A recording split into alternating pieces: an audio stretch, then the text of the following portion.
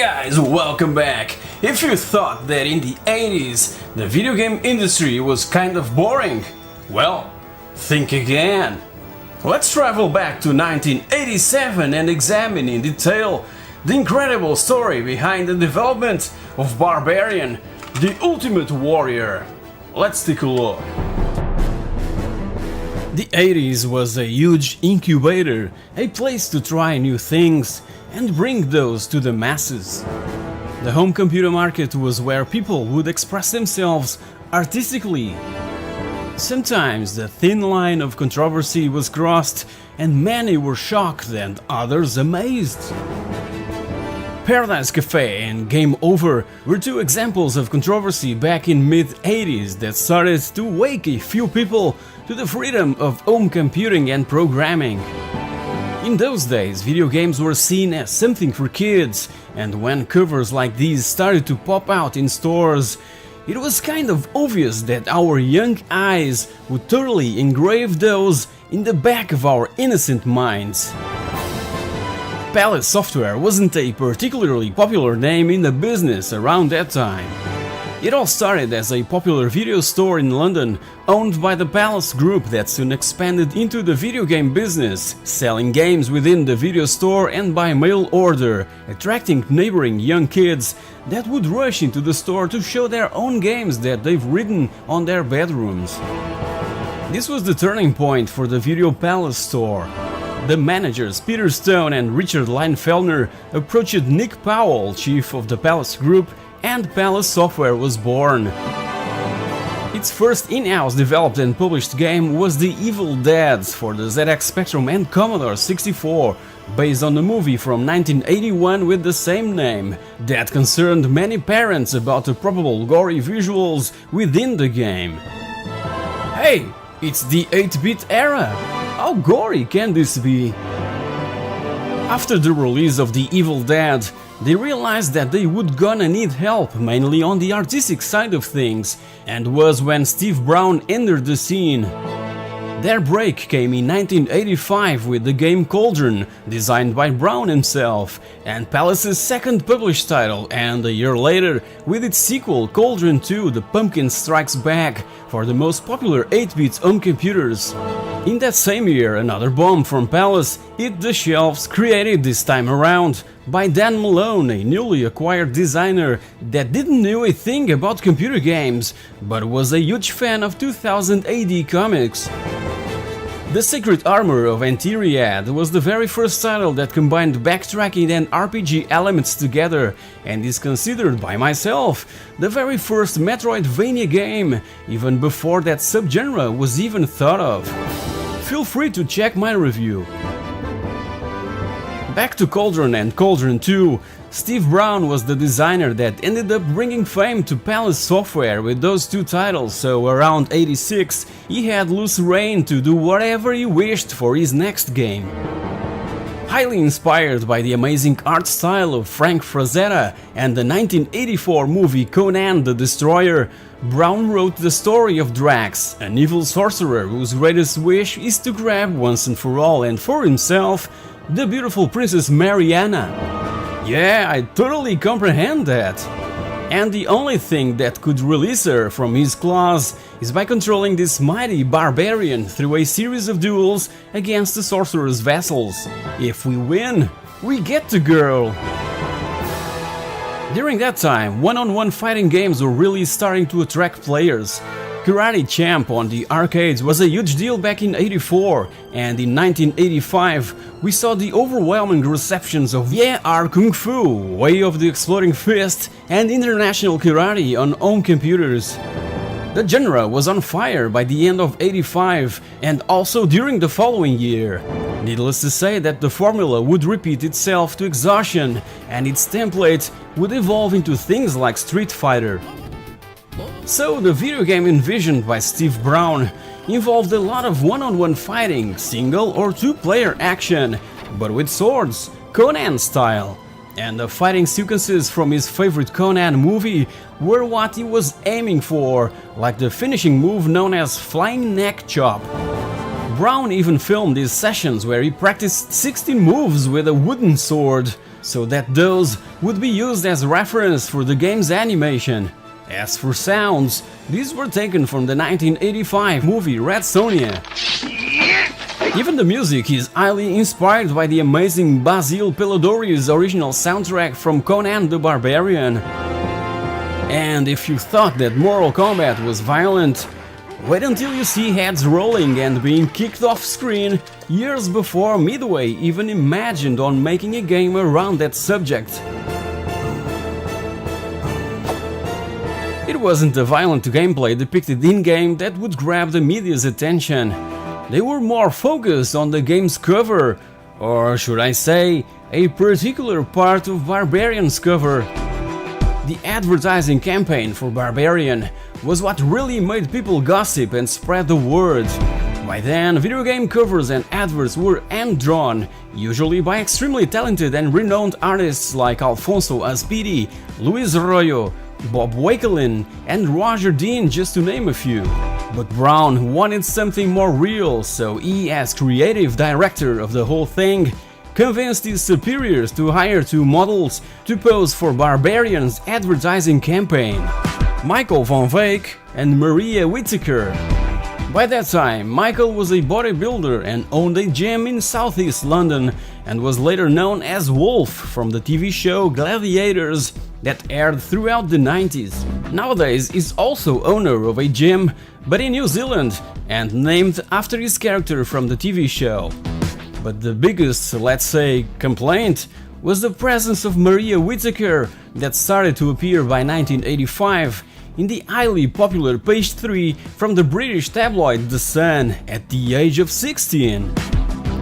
She was very professional, and getting her to do a photo shoot wasn't as pricey as they initially thought it would be, but a launch event for the game with her presence was quickly discarded.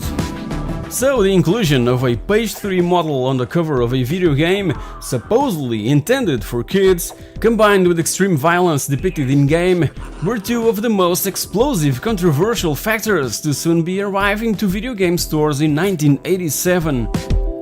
Bear in mind that this was years before PEGI and ESRB rating systems were firmly implemented. In the meanwhile, Psygnosis was about to release a platform game also entitled Barbarian, so after a couple of meetings between both publishers, Palace decided to append the subtitle The Ultimate Warrior. Just like Antiriad, Barbarian The Ultimate Warrior was also sent to the other side of the Atlantic by 1988 to be more precise, with the developers licensing the game to Epix, who published it in the United States under a different name, Death Sword, and also changing completely the box art. Needless to say that it didn't sell.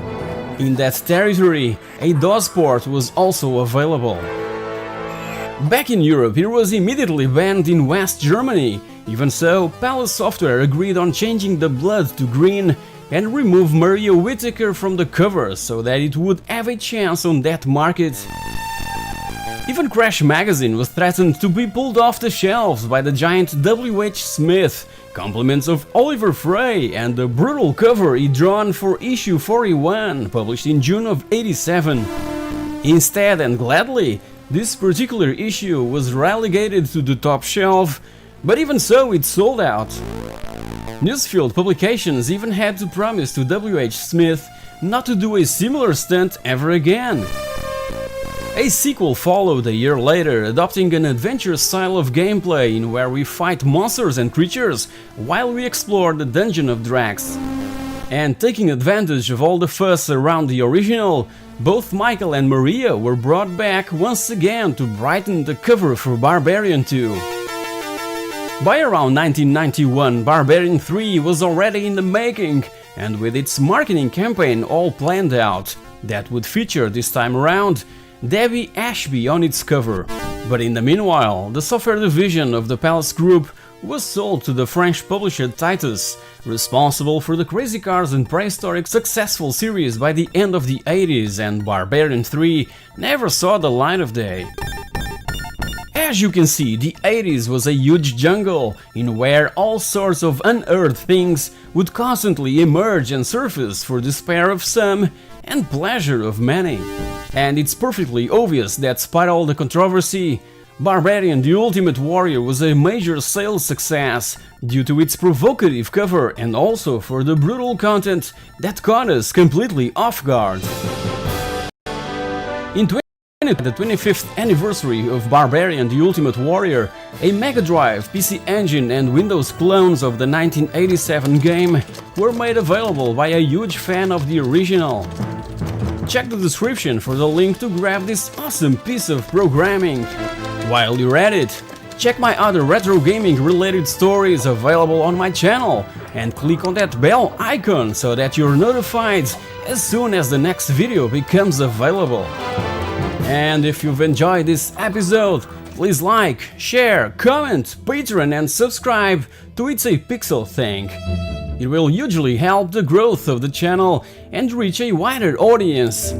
Thank you very much for watching and I'll see you all in the next episode.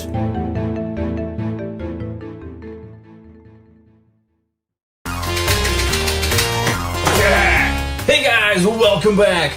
This week will be serving the public trust, protecting the innocent, upholding the law. Let's take a look. In a time when getting licenses to create video games based on movies was insignificant, there was this British company, Ocean Software, whose prime directive was: the key to sell games is to make them identifiable to the public. So, Ocean tried to secure the rights not only for the most popular movies and TV shows, but also arcade coin-op games. The story of RoboCop is slightly different though. Are you ready?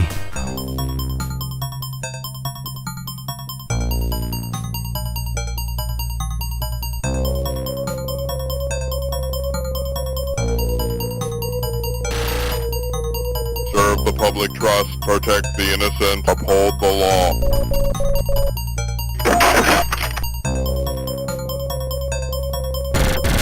Can you imagine how awesome it was back in 1988 to enter this arcade saloon and being bombarded with the attract mode of RoboCop right in front of you? Everything else was irrelevant.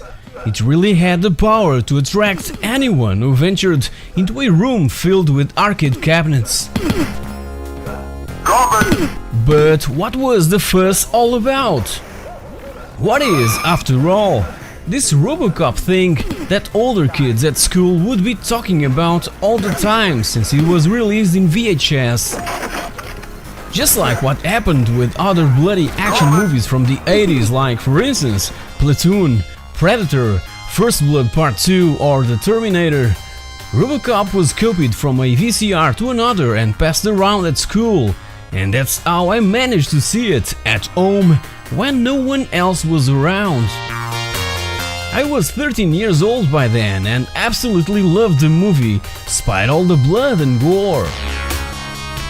RoboCop premiered in cinemas in July of '87, by October in Portugal, and was an enormous success at a planetary scale. Ocean made a huge bet attaining the rights in a very early development stage of the movie itself.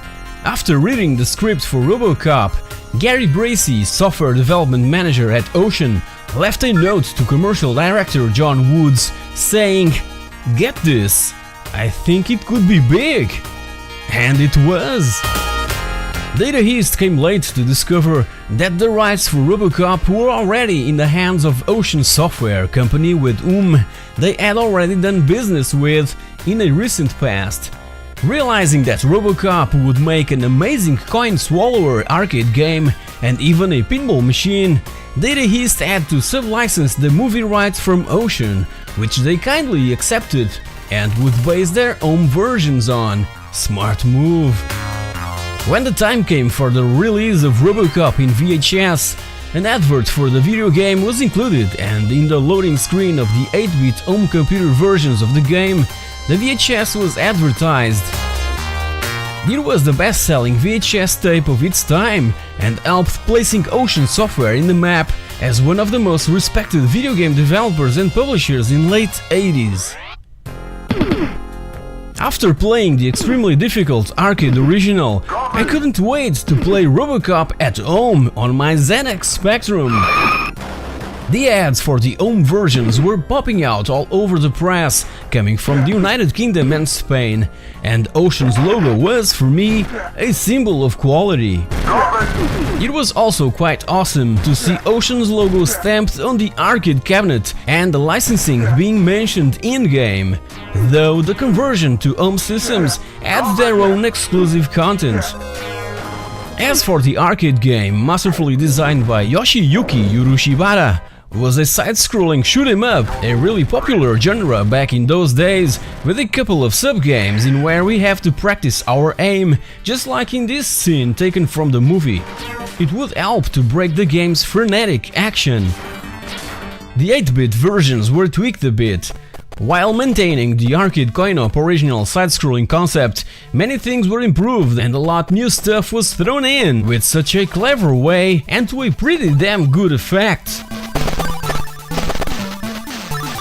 The Dream Team, composed by Mike Lamb and Don Drake, was my favorite couple from late 80s. Together they produced awesome 8-bit jams like Target Renegades, and after RoboCop was the time for Batman the movie, that is my absolute favorite game ever made for the ZX Spectrum.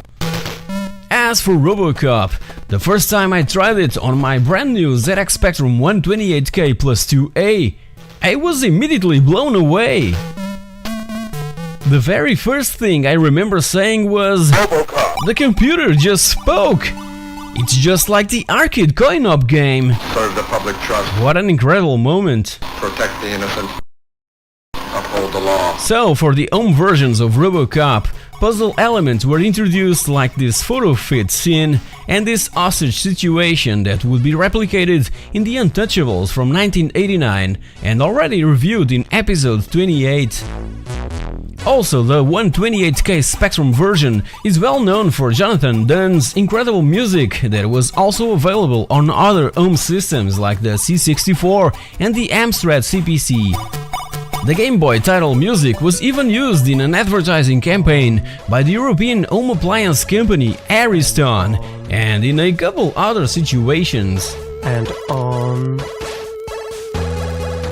and Ariston. Ocean didn't simply stick with the arcade coin-op music. New compositions were tried and ended up grabbing a huge cult following, and the Commodore 64 soundtrack is simply amazing, with a bonus track that plays during the loading process of the game itself. Gorgeous stuff.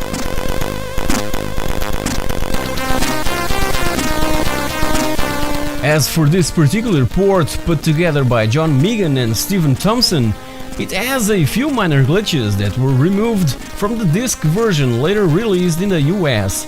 It is also known for being the most difficult version of RoboCop. The greatest 8-bit home computer version is, for me though, the one for the Amstrad CPC. It has the best from both the ZX Spectrum and the C64 games. Amazing sound, gorgeous and colorful graphics, and is extremely playable. There's even a recent PC remake with 2-player co-op support. But probably the closest coin-op conversion was the one released in '89 for the Atari ST and the Amiga, compliments of Peter Johnson, being the Amiga game strangely identical. Usually the Amiga takes advantage of its superior sound capabilities, but this time around that simply didn't happen, leaving the feeling that this particular port should have been better than it ended up being. The PC also had its own game, but the CGA one released in Europe was the worst. I recall playing this one at school and comment with friends that my 8-bit ZX Spectrum version was way better.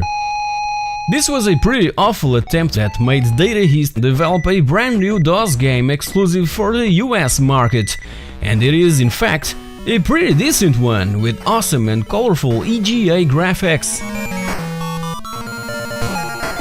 Also from Data East came the NES version that is surprisingly the one that less resembles the arcade original developed by Data East themselves.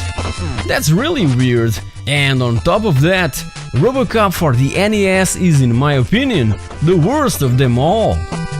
And if I tell you that the Game Boy version is one of the best, Would you believe me? Released in 1990, RoboCop on the Game Boy is a work of art in every technical aspect. Graphics are extremely detailed and the music is freaking amazing for an 8-bit handheld. The bad side is that we only have one life to complete the game. A practically impossible mission to accomplish with success. There were a couple other ports available for other systems, the MSX, the Apple II and even the TRS-80 Coco, but none of those really shined enough to grab the spotlight.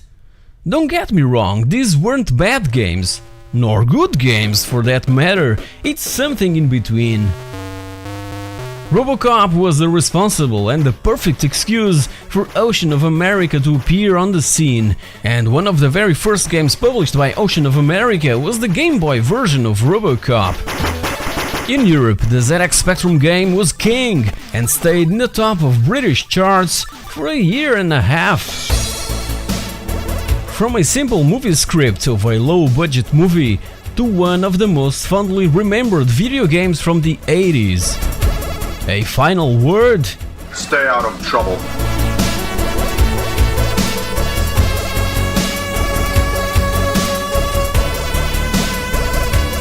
Back in those days, the feeling of stepping our foot into one of those dark and obscure places filled with arcade cabinets was such an overwhelming experience that immediately struck players with thousands of different sounds and flashing images just begging for our attention.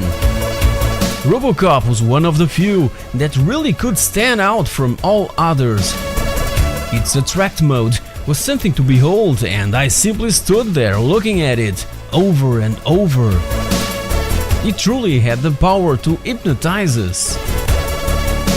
So guys, hope you've enjoyed my look back at one of the greatest gaming moments from the 80s. Feel free to leave below your memories of playing RoboCop back in late 80s and please like, share and subscribe to It's a Pixel Thing. Meanwhile, check these other retro gaming related videos if you're hungry for more awesome stuff from those amazing years. Thank you very much for watching and I'll see you all in the next episode.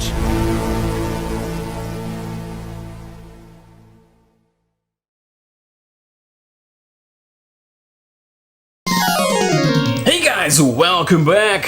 When you talk about Yu Suzuki's work, everyone seems to only recall about Space Harrier, Afterburner, Outrun and the Hang-On series, but what about Enduro Racer? Why doesn't Enduro Racer receive the same praise and respect? Let's take a look! I've always been a fan of off-road related stuff, so when I first saw Enduro Racer at the arcades, my eyes just popped and I was immediately in love. Sadly, the cabinet where I used to play it was the stand-up version and not the sit-down replica bike similar to Hang-On.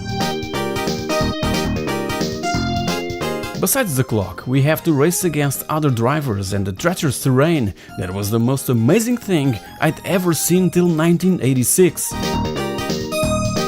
When we reach the second level, and besides enduro bikes, other vehicles will try to block our path, so from this point forward, the event is no longer an enduro race. It resembles a desert type of event, just like the Dakar.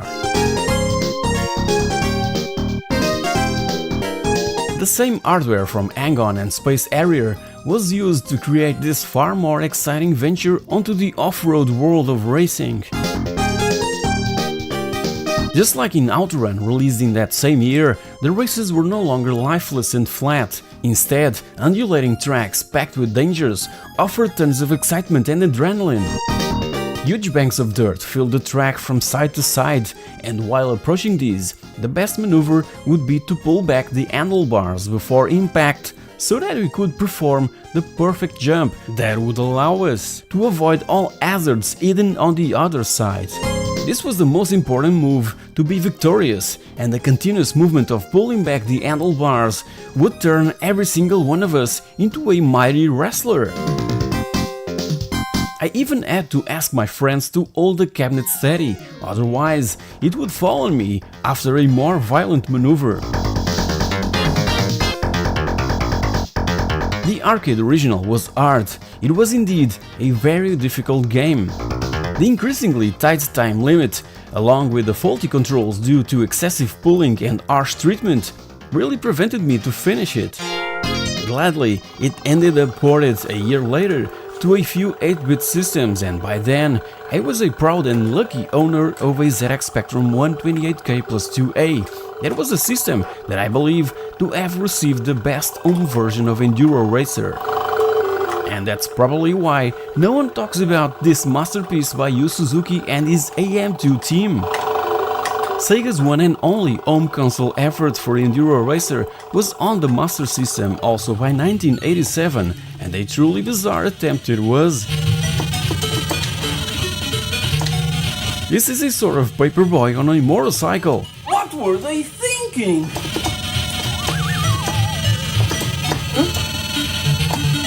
It's really hard to understand why they've changed the original arcade concept into this thing.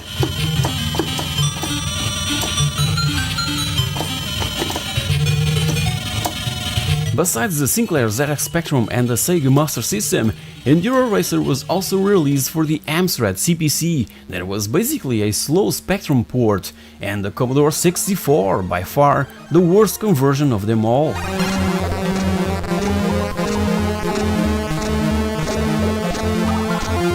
Another port of the ZX Spectrum version was made by 1988 for Thomson's 8-bit line of computers introduced in France during the 80s. But again, it was a failed attempt. It ran even slower than its CPC counterpart. Enduro Racer was really needing a 16-bit conversion of the arcade original that eventually arrived also during 1988, but only for the Atari ST. It was a solid attempt from the same team that brought the ZX Spectrum version, fast and featuring the same iconic tune by David Whittaker.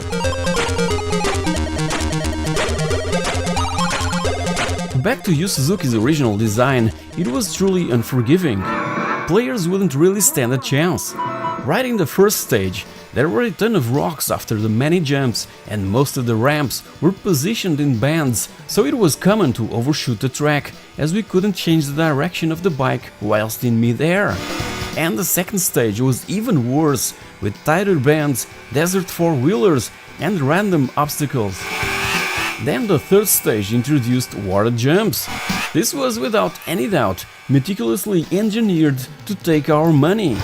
But as told in issue 64 of Computer and Video Games magazine back in February of '87, it was totally worth it. The feeling of riding a bike is tremendous. It's totally different in gameplay to hang on.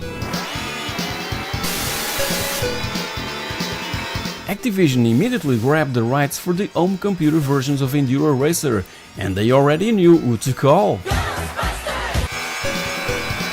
Back in 1986, Giga Games approached Activision UK to show them their brand new racing game and ZX Spectrum exclusive Nightmare Rally. Oddly, Activision refused, and it ended up being picked by Ocean Software. So when the time came to produce the ZX Spectrum and Atari ST conversions of Enduro Racer, Activision handed the job over to Giga Games, whose previous work with Nightmare Rally showed to be extremely important for their next venture. For that, all they had as reference was a VHS tape of someone playing the arcade original, and as stated by Alan Laird in an interview a few years back, "I don't think I ever saw an Enduro Racer machine in real life."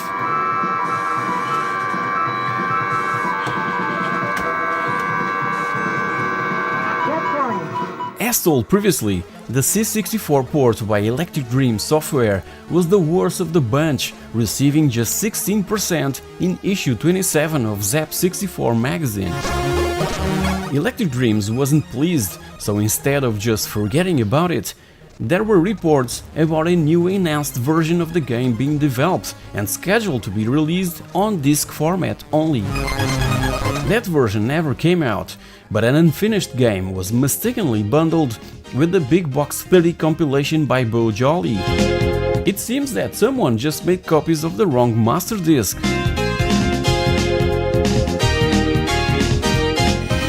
As for the one and only console version of Enduro Racer, it was quite odd that Sega themselves opted not to adapt the arcade original. Instead, they created from scratch an isometric racer, offering a completely distinct experience. But that wasn't the end of it. If you're a die-hard fan of the Master System, the Japanese version of Enduro Racer for Sega's own Mark III console is the one that you should play, simply because it features a complete game with all 10 levels.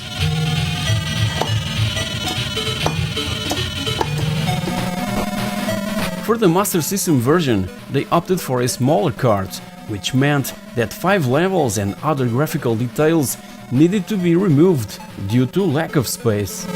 Again, what were they thinking?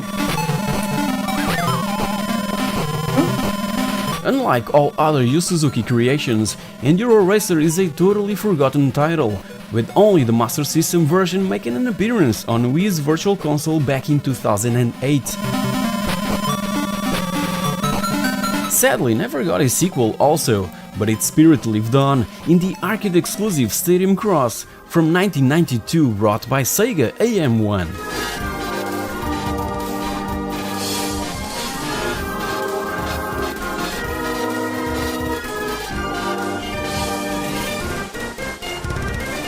So guys, this was my experience and historical facts around this Yu Suzuki creation that practically no one seems to care about. Maybe if it was included in Shenmue, its impact on gamers would have been slightly different. I recall organizing during summer vacations some ZX Spectrum championships and inviting a bunch of friends to participate, and Enduro Racer was one of those that would always be present. I really miss those days. People would sit around the good old Specky waiting for their turn to play. Hope you've enjoyed this episode of It's a Pixel Thing, so if you did, don't forget to smash that like button, to leave a comment with your own memories, to subscribe to the channel, and to click on that bell icon so that you're notified when all my future videos become available. Thank you very much for watching, and I'll catch you all in my next video. Cheers!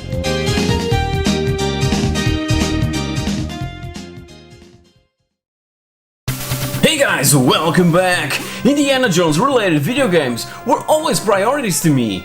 I was always attracted by the unknown, exploring exotic locations. So, Indiana Jones and the Fate of Atlantis was all that, packed in one single and overwhelming experience.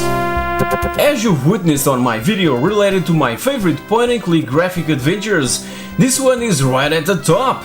So, let's explore it a bit more and dive deep into its origins and how it came to be. Let's take a look! The sequel to Indiana Jones and the Last Crusade arrived in June of 1992, and it was just what every indie fan wanted. The perfect adventure that should really be turned into a full-length feature film and even remastered for the current-gen systems like Day of the Tentacle was. I even consider it the true fourth Indies adventure and not the disaster that was the Kingdom of the Crystal Skull. They just don't make him like this anymore. The game's multipath approach inspired players to replay it over and over.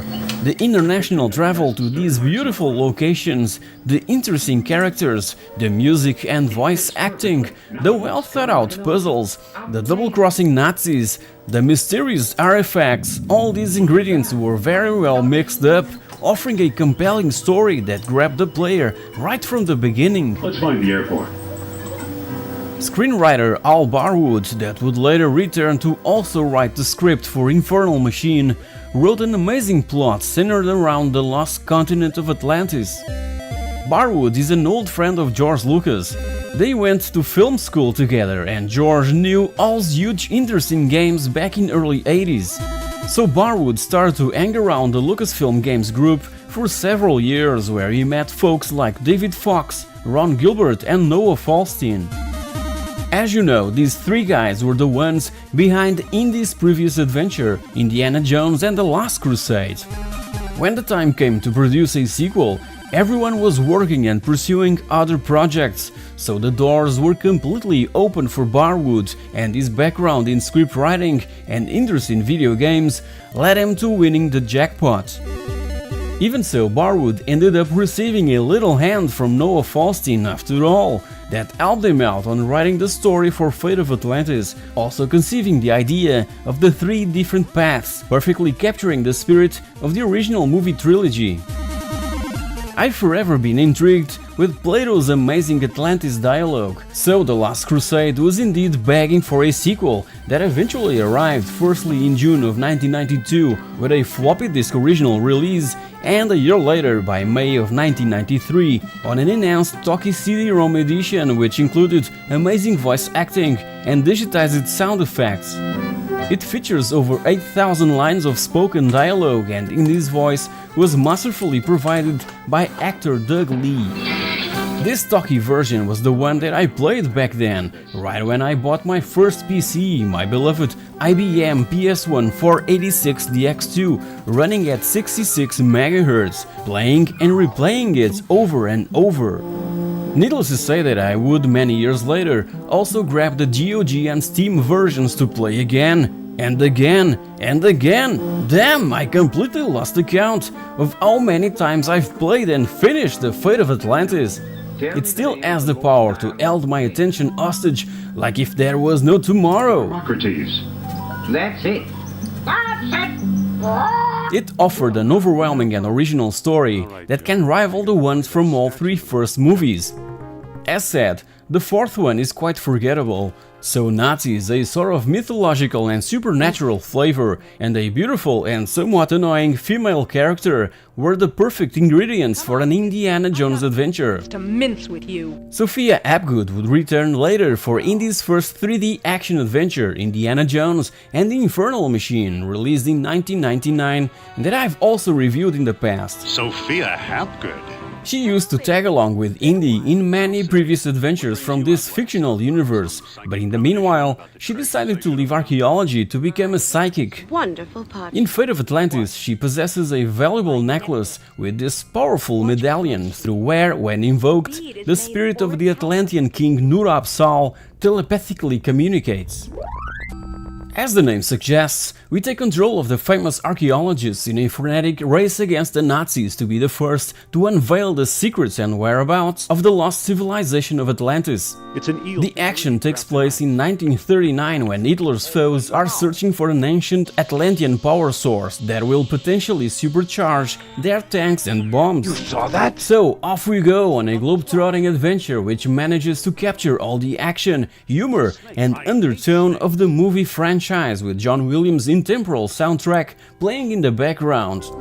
A variety of compositions were arranged by the iMuse team, Michael Land, Clint Bajakian and Peter McConnell, and the fact of not being based on any of Indy's previous movies gave loose rein to Al Barwood and his team to create this unique, inspiring and original story. Look at that. It was on development for around 2 years, and it all began in George Lucas' research library at the Skywalker Ranch. There was a book of world's unsolved mysteries, from where this diagram of Atlantis popped out. It was screaming to be transformed into a video game. And so it was. Obviously, that a huge amount of research was in hand so that a convincing story would arise out of it. And that was when Barwood and Falstein learned about orichalcum, the Atlantean semi-precious alloy, something that really plays a huge part of this new indie adventure. One of the many possible locations for the legendary Lost City was in the Mediterranean Sea, more precisely in Terra or Santorini, a volcanic island in the Aegean Sea, a few miles off Crete. Between the centuries 17th and 15th BC, a massive volcanic eruption took place, which led also to a huge tsunami that ended up annihilating the Minoan civilization on Crete. The aftermath of this catastrophic event can even be seen nowadays. The Fate of Atlantis is very much inspired in this particular theory, with its Mediterranean setting. Speaking about the title of the game, during the development, long meetings were held at the Skywalker Ranch trying to come up with a better name than Fate of Atlantis. Is there a better title than that? I doubt it. Also, during that process, Dark Horse Comics created a series based on Barwood's and Falstein's story with an initial title of Indiana Jones and the Key to Atlantis, and later renamed to Fate of Atlantis. It was published in 1991, a year before the game's own release, and despite being the same basic plot, there were some notable differences in the story. As told, Fate of Atlantis offers a choice of 3 paths: teams, fists or wits, being Sophia's company throughout, a lighter or more action movie-like experience, or a solo puzzle-solving journey, respectively. Hello there. It depended on how you see the character Indiana Jones, a lover, a fighter, or a true scholar and archaeologist. So different ways of approaching obstacles and puzzles will present themselves, with the in-game dialogue and storyline being cleverly adapted to each situation. Now, my dear, there's nothing to be afraid of. The IQ score returns from the Last Crusade, so if we're after the maximum score, we must complete each of these 3 paths. The paths will converge upon arrival in Atlantis, but it sure was a tremendous and arduous task to implement in-game. As I've mentioned many times before, the visual design of Fate of Atlantis is sublime, thanks in particular to Bill Eakin and his team, who also drawn the game's cover that drank huge inspiration on Drew Struzan's amazing posters from the most iconic movies from the 80s. This outstanding pixel art is something to behold, with its many different and beautiful locations, around 120 to be more precise. Like this particular one in the Azores that was captured from a real location. It makes this game so epic in scale, cause they were mouse-drawn right into the computer using deluxe paint. Digital scanners were kinda on the expensive side, around $5,000, so by the time the right deal was finally made, the game was practically finished. Only just around 10% were paintings scanned at the very end of development. Fate of Atlantis was the last pixel paint project at LucasArts for PCs and one of the largest graphic adventures ever to arrive from George Lucas' company. It was also the first fully voiced game coming from LucasArts that sold over 1 million copies, one of the company's most successful graphic adventure. Besides all that, Fate of Atlantis was also the first LucasArts game to feature rotoscoped in-game character animation. Him too. Steve Purcell, the creator of Sam and Max and the artist behind the incredible box art of Secret of Monkey Island, posed as Indy, while Scarlett Michaud acted as Sophia. Funny enough, they ended up married later down the road. Just like The Last Crusade, the Fate of Atlantis had also an action game, a quite forgettable one. The graphic adventure was so good that practically no one played the action game designed by attention to detail that loosely follows the plot of its point-and-click counterpart. Besides the PC, Indiana Jones and the Fate of Atlantis was released also for the Amiga, Mac and FM towns. The Sega CD was supposed to also have its own enhanced edition, but was eventually cancelled due to the commercial failure of The Secret of Monkey Island on that system. 2 concepts for a sequel were conceived, Indiana Jones and the Iron Phoenix and Indiana Jones and the Spear of Destiny, but both ended up cancelled due to problems during development. Even so, those were reworked and transformed into a couple of Dark Horses comic series. I'm not sure what the future holds in relation to video games based on Indiana Jones' character. As you know, Indy's last adventure was released back in 2009, Indiana Jones and the Staff of Kings, and it carries a quite sad story in relation to its development. Just when LucasArts was preparing to create the most spectacular Indiana Jones video game ever for the brand new HD consoles from Sony and Microsoft, Naughty Dog released Uncharted, that was all that the new Dr. Jones game was meant to be. Everyone at LucasArts just stood petrified looking at Nathan Drake and thinking that they've completely missed the chance of making something great. The Staff of Kings was finally placed on store shelves 2 years after the release of Uncharted in a completely unrecognizable way. The HD versions were nowhere to be seen. These were cancelled due to obvious reasons, and only the Wii, PS2, PSP and Nintendo DS versions saw the light of day. The only cool thing about this title is the inclusion of Indiana Jones and the Fate of Atlantis as an unlockable extra exclusively in the Wii version to take advantage of the real point-and-click mechanics, also offering an improved MIDI version of the soundtrack.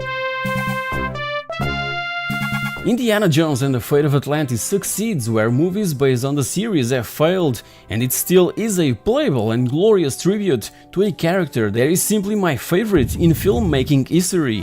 What do you know? A secret door. 27 years later, the Fate of Atlantis refuses to die, and I truly hope that somewhere in the near future we'll receive another suitable adventure worthy of the presence of the man in the hat himself. Thought Mr. Otis invented. On cinemas, it's already guaranteed his presence with the 5th installment in the series.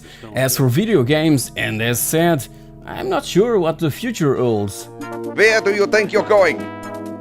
Hope you've enjoyed this episode of It's a Pixel Thing, and if you did, don't forget to like, to share, to comment, to subscribe and to click on that bell icon so that you're notified when all my future content becomes available.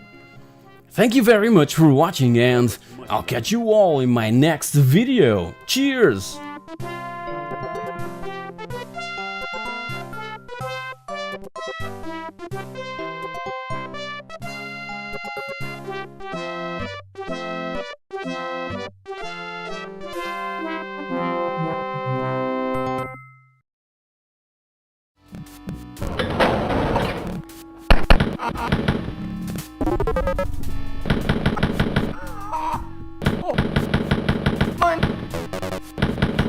We've all been there, shooting at stuff for no reason. But these were the forefathers of first-person shooters.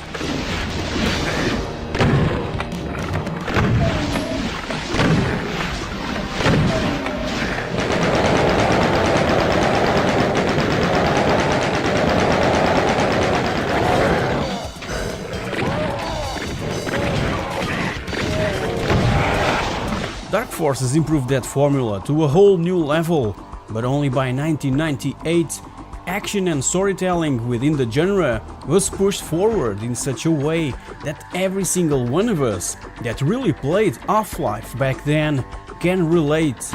Damn, I even bought a freaking Sidewinder Dual Strike to play this game.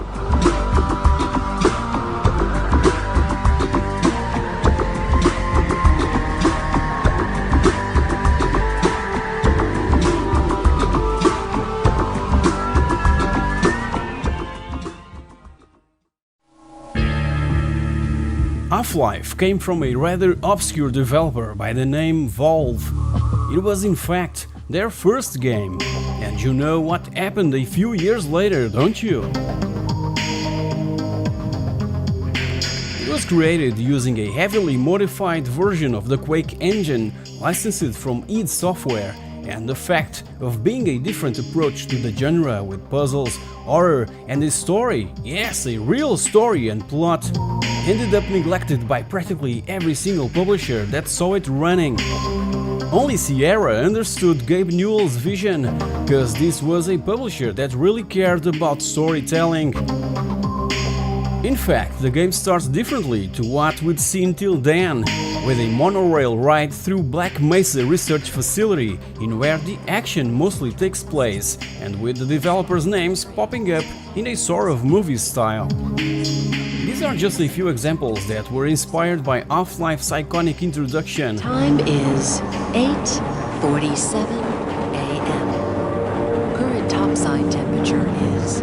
Slightly based on Area 51 and Los Alamos National Lab, Black Mesa Research Facility is an ultra-secret complex under government contract, conducting top-secret and extremely volatile experiments. eating or drinking. Everything goes well and according to plan, until a certain experiment goes wrong.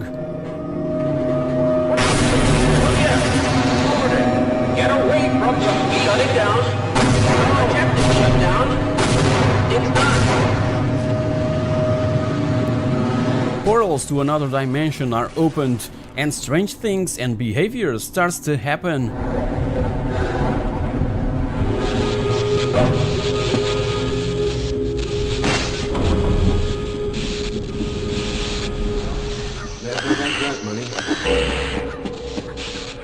We're equipped with only a crowbar, and damn, how I missed my crowbar.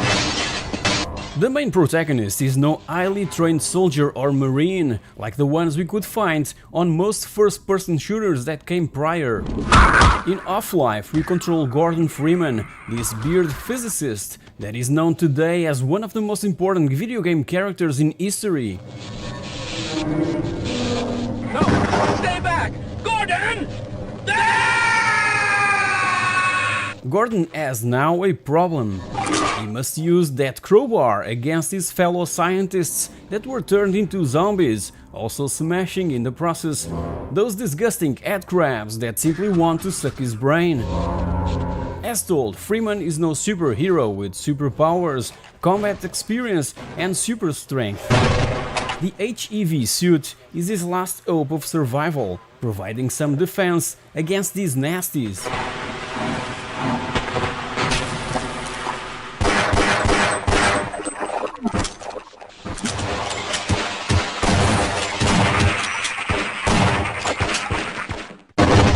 The story of Half-Life is told entirely in-game. Everything is seen through the eyes of the protagonist. Most story elements unfold via scripted sequences triggered by the player when reaching a certain area. If other characters have information to reveal, they'll address us directly. System out, I couldn't tell you how to get there, but there's an old decommissioned rail system somewhere through here, beyond the silo complex.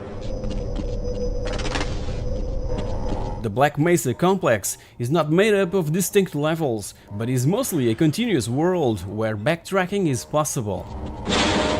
As for weapons, these are mostly based in real life, so expect to find pistols, machine guns and explosives, but there are also futuristic energy weapons developed at Black Mesa, as well as organic weapons acquired from the invading aliens.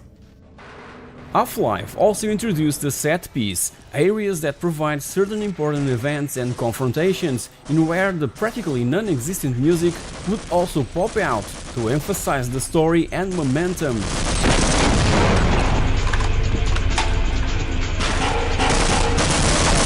Enemies fall into two categories, aliens and human soldiers or marines. While most of the aliens are not very bright, the Marines are extremely clever and deadly, that really set the standard for FPS games.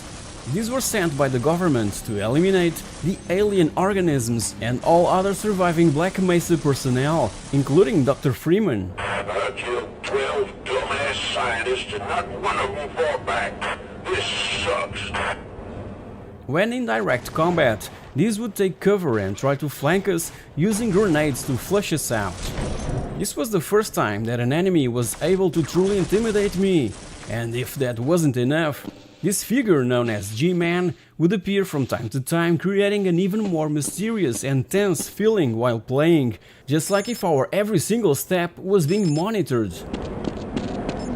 Environmental puzzles were also introduced, cause some of the alien enemies cannot be killed by normal means, so the environment must be used against them instead. All this mind-blowing cinematic action, exploration and clever plot was cloned by so many first-person shooters that followed, like Call of Duty, Halo or Far Cry, also inspiring the modding community to create their own games using the Quake engine, such as the iconic Counter-Strike and Day of Defeat. It was ported to the PlayStation 2 by Gearbox Software back in 2001, and the Dreamcast version was also ready to be placed on store shelves. But the uncertain future of Sega led to the cancellation of that particular version. Rumor says, though, that there are copies in the wild of that Dreamcast port.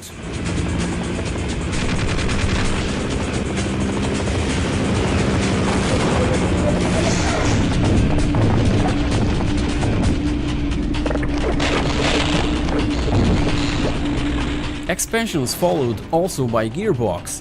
In 1999 came Opposing Force, and by 2001 Blue Shift, that was initially aimed for a Dreamcast exclusive release, but as stated, ended up being ported to the PC, also offering the high definition pack that would update the looks of Opposing Force and Blue Shift. The PlayStation 2 game had also an expansion of its own, included in disc, DK, that featured cooperative gameplay in which two players could solve puzzles or fight against the many enemies in this amazing Half-Life universe.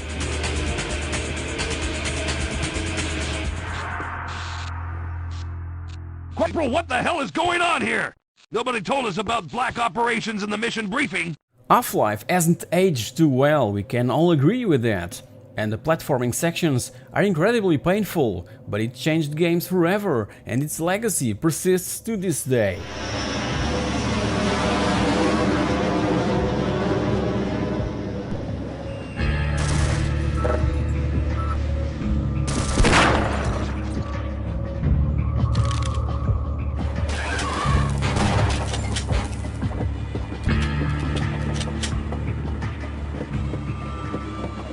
So guys, share down in the comments section below your memories and love for Half-Life, a true groundbreaking game that revolutionized the genre and the whole industry, giving birth to Steam, the largest digital distribution platform for PC gaming.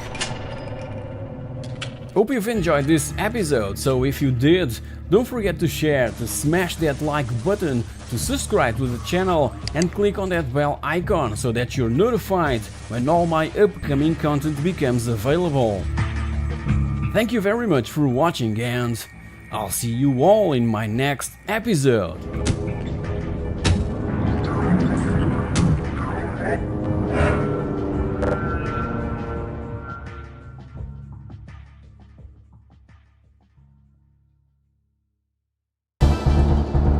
Hey guys, welcome back! 24 years have passed since the Raptor was released, and I must say that it still holds up today. My first experience with it was provided by a shareware version available for DOS, which included the first episode, Bravo Sector, and its music, composed by Matt Murphy, still pounds in my mind since then.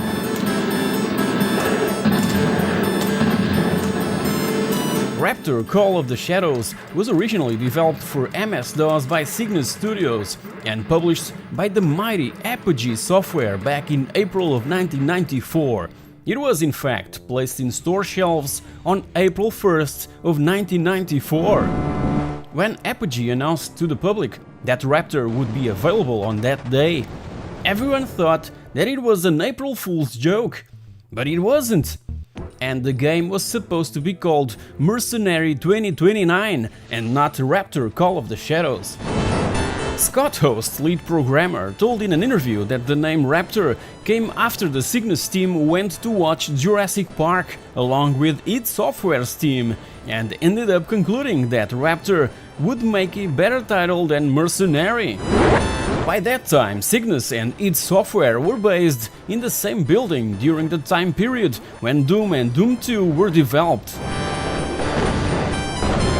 Raptor Call of the Shadows is divided into 3 sectors: Bravo Sector, Tango Sector and Our Regions, each one composed of a total of 9 levels. As for its plot, is as basic as being sent on interplanetary missions to destroy everything that crosses our path, in this case, the Megacorp's thugs. Being a shoot-'em-up, everything that appears on screen must be destroyed, from other flying objects to ground targets like turrets, buildings and vehicles. Obviously that a shoot-'em-up without end-level bosses wouldn't be a shoot-'em-up, so there's plenty of those, even halfway through a certain number of later levels. Credits and bonuses are earned by destroying stuff, and the more difficult the enemies are, the more credits and bonuses we'll get. The player has only 1 life, but there's an energy meter that makes Raptor stand out from most shoot-'em-ups available until then. Also, a save option is available between levels that is really welcomed in this type of games. Our ship can withstand quite a huge amount of damage, always having the chance to upgrade it with shields and more powerful weapons that can be bought or collected using the credit and purchase system implemented. When facing the various types of enemies, we can dynamically switch between the weapons installed to face with the situation in hand, cause some weapons can only hit airborne targets and other only ground targets. Even so, there's a few that can hit both, so these last ones are pretty practical. The more original weapons present must be the auto-tracking turrets, and besides the mega bomb that will destroy everything on screen, including enemy bullets and projectiles, there's this weapon that fires continuous instant beams capable of penetrating and destroying multiple targets in one shot. Also, we can purchase a certain item called the Ion Scanner that, when confronting a level boss, can measure its own energy and damage meter. As said, Raptor was originally developed for MS-DOS, but 5 years later, Mountain King Studios, the rebranded Cygnus Studios, re-released it for Windows that featured not only slightly improved graphics and audio, but also feedback controller support. On the other hand, keyboard and mouse controls were incomprehensibly crippled. What were they thinking? By 2010, .emu published Raptor for Windows XP, Vista and 7, allowing different screen resolutions and ditching the force feedback support. A year later, the Apple Store also received a new port from the 2010 edition, but this version is no longer available. Instead, there's a macOS port that is still available for $1.99. By 2015, achievements and cloud saving were added to Raptor for an exclusive Steam release for PC and Mac. Raptor came after Galactrix, the first game by Scott Host, and a sort of spiritual sequel came later in 1997, Demon Star. Raptor Call of the Shadows was considered the best shareware game back in 1994, and remember, this ain't no dinosaur game. So guys, hope you've enjoyed this look back at the incredible Raptor Call of the Shadows that still holds up pretty well nowadays. I also have the GOG version, but I end up going back to my IBM PS1 to play it the way I used to back in the day. Feel free to like, to share, to subscribe, and to click on that bell icon to be notified when a new It's a Pixel Thing video is uploaded. Also, tell me everything down in the comment section below. Did you also play Raptor back in 1994? Were you also introduced to this game by the shareware version? Shareware was huge back then, and Apogee was one of the biggest names in the business. Also, when confronted by the question of a possible sequel to Raptor, Scott Host simply answered yes. So I guess that 2019 will be the year, cause Raptor Call of the Shadows will be celebrating its 25th anniversary. Thank you very much for watching, and I'll see you all in my next episode.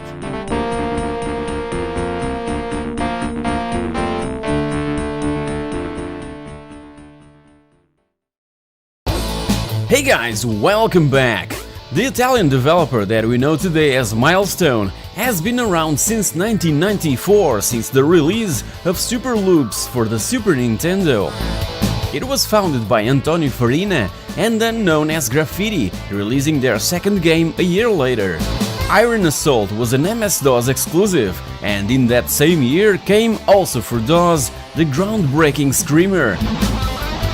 This was when console and arcade enthusiasts started to look differently at PCs, cause these beasts were starting to show all their potential. So, let's take a look. 1995 was the year when the iconic Need for Speed franchise took off on PCs along with Destruction Derby, but there was this small intruder trying to survive between those two big sharks. Racing games were evolving too rapidly, from the sprites of Outrun and the primitive 3D graphics of R-Driven to incredibly fast texture-mapped 3D graphics of Virtua Racing, Ridge Racer and Daytona USA. And while everyone was waiting for those games to be ported to the brand new generation of consoles, the Sega Saturn and the Sony PlayStation, Screamer arose from this still obscure and unknown Italian developer by the name Graffiti, leaving speechless all those console players.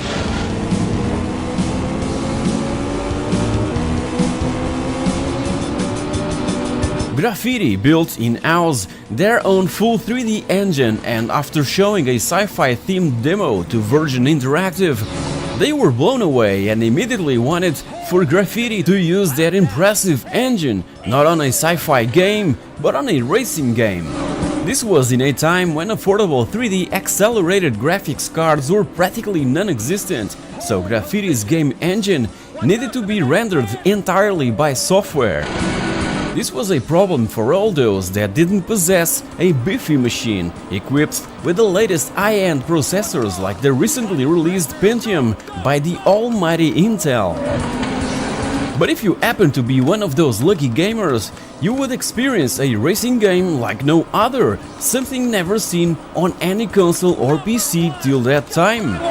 By the way, and talking about that, before the release of Screamer, my most played racing games on the PC were Network Q Rack Rally, published by Europress, and IndyCar Racing from Papyrus, both released a couple of years prior.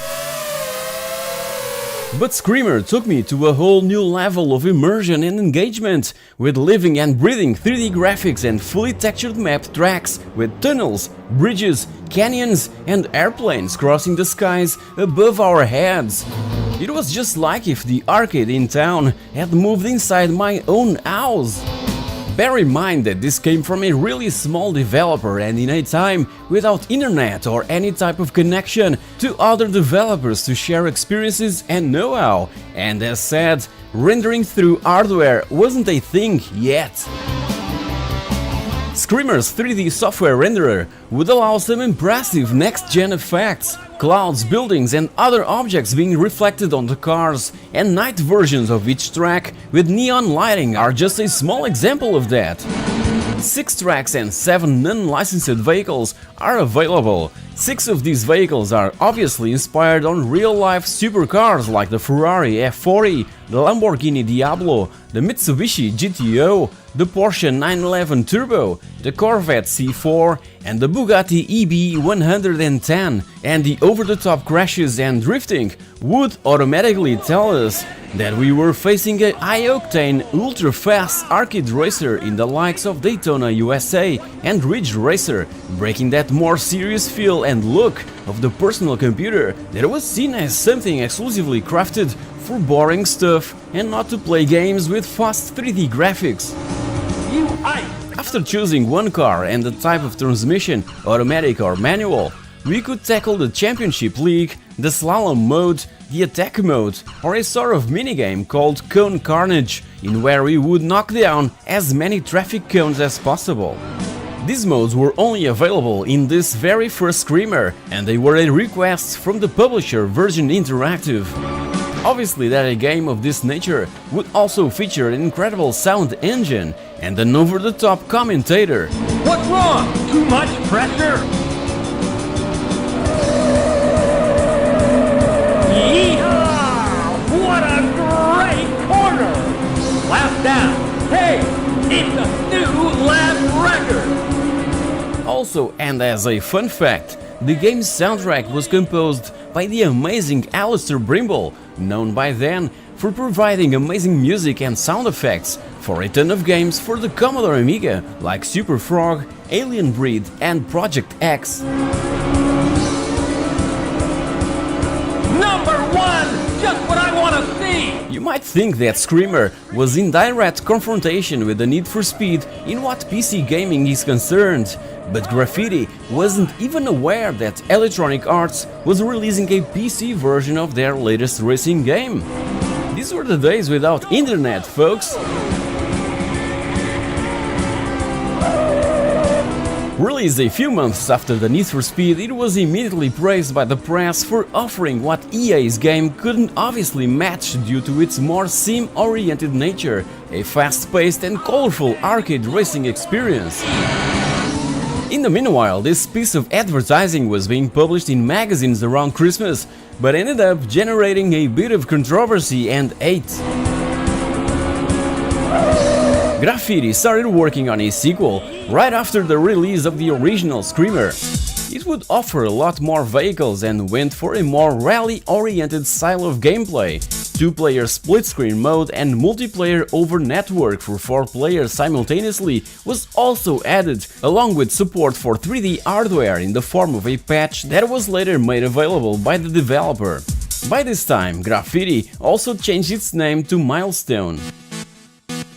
Released in late 1996, it received praise for its soundtrack, gameplay and graphical quality, but it would need at least a Pentium 166 to get the most out of it.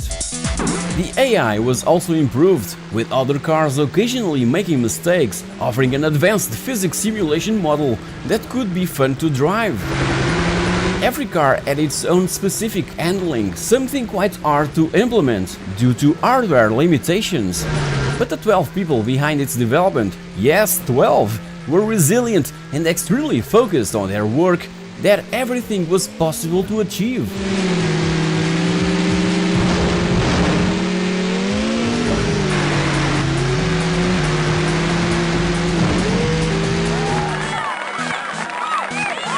Screamer Rally came a few months after Screamer 2, and it's probably the one that players most fondly recall. This third title from the trilogy was seen internally as a sort of data disk for Screamer 2 with a new interface, new tracks and new cars, cause it used practically the same game code. As the name suggests, it revolves around rally racing and really making use of 3D FX voodoo graphics, something that was gaining enthusiasts all over the world really quickly, and I was one of them. To this day, Milestone continues to create incredible racing games based on a bunch of different disciplines, and I'm always waiting for that latest release, cause as said, I'm a true fan of their work, since they released the very first and groundbreaking Screamer.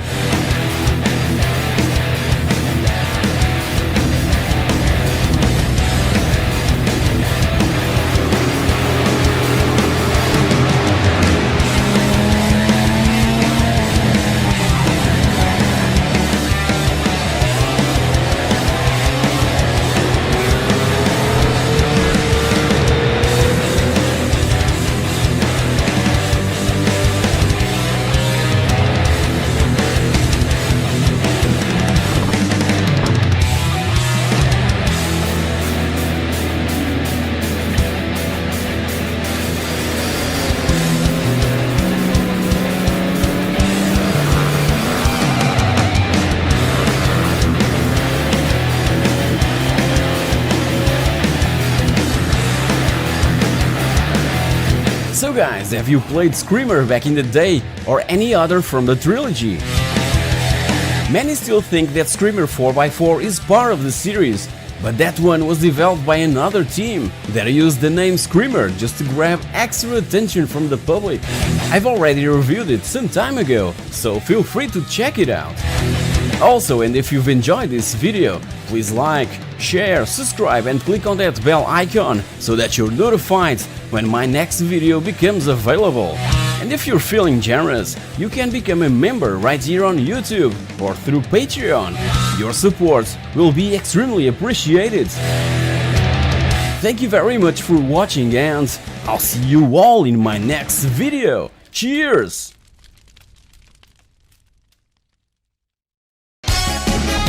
Hey guys, welcome back! So, before the Battlefield series and even Rally Sport Challenge, Digital Illusions gave us amazing pinball video games. Pinball Fantasies was their second commercially released title, and for me, the best pinball video game coming from Digital Illusions, so let's take a look. As a huge fan of music in general, I always loved pinball video games cause this genre is packed with awesome soundtracks. Developers would normally incorporate awesome tunes into these games, and that's why I absolutely love the genre, and Pinball Fantasies is still my favorite pinball video game to play on the good old Commodore Amiga, and also one of my favorite on DOS. It was released in late 1992, only 8 months after Pinball Dreams, their first pinball title and first commercial game. And just like its older brother, Pinball Fantasies offers another 4 amazing pinball tables for us to enjoy, that can be played by up to 8 players in a hot seat type of thing. And again, ball physics are spot on, accompanied by truly amazing graphics with gorgeous pixel art. And the music, whoa, the music composed by Olaf Gustafsson is just brilliant.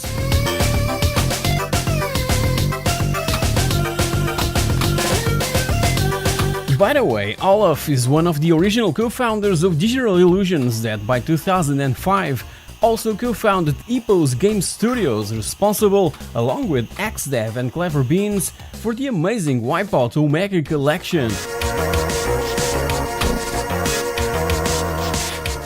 If there's a title on the Amiga that is the perfect definition of playing just for 5 minutes, well, that game is Pinball Fantasies. It's simply one of the most played games on my system, and everyone that visits my man cave wants to have a slice of it.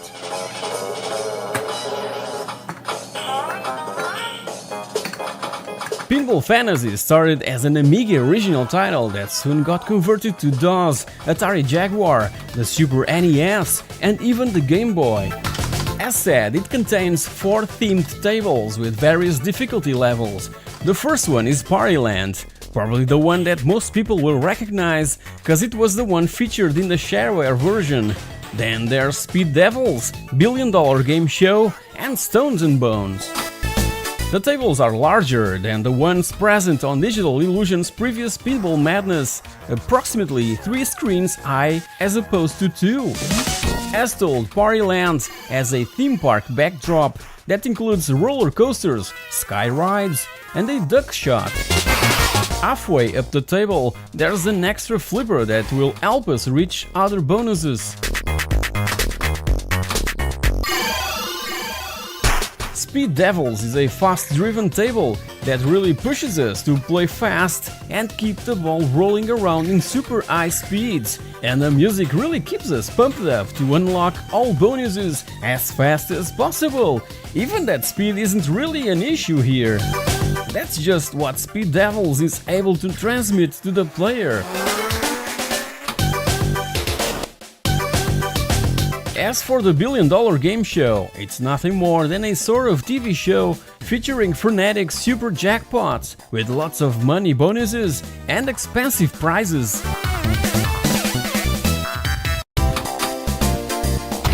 And finally, the Stones and Bones table is basically the return of Nightmare or Graveyard from Pinball Dreams. An amazing table, I must add. I just love its ambience and creepy music and sound effects, packed with bats, mummies, devils, ghosts, and obviously the Grim Reaper himself.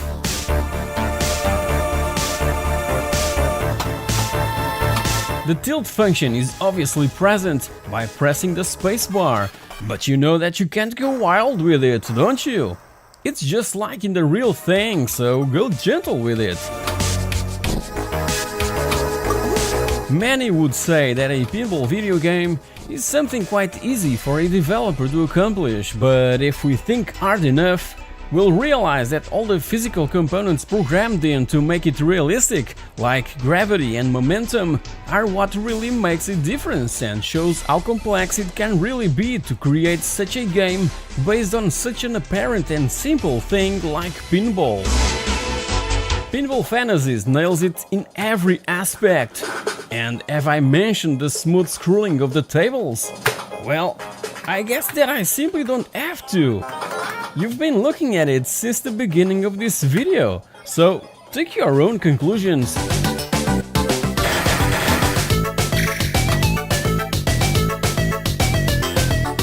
What else can I say? Well, I can say that I've also played the DOS version for many years, and I still do.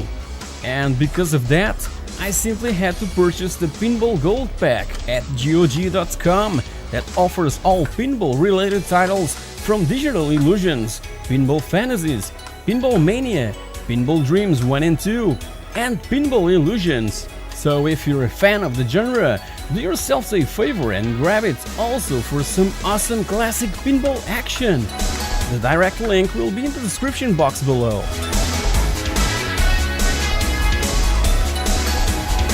Nowadays there's other options to play Pinball Fantasies on the PlayStation 3, on the PSP and Vita, and even on any iOS device. But if you're after that bit of nostalgia and real feel of playing Pinball Fantasies like you used to back in the day, there's no better option than to grab an Amiga or a good old 486 PC and play it using the real hardware on where it was specifically designed to be played.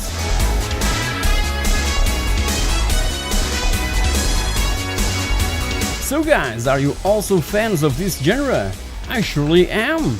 And if you haven't already, you can now watch my top 10 classic pinball video games episode that I've released a couple of years ago, and in the meanwhile, subscribe to the channel and click on that bell icon to be notified when all my future content becomes available. Also, if you've enjoyed this episode, feel free to comment, to like and to share this video so that many other gamers all around the world gets the chance to also enjoy it and even discover Pinball Fantasies for the first time. Who knows? Thank you very much for watching and I'll see you all in my next episode.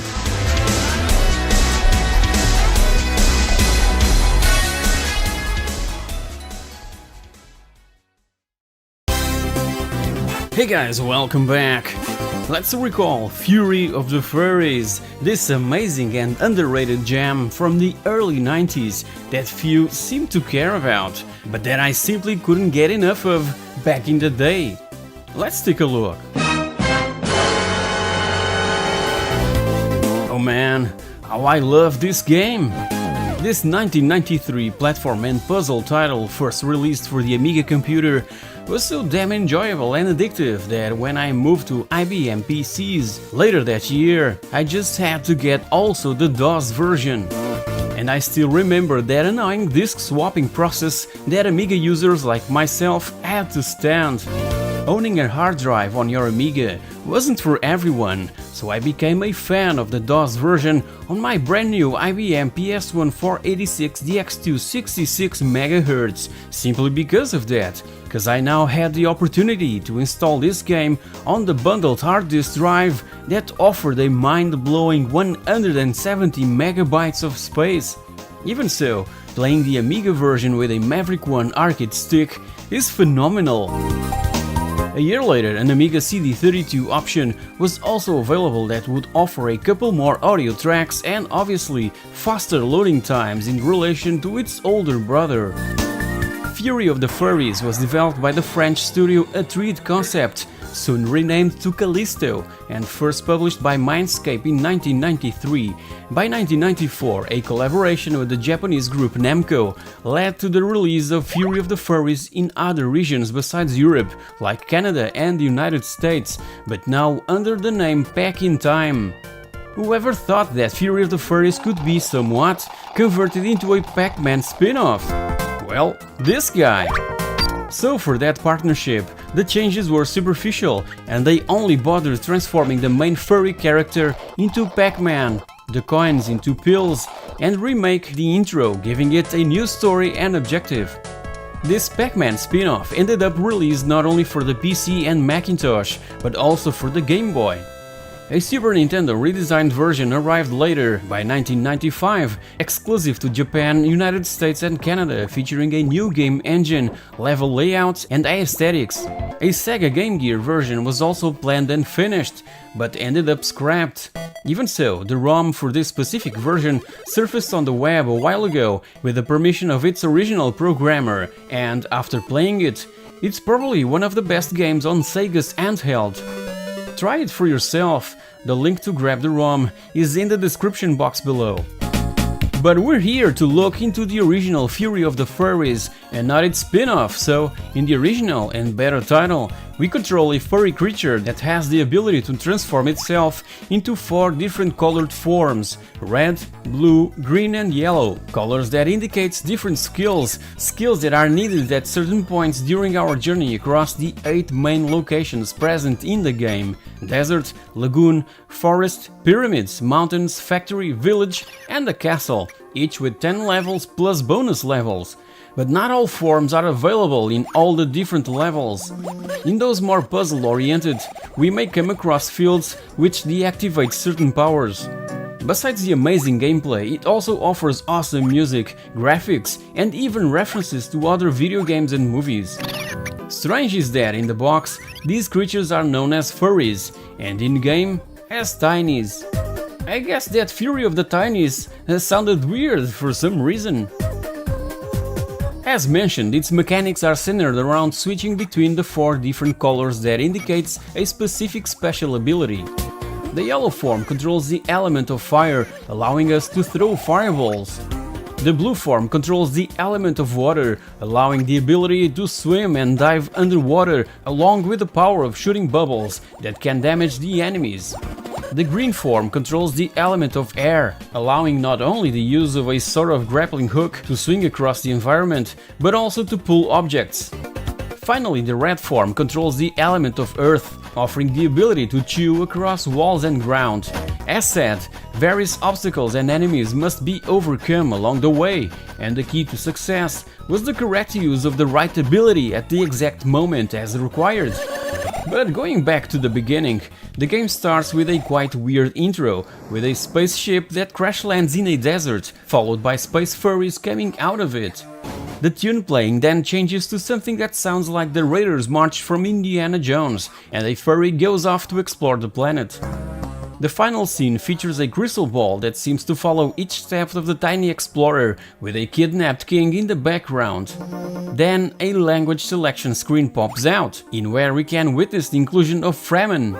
If you recall, Fremen are the desert people from Frank Herbert's Dune books, who recycles their own urine and feces through their bodysuits. And even one of the game's loading screens indeed confirms these Dune references. As said prior, Fury of the Furries features a ton of references not only from books, but also from movies and video games. Here's some more examples. The second level of the forest stage references Star Wars by featuring a wrecked AT-ST in the background.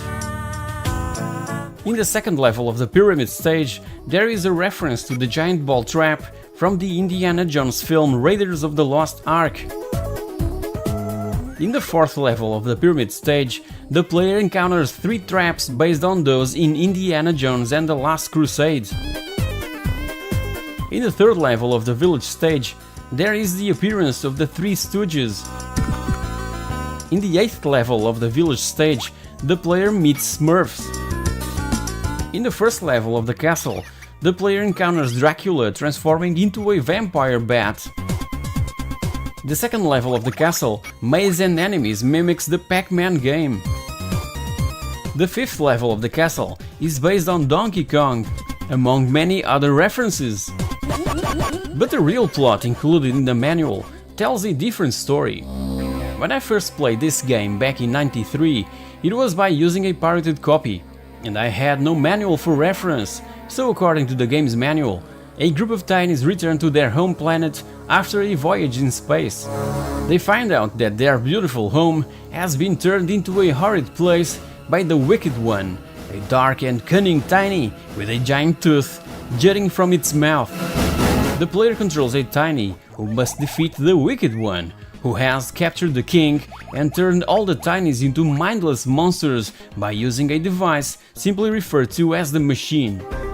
Confirming my judgment, Computer Gaming World magazine indeed stated back in April of 1994 that Fury of the Furries sports an awful plot and totally unoriginal gameplay, but it has good graphics and is quite addictive. Fury of the Furries can be somewhat included in a sort of gaming series, cause back in 1991, even prior to Fury of the Furries, Tiny Squeaks, also known as the Brainies, was released, a puzzle game starring those 4 familiar and colored little furries, or tinies. 10 years later, by 2001, Tiny's Farter was released. Yeah, you've heard it right, Farter, a mobile game in where our own special ability is to fart our way across the levels and avoid being killed. As simple as that. A year later, Callisto went bankrupt. Yeah. In the meanwhile, it seems that members of the original team are bringing back all those mechanics from Fury of the Furries and Tiny's Farter in an already announced sequel. Can't wait to try it out. Even having this awful and at the same time strange cover art, Fury of the Furries is a masterpiece and considered by myself and by PC Gamer magazine as one of the best games ever made for PC. Every single one of you should try it, if you're in the mood for some relaxing puzzle platforming, obviously. Hope you've enjoyed this episode of It's a Pixel Thing, so if you did, you know the drill. Thank you very much for watching and I'll catch you all in my next video. Cheers!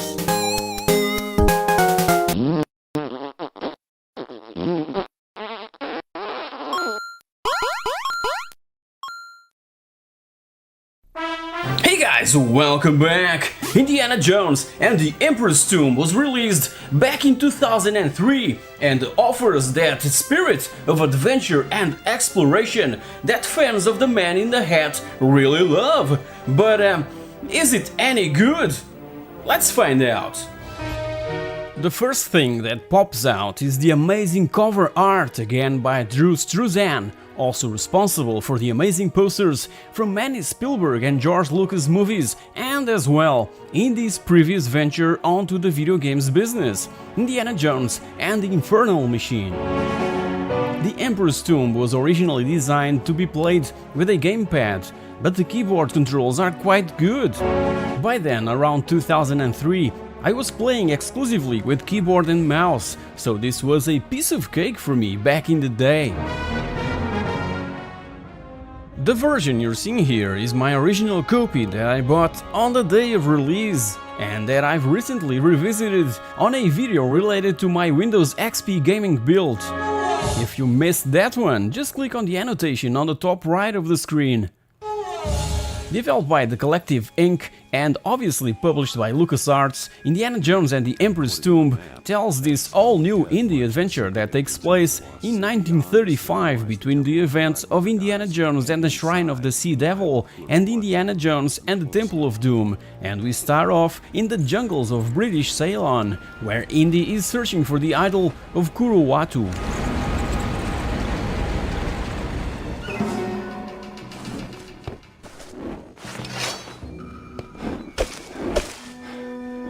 After we retrieve the idol, we're confronted by this Nazi by the name Albrecht von Beck that simply wants that item for his private collection, a sort of spin-off of Belloc that we saw in Riders of the Lost Ark. That confrontation does not end well. You have to play this game to discover what happens to von Beck. By the way, there's also a PS2 and Xbox versions of the Emperor's Tomb, if you prefer to go the console way. The exhibit hall is upstairs. We are not tourists, Dr. Jones. I am Marshal Kaiti Chang of the... After that intro, Indy is approached by this couple that tries to convince him to retrieve the Heart of the Dragon, a black pearl that was buried along with the first emperor of China, Qin Shi Huang. It is believed that the pearl would grant immense magical power to anyone who possesses it. The idol that Indy brought from Ceylon was the first piece of the puzzle, so let's find some adventure! Hold on! First, let's start by the bad aspects related to game design. There are numerous camera problems resulting from the cramped nature of the environments. It frequently gets hung up on the scenery and is occasionally blocked by walls and stuff. There's also a first-person mode exclusively for aiming purposes, but it's quite useless because of the slow nature of Indy's movements in this particular mode. Gladly, there's a sort of auto-aim feature that will help Indy to hit the things that he points at. The swimming mechanics were also badly implemented from where I'm standing. In a game in where we have to do a lot of swimming, this should offer a good experience to the player. Feeding the fish. The only reason I can think of is that this was made on purpose by the developers, probably because Indy wasn't, on that period of time, a very good swimmer. I don't know. Apart from that, and when underwater, Indy also seems to get stuck on almost every object he gets close to, and alligators and sharks are always around waiting for that to happen.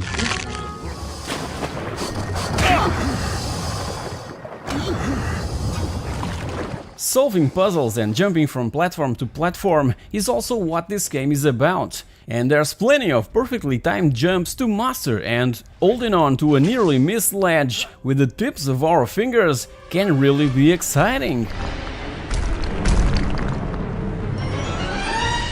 When the time comes to use Indy's whip, an icon will appear on the top of the screen, allowing us to almost instantly switch to that item from the inventory. Be aware that you'll also come across situations in where you have to jump first and use the whip in mid-air. As said before, the Emperor's Tomb can really be exciting.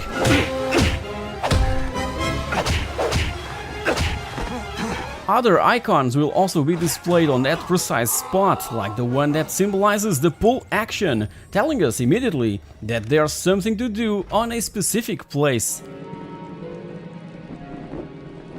Time to do a little... Puzzles are quite simple, so the combat is probably more interesting.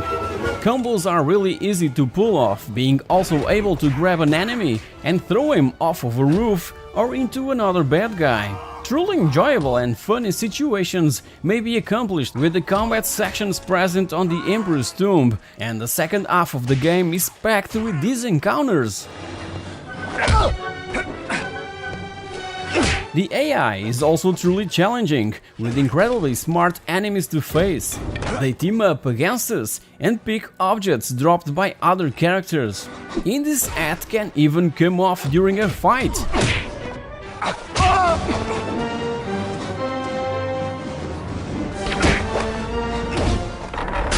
We can also use the whip to knock several opponents down at once, or even disarm them, but these moves must be extremely precise to be successful.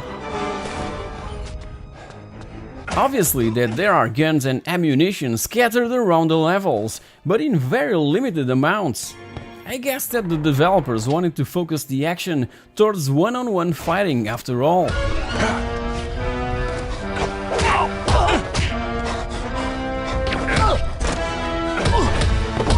There's no save system during the level, so these were broken into small-sized sections, so that the player wouldn't have to do a lot of backtracking. But as you know, I absolutely love these exploration and adventure type of games, so I wouldn't be bothered if I had to go back a bit and replay a certain level.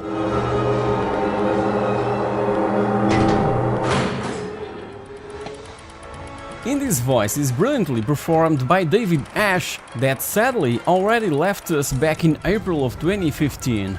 He was also casted to provide his voice to the character Han Solo in Star Wars Galactic Battlegrounds.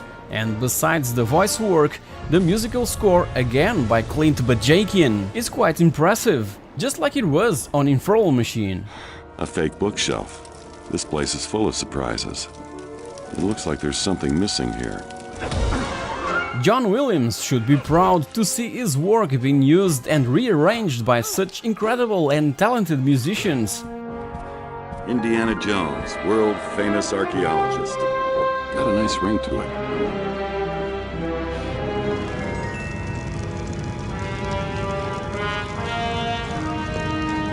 Clint Bajakian worked for LucasArts from 1991 until 2000, after being invited by his good friend and band colleague, Michael Land. He worked on several LucasArts classic games, in where he gained enough fame to finally quit LucasArts to form his own studio. And by 2004, he joined Sony Computer Entertainment to head the music production group as senior music manager, working on games such as the 3 first titles on the Uncharted franchise. So I guess that adventure is his middle name.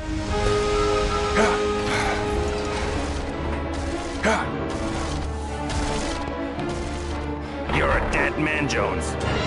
Many years later, by 2009, came the third 3D action-adventure game in the series, Indiana Jones and the Staff of Kings, that was initially aimed for the next-gen systems, the Xbox 360 and the PlayStation 3.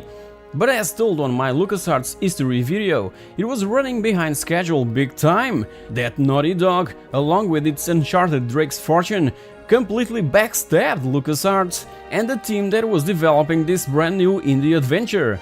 But that's a story for another day.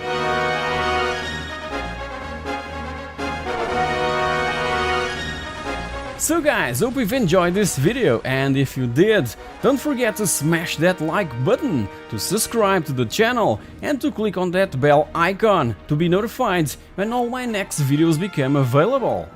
Have I mentioned how absolutely stunning you look in that dress?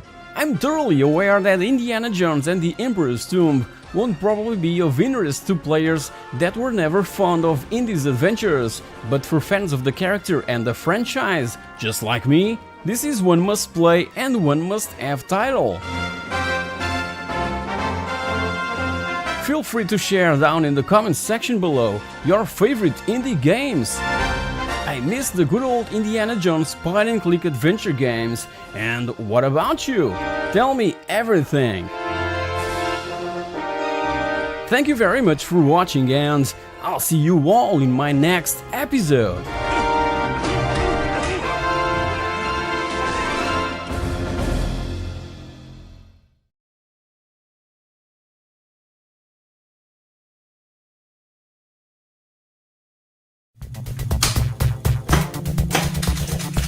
Hey guys, welcome back! So this week we'll be traveling back to the end of the 80s and revisit this unique title that offered so many hours of fun at one of my local arcades. Let's take a look!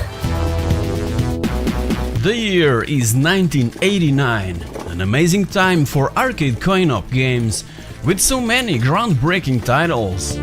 Teenage Mutant Ninja Turtles, Final Fight, Kadash, Pang, also known as Buster Brothers, Strider, Dynasty Wars, Puznik, Shadow Dancer, and so many others. And in between all those big names emerged Toki from this obscure video game developer, TED Corporation, that till then had only in their resume the astonishing Cabal, released the year before. TED Corporation was a Japanese video game producer founded in 1988 by former employees of Data East that was around for just 5 years, till February of 1993. During that time, and besides those 2 titles, was also responsible for 4 more games.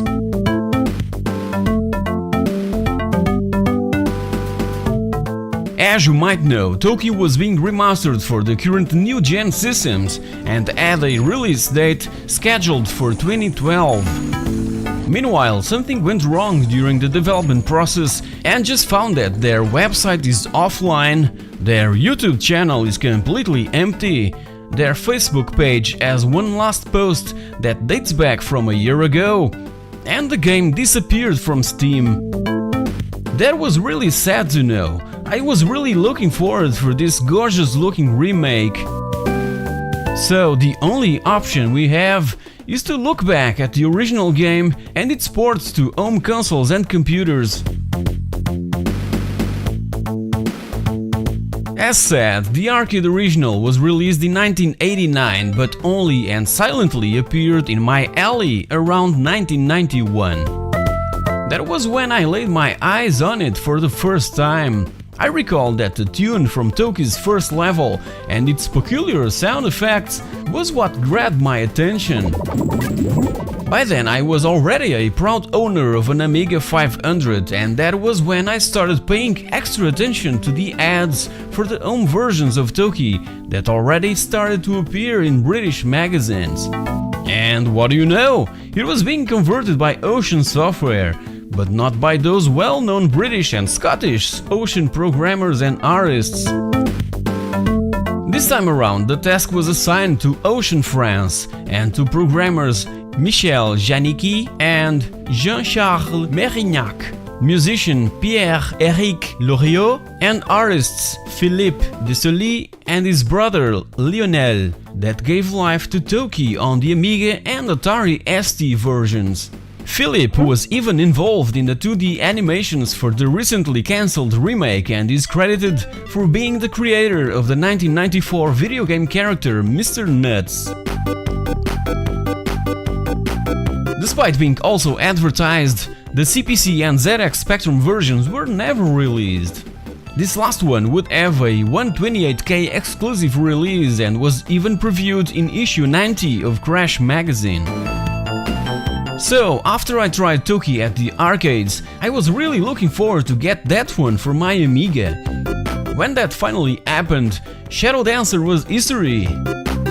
Xcopy was a very good friend of mine back in early 90s, when me and a few friends would gather and make a kind of demo party every summer since the ZX Spectrum days.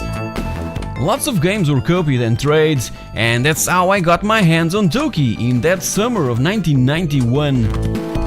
By that time, side-scrolling platformers were seen all over the place and in all home systems available by then, but somehow Toki had the power to innovate and impress with its amazing and colorful world and superb parallax backgrounds that was masterfully transported to 16-bit machines. The NES and the Commodore 64 were the only 8-bit systems awarded with such an honorable character, but both versions failed to impress cause, you know, by 1991, 8-bit systems were a thing from the past. The NES ports featured a health bar so that Toki wouldn't die after one hit. That version was never released here in Europe, so I tried it recently using my MAME arcade cabinet and concluded that, even with a health bar, Toki on the NES simply couldn't transport the player to the gorgeous setting and ambience of the arcade original, probably due to its really tiny sprites that were what attracted me in the first place, the magnificent characters, animations and huge sprites. In the US, only a few people knew about the arcade original. If you saw this cover on the shelves of your video game retailer, would you buy it? Yeah. The C64 version, on the other hand, was quite well received in Europe, and here, in the old continent, players loved the arcade original. Obviously, that Ocean's Gorgeous advert present all over the British press was the main responsible for its success, not only on the C64, but also on the Atari ST and the Amiga. ST and Amiga versions are graphically identical, but this last one really stands out, compliments of its superb soundtrack. Sound effects could have been a little better, but that was a pretty damn good effort to bring Toki to our homes. Toki has that typical story of a damsel in distress and a hero that must fight an evil sorcerer. The problem is that the evil sorcerer turned our Tarzan boy into an ape and literally grabbed the beautiful Princess Maiho. So we'll be speeding our way through hordes of these creatures that are under the sorcerer's evil spell. In our way to save the princess, certain power-ups can be found and used by Toki, like this football helmet that protects him from being injured and special shoes that will provide the ability to jump really high. Those two special power-ups were removed from this exclusive Mega Drive Genesis enhanced version that ends up being a different game all around, with new levels and stuff from the arcade original completely misplaced in such a clever new way. I really enjoyed it.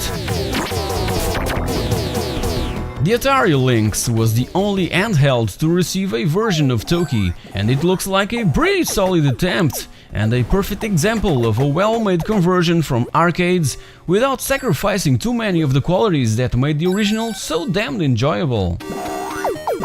This is one of those games that many people skipped and should be featured in, for instance, the 1001 video games you must play before you die book. The arcade original is still my favorite version of Toki, known as Juju Densetsu in Japan, and I played so much the Amiga version back in '91, even not being mentioned on my personal top 26 games for that platform. Feel free to check Pixel Things episodes about my favorite Amiga and arcade video games. There's so many classics included that you'll be drooling nostalgia down your chin. So guys, hope you've enjoyed this episode, and if you did, comment, like, share and subscribe to It's a Pixel Thing. Meanwhile, click on these other examples of what I bring every week to all fans of retro gaming and related stuff. Thank you very much for watching, and I'll see you all in the next episode. Hey guys, welcome! to Turrican. 2016 celebrates the 25th birthday of the title that made me proud of my Amiga. So, Turrican 2 The Final Fight was the perfect all-arcade experience that I was after, with stunning graphics and an overwhelming soundtrack. Let's take a look!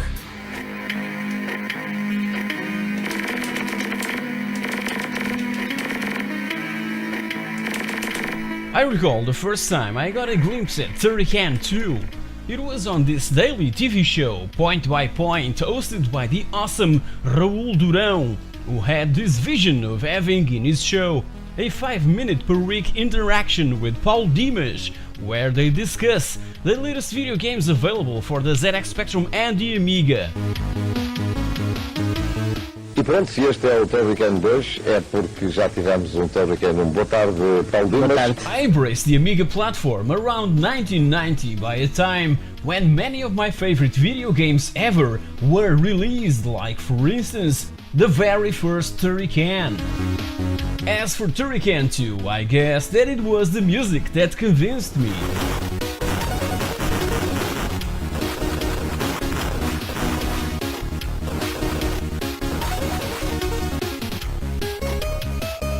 Chris Ulsbeck came up with my favorite video game soundtrack ever. The Desert Rocks from level 1 of Turrican 2 has been on my personal playlist for decades. It was the first music I captured directly from a video game to WAV format and later converted to MP3, and the only one that was used as a ringtone on my first polyphonic enabled cell phone.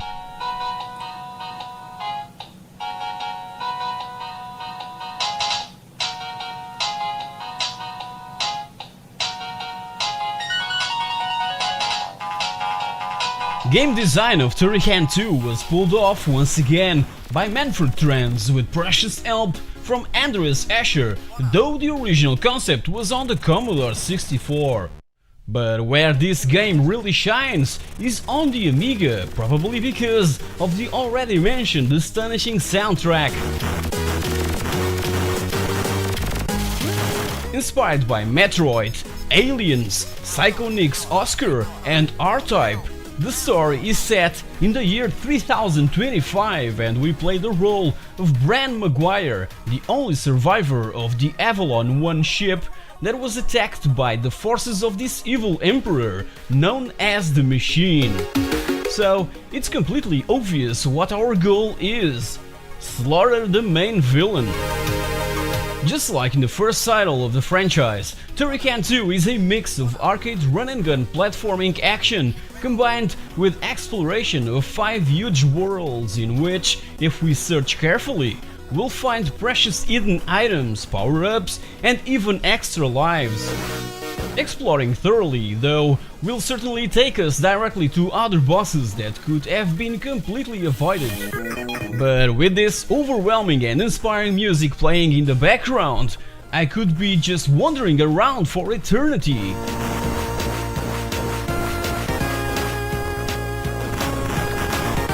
Manfred Trans was known by Commodore 64 fans as the Master. He could pull off some amazing programming tricks and make the 8-bit machine from Commodore to do things that other developers never knew it was possible. For this version, he also wanted to incorporate music during gameplay, but that was simply an impossible mission to accomplish with success, cause the hardware was almost beyond its limitations. In the ending screen, Trans even stated that this was his last game for Commodore's 8-bit platform. He wanted to be able to do more, and the good old C64 just couldn't help him to accomplish that objective. Despite that statement, he still managed to design one final game for it: Enforcer Full Metal Mega Blaster. Despite the C64 version being the original design for Turrican 2, the conversion for the Amiga was the first being marketed by Rainbow Arts, and the biggest impact came from the music composed by Chris Hulsbeck. The designers were perfectly aware that the soundtrack was really good, that in this version incorporated a kind of jukebox in the main menu that can be accessed by pressing the spacebar. We can now enjoy all tracks from Turrican 2. I can't simply recall how many times I loaded the game just to listen to the music while studying or doing my homework.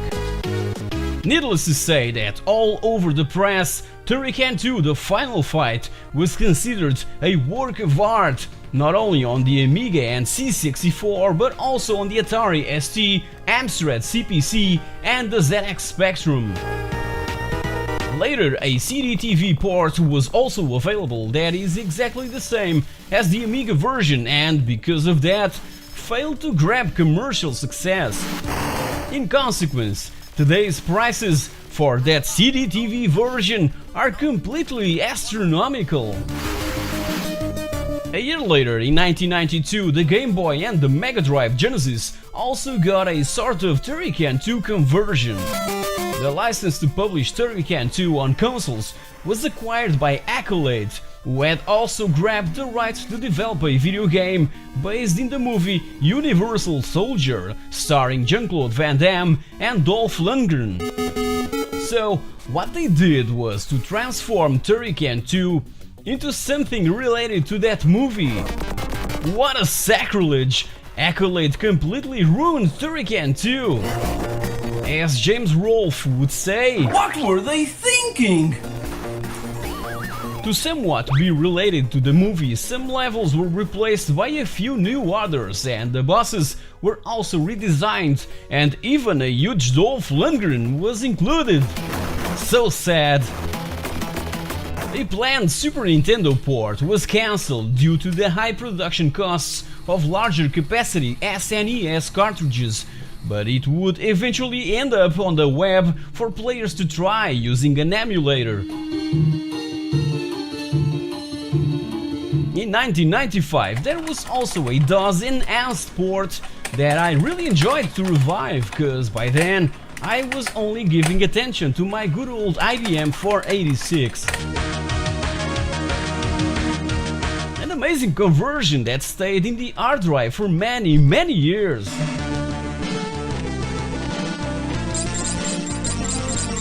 Recently, in 2009, a chiptune cover version of the intro music from Turrican 2 was used in Ghostbusters, the video game.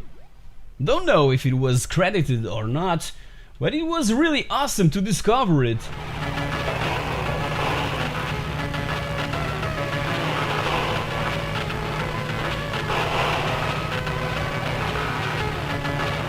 "25 years have passed so quickly and Turrican 2 still remains extremely playable. It was, for me, one of the most important turning points in my gaming life. So guys, hope you've enjoyed this episode of the Pixel Thing, where we celebrate the 25th anniversary of Turrican 2 The Final Fight. Tell me on the comments section below your own experiences with the Turrican franchise. Which one did you play the most? I'm curious to know. Meanwhile, check my latest videos about video game prices over the years and also about Thalian software and the demo scene. Thank you very much for watching and I'll see you all next week. Turrican. Cracked by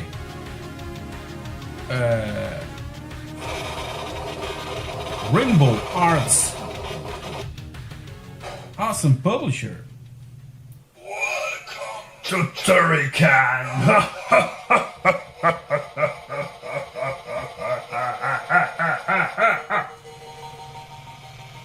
Hey! I've seen this before. I know you, man.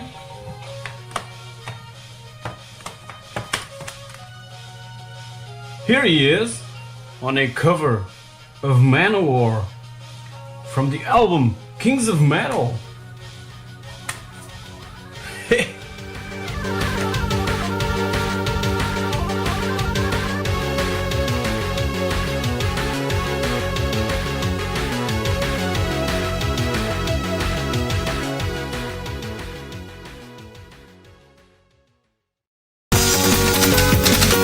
Hey guys, welcome back! So, let's revisit, 25 years later, the third title on the Turrican franchise. Is it better than its older brothers? Let's take a look! Factor 5 began developing the third installment on the Turrican franchise for the Commodore Amiga right after the release of Turrican 2 The Final Fight. A working demo even existed, and some of its features were even included in the final game, but sadly, the news were that by 1993, the Amiga market was on a steep decline, so along with Rainbow Arts, Factor 5 decided to instead develop the game to the Sega Mega Drive. Even so, this third game from the series, now known as Mega Turrican, was later ported to the Commodore Amiga by Keiko and Neon Studios under the title Turrican 3 Payment Day. A curious fact was that the Amiga version, despite not being the original, was the first to be commercially available in 1993. This was due to the fact that the original game didn't have a publisher, so it stayed unreleased till 1994. As said, the Amiga market was already in decline by that time, and that led to the decision of developing the third Turrican game for the Sega Mega Drive instead of the Commodore Amiga. Rainbow Arts had always been the best publishing partner for Factor 5's games, but not on the console business, so, and after many presentations and meetings with a few Mega Drive and Genesis publishers, a deal was finally signed between Factor 5 and Data East, along with Sony Electronic Publishing, leading to the worldwide distribution of Mega Turrican by 1994. The Amiga version was supposed to be different from the original Mega Drive game.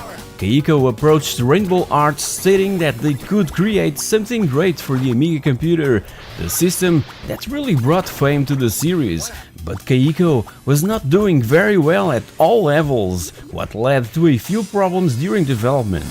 So, and as stated above, the Amiga game ended up as a port from Mega Turrican. Other versions were considered like the Acorn Archimedes and MS-DOS, but failed to see the light of day, so we can only enjoy this gem on Sega's 16-bit Marvel and on the Amiga. That was where I played it for the first time back in the summer of '93. The first thing we notice when playing it for the very first time are the smaller levels compared to the previous Turrican games, but Turrican 3 or Mega Turrican compensates with newer effects, huge graphical improvement, and more focus towards action and shooting mechanics. You obviously remember the lightning whip from the first two games, right? Well, now it's gone and replaced by a grappling hook in a sort of bionic commando style. Sadly, the Amiga port loses this battle. Many graphical details and even sound effects were sacrificed during the process. The 64 colors of the Mega Drive version had to be downgraded to 32 for the Amiga, but the music, however, was tweaked to fit the unique Amiga capabilities in this area and sound really impressive on this system.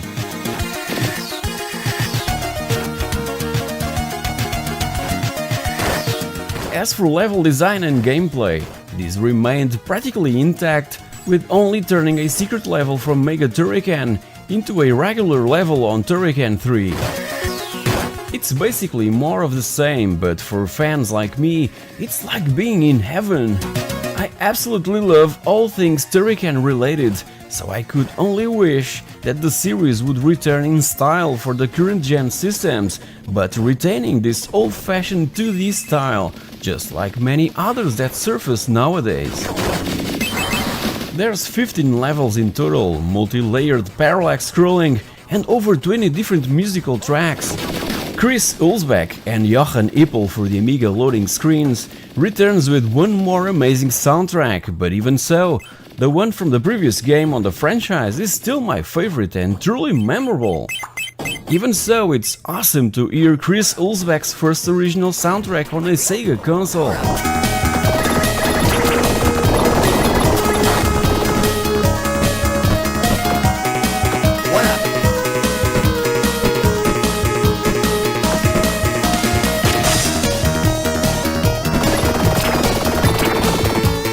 Most of the content of Mega Turrican was recycled for use in the Super Nintendo game Super Turrican that was released even before Turrican 3 for the Amiga.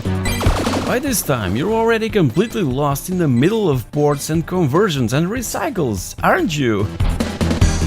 Super Turrican shares a similar visual style and plays similarly to Mega Turrican, but has a different set of levels and a freeze beam instead of the original lightning whip from the two previous games and the grappling hook from Mega Turrican and Turrican 3. The music on the SNES version is also incredible, and I can't simply pick a favorite from the three versions. Tell me, do you prefer the Amiga?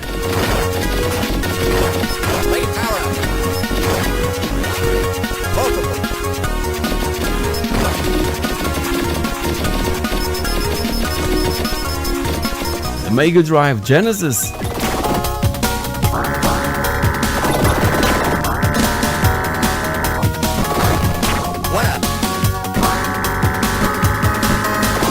or the Super Nintendo soundtrack.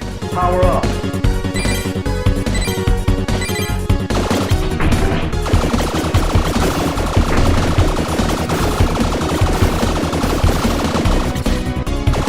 So, looking at the whole package, it's up to you to decide which one is better and which one you should have in your private collection.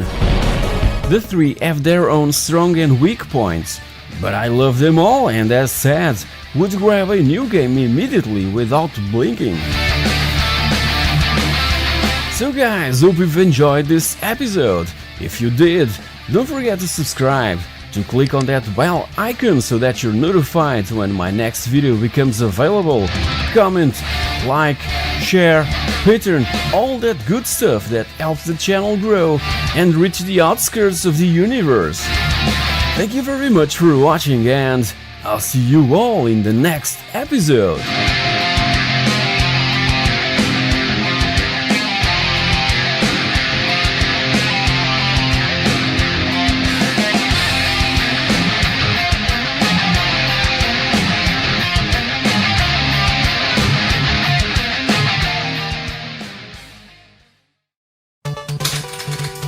Hey guys, welcome back! All fans of the series know that the first Castlevania games began as an homage to monster movies coming from Hollywood.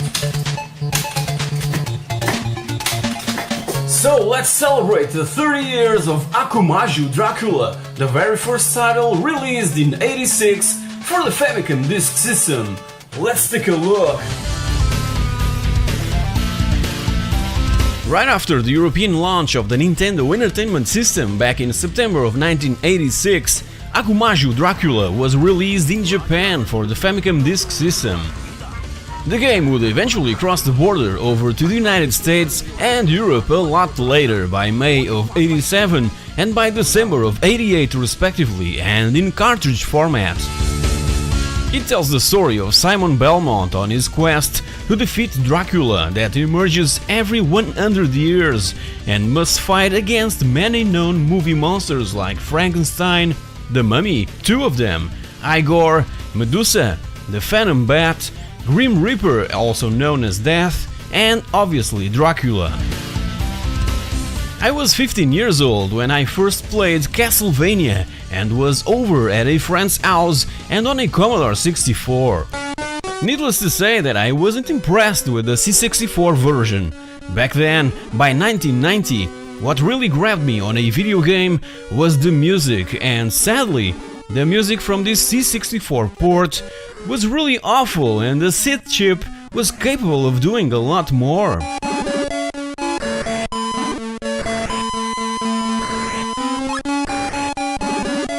Later that year I was able to get hold of the Amiga version of Castlevania and was again quite disappointed.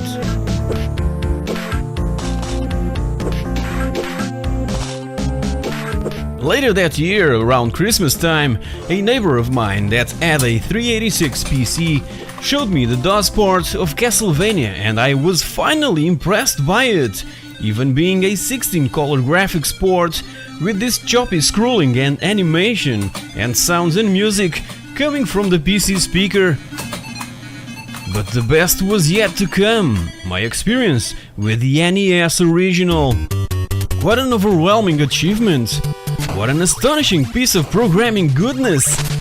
I just couldn't stop thinking, I've been chasing ghosts! The best version of Castlevania is right here on an 8-bit console and on a system that I wrongfully labeled as a kid's toy. How I was wrong!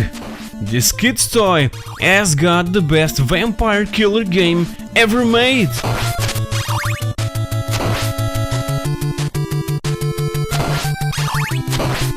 Konami really created something special with this franchise, and this first title is, for me, the best video game ever made for the NES. It is extremely well designed, each level with its own characteristics, and with a superb 8-bit soundtrack that is among the best I've ever heard. And it simply goes everywhere I go.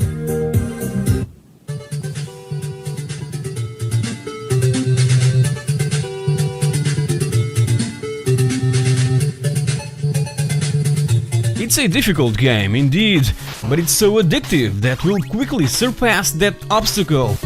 And believe me, it's so damn gratifying to conquer one more stage or to simply slay a few more enemies. As said before, the conversions for home computers were really awful. It seems like Konami wasn't really interested in conquering the European market. The DOS and Commodore 64 ports were developed by an obscure division of Distinctive Software, back then known as Unlimited Software, and later acquired by Electronic Arts. As for the Amiga badly improved version, it was handed over to Novo Trade that a few years later changed its name to Appaloosa Interactive, that also developed the Echo the Dolphin series and the two Contra games released for the PlayStation and Sega Saturn. Nonetheless, Konami's interest in home computing was centered around the MSX line of home computers.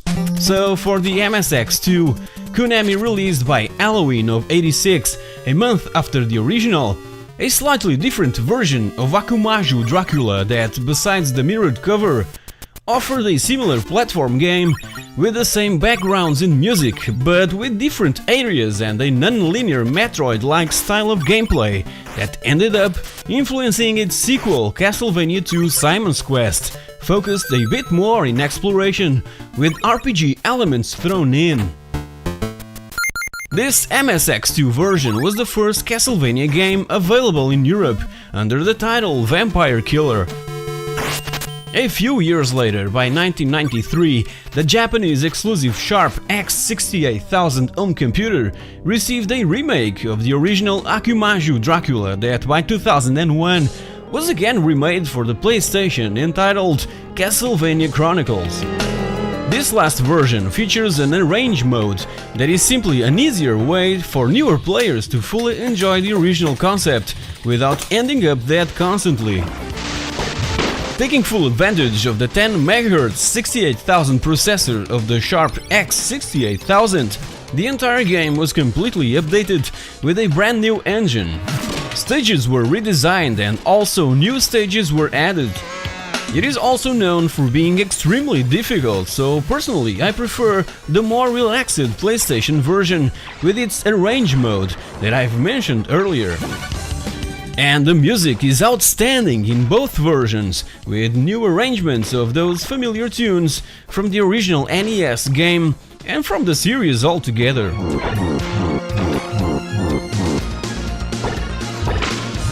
Many other ports of the original game were made for portable systems, including mobile phones and even arcade coin-op games like Nintendo's PlayChoice 10 and the Nintendo Versus system. Also in 2002, Konami released the Collector Series for Windows. Back in 2013, the Wii's Virtual Console allowed younger players to get to know the origins of the series, and also for fans of the franchise that simply forgot how it all started after Symphony of the Night was released in 1997.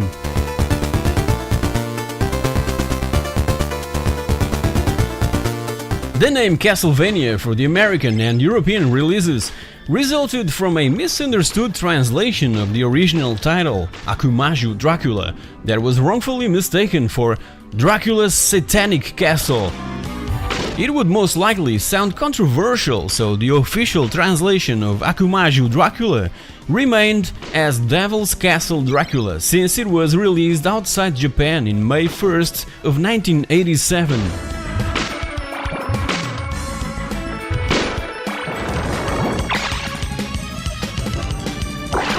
So guys, 30 years have passed since the release of the very first title of the Castlevania franchise, one of the greatest series of video games ever created.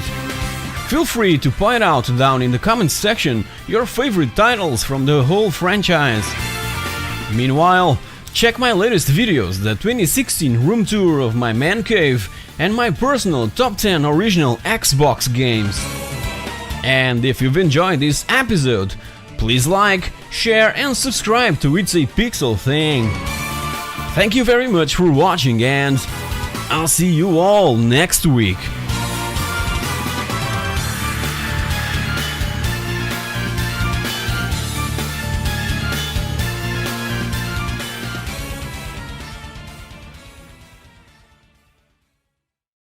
Hey guys, welcome back! So, let's celebrate the 20 years of Lara Croft's adventures! Happy birthday to you!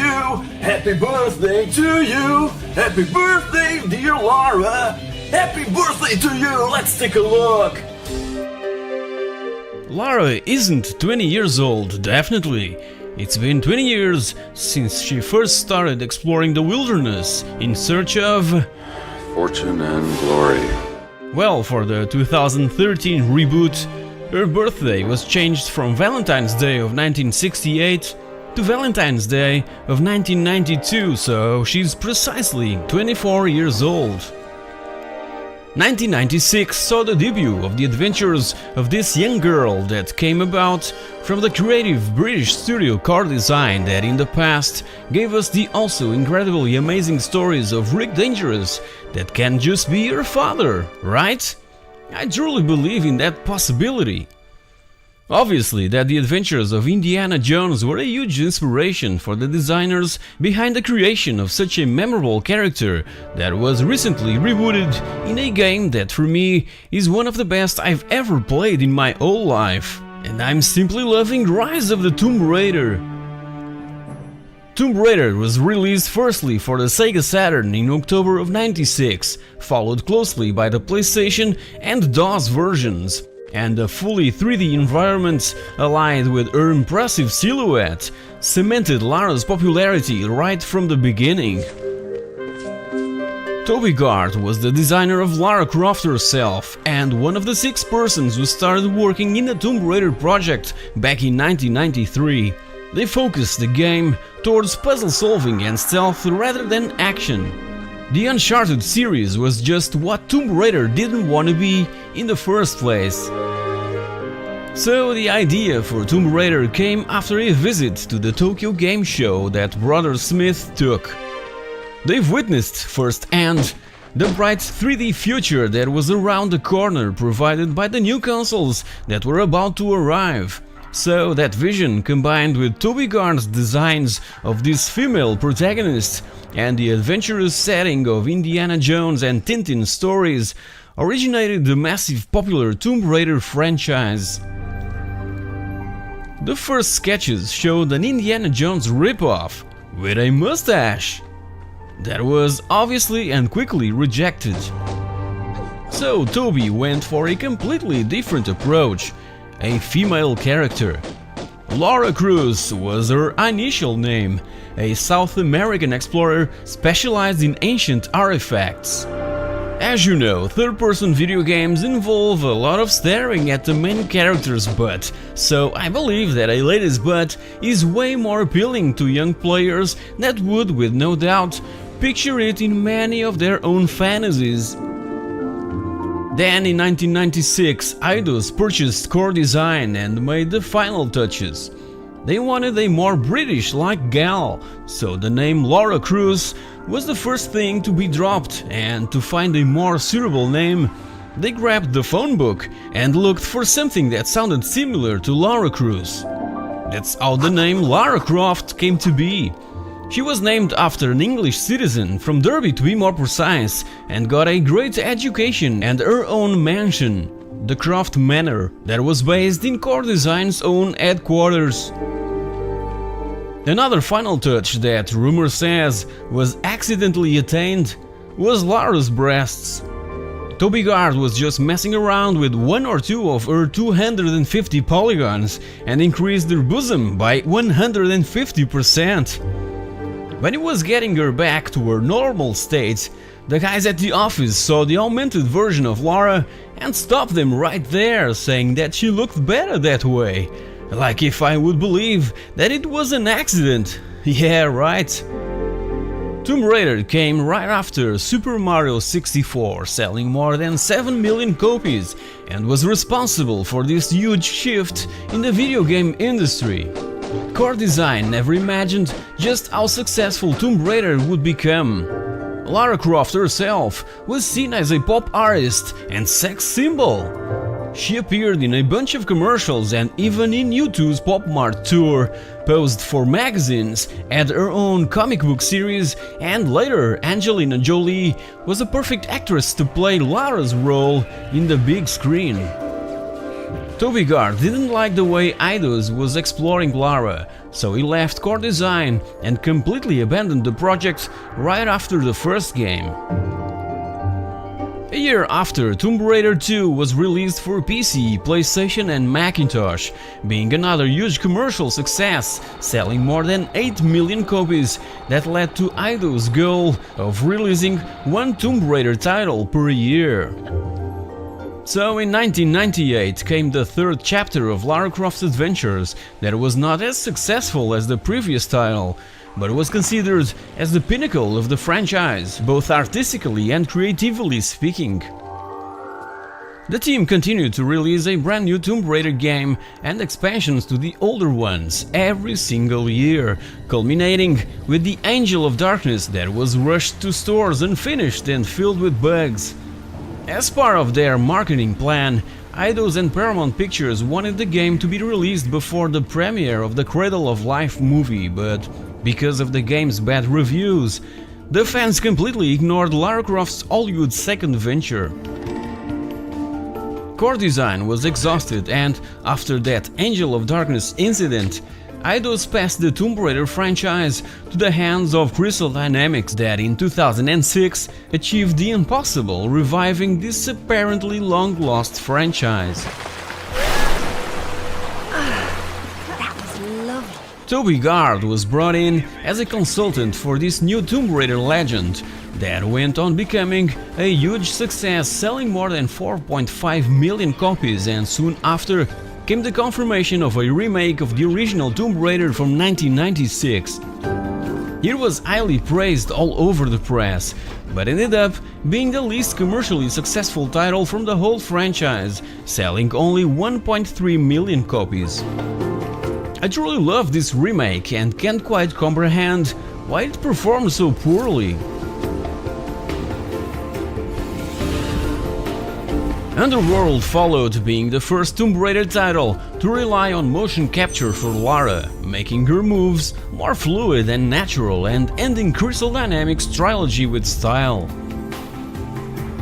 A year after Underworld was released, Eidos Interactive was acquired by Square Enix, but the Tomb Raider franchise remained in Crystal Dynamics' trustful hands, so by 2010, Lara returns in a different fashion with the Guardian of Light, bringing back the long-lost spirit of adventure and puzzle solving so familiar to those who played the first titles of the franchise, and being praised for that both by journalists and by fans of Lara.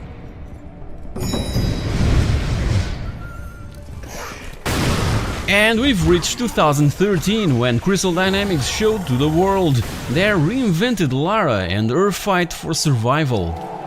As I said in a couple of other videos where I mentioned this game as one of my favorites ever, I can really feel in my own skin that claustrophobic setting and the imminent fear factor, and it's pretty amazing to watch Lara evolve from a fragile human being to a badass survivor. And that's what this game is able to convey, the will to survive, no matter what. And the musical score really intensifies all those feelings with heart-pounding moments, cause you know, it was written by Jason Graves, that has the Dead Space trilogy in his resume. It sold 8.5 million copies, becoming the best-selling Tomb Raider game from the whole franchise.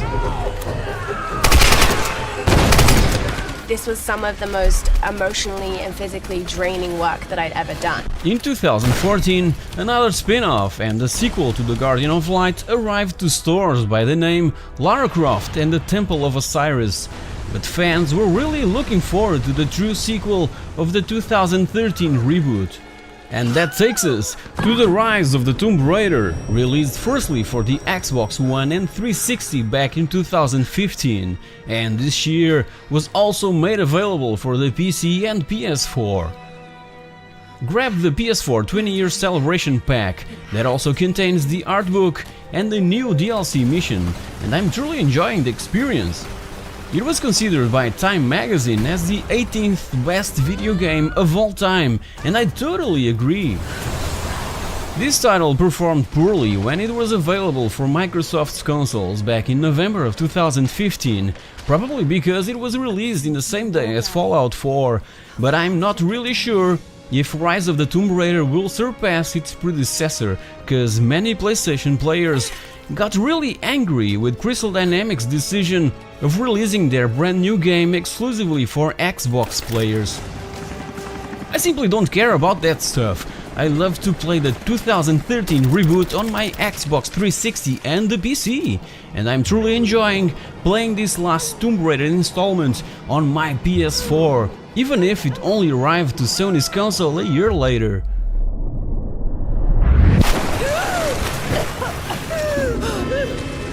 20 years later, the Tomb Raider franchise is alive and kicking, so I really hope to play around with Lara 20 years in the future.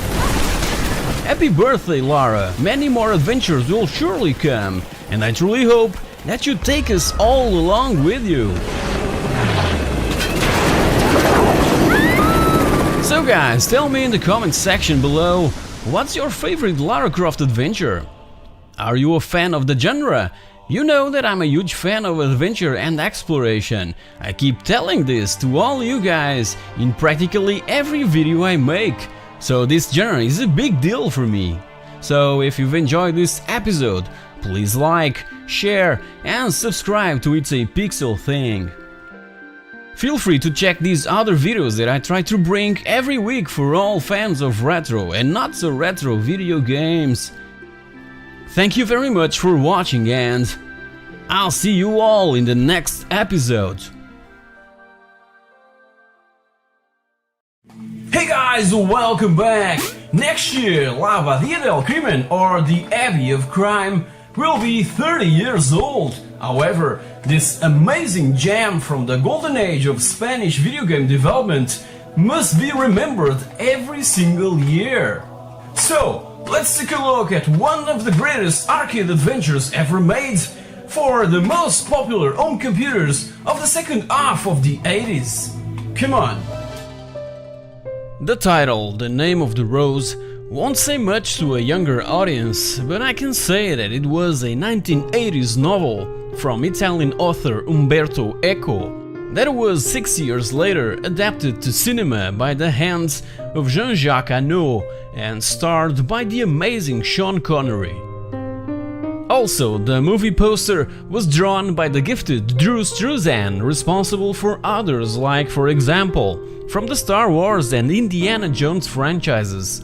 A year later, by the end of 1987, the 23-years-old Paco Menendez, along with OperaSoft, sent a request to the author of this novel to secure the rights for the name for their latest video game inspired by it. Just like David Ward from Ocean Software once stated, the key to sell games is to make them identifiable to the public. But sadly, there was no response from Echo, and consequently, the title of this game was changed to La Abadia del Crimen. As said before, this fantastic Spanish gem, published by OperaSoft, came from Paco Menendez, a genius programmer that a year before also left his mark in Surf Red, another Spanish marvel that was huge on the ZX Spectrum and kept me glued to my monochromatic screen for far too long. So Paco Menendez, along with his buddy Juan Del Can, started working together in '84 in the game Fred, the prequel to Surf Red, being both well received all over Europe. La Abadia recreates in a masterful manner the novel by Umberto Eco, pushing the Amstrad CPC to its limits, and for the ZX Spectrum was only available for 128K machines like the ones shown in one of my latest episodes. So in this game we control Fray Guillermo de Ockham, not William of Baskerville like in the novel due to the reasons stated above, and along with his apprentice Atso, that can also be controlled by the player, must investigate a series of murders that took place in the Abbey. Right at the start, Fray Guillermo is welcomed by the abbot that starts explaining that a monk has disappeared. There's also certain rules that must be followed, like attending religious services and meals, and at night remain in their chambers whilst the investigation is underway. Something similar was already seen in The Great Escape from Denton Designs that I've already reviewed in the past.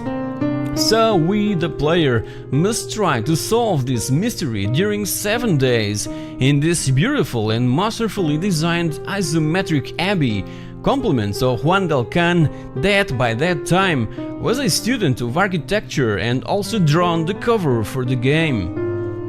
The freedom is almost unlimited, so when we're not eating or praying, we must investigate, approaching other monks that will give us valuable clues of what's going on and who or what is responsible for all those deaths, and to successfully decipher this mystery, we must discover 5 objects in a specific day and in the correct order. If the rules of the Abbey are disobeyed, then the player's obsequium or obedience level, located at the bottom right of the screen, will drop. Try to maintain this level away from 0, otherwise you'll be expelled from the Abbey. The artificial intelligence of the other monks is really something to behold, as, and according to our behavior, they will help us, hunt us down, and even retrieve the objects that we so arduously managed to attain. Back then I was more into English and French languages than Spanish, so I found Abadia to be a tad difficult to advance, much more than The Great Escape that I've mentioned before, but I also found La Abadia del Crimen much more terrifying when we're trying to reach the library at night and the abbot is wandering around in the dark. I always avoided to play this game at night. This one was the closest we could get to a survival horror game, an astonishing accomplishment for the time. I believe that if Paco Menendez had attained the rights for the name of Echo's novel, this game would have reached the stars and be critically acclaimed across Europe and beyond, but unfortunately failed to grab commercial success, cause it was only available in Spanish language and had an official and exclusive Spanish release. Even so, it would eventually cross the border and reach Portuguese territory, cause by the end of the 80s, Portugal wasn't yet legally protecting the intellectual properties of software creators, so it was completely normal to get my hands in titles that wasn't supposed to be available in this little corner of Europe. I recall the first time I had a glimpse at this phenomenal masterpiece. It was through Micro Obi's cover tape 44 from issue 215, published in November of '91. Yes, that's right!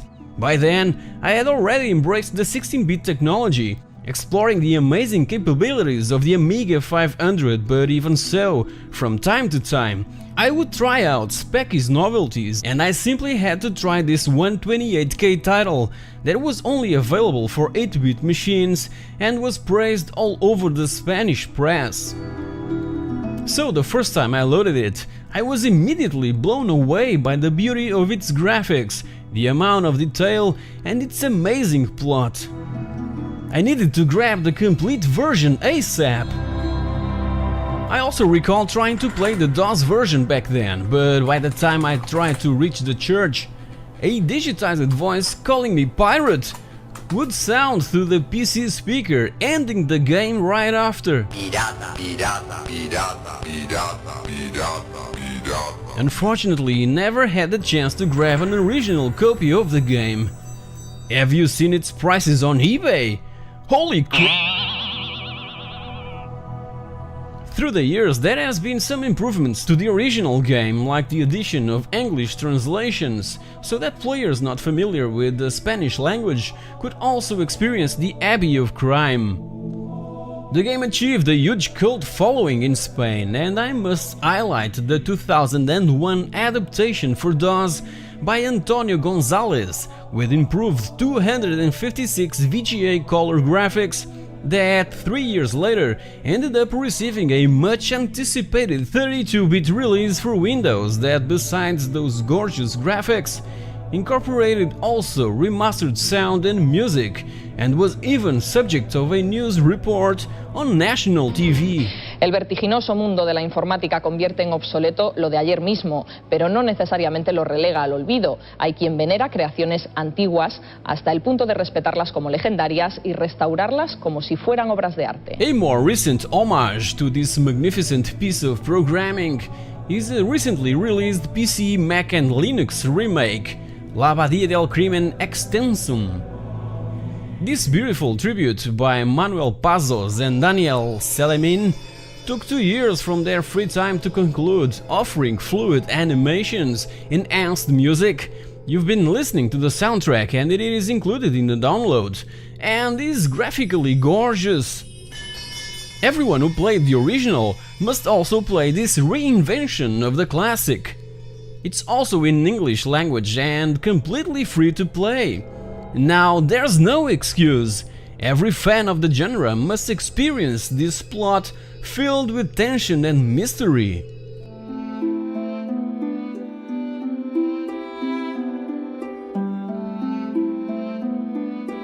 To conclude this review or celebration of this amazing hidden gem from the golden age of Spanish software, here's a curious comment from Paco Menendez in an interview to Micro Obi. I have no idea what's happening in the video game panorama. I just love making games, not playing them. Francisco Menendez Gonzalez, known in the industry as Paco Menendez, committed suicide in 1999 with only 34 years old, and his work was hailed in Commandos 2 by Gonzalo Suarez, a fellow Spanish programmer and colleague back in the OperaSoft days. He was surely a huge inspiration for many Spanish young boys that aspire to become, somehow, connected to the video game industry in the future. So guys, hope you've enjoyed my look back at one of the greatest titles from the awesome home computer era, back from the second half of the 80s. Have you played the Amstrad original or any other port? Have you already tried the recent Extensum remake? Tell me everything in the comments section below, and don't forget to like, share and subscribe to It's a Pixel Thing. Meanwhile, check my other videos available on my channel, like for instance the celebration of the 30 years of the ZX Spectrum 128K and the origins of the personal computer. Thank you very much for watching, and I'll see you all next week.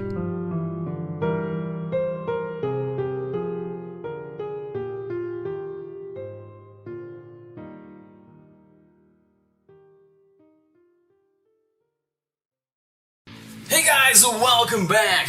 Schwarzenegger movies were my thing back in the 80s and 90s, and Total Recall is one of my favorites ever!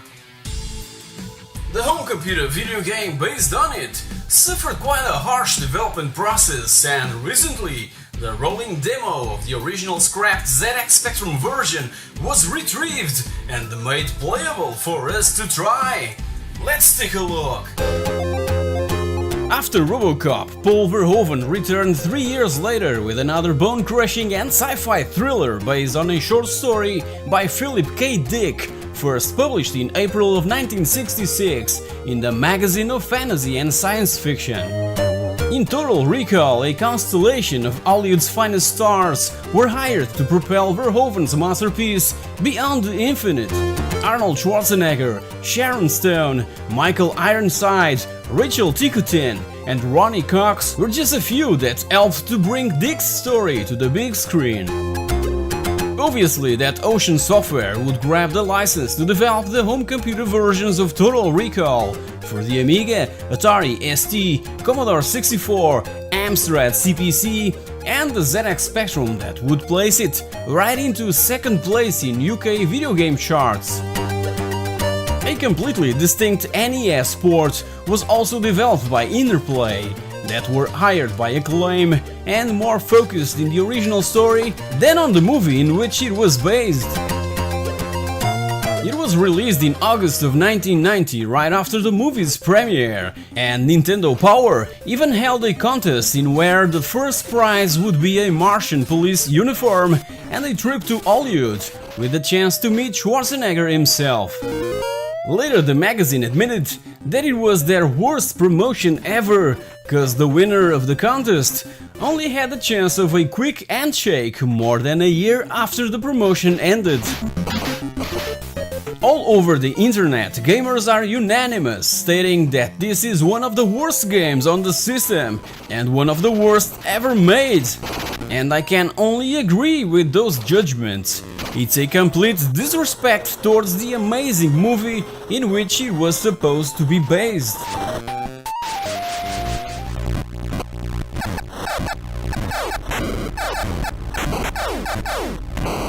As told in many of my videos, Ocean Software was one of the greatest and most respected British software houses, and Simon Butler, one of its finest artists, with renowned work on the graphics for the ZX Spectrum version of the Never-Ending Story and for designing the C64 version of Platoon. In late 80s, Simon and other colleagues were foreseeing the end of the 8-bit era and were excited to move forward and grab the 16-bit technology with, like Portuguese people would say, nails and teeth. So in one of those weekly downstairs meetings, he politely formulated the question of when was Ocean moving onto the 16-bit machines? The answer was Ocean will not be developing 16-bit titles. Simon Butler resigned that same day. After he received that answer, he went to work at another studio to develop 16-bit titles.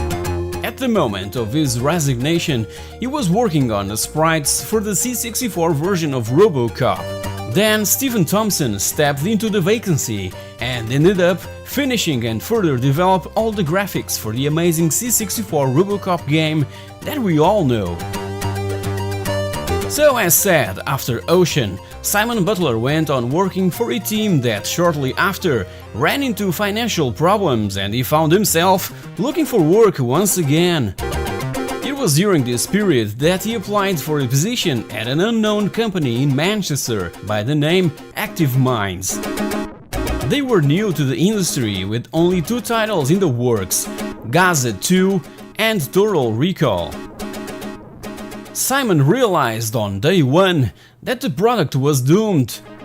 The lead artist was not in the office when Simon started at Active Minds, so he had 2 days to look at his design document, which was one of the worst things he had ever read. Simon also checked out the existing graphics and they were terrible also, so he went to the coding department. Active Minds has been working on the game for at least 2 months and had produced absolutely nothing. Something was wrong.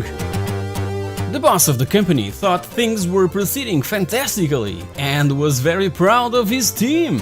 Even the producer from Ocean was strangely proud of the progress.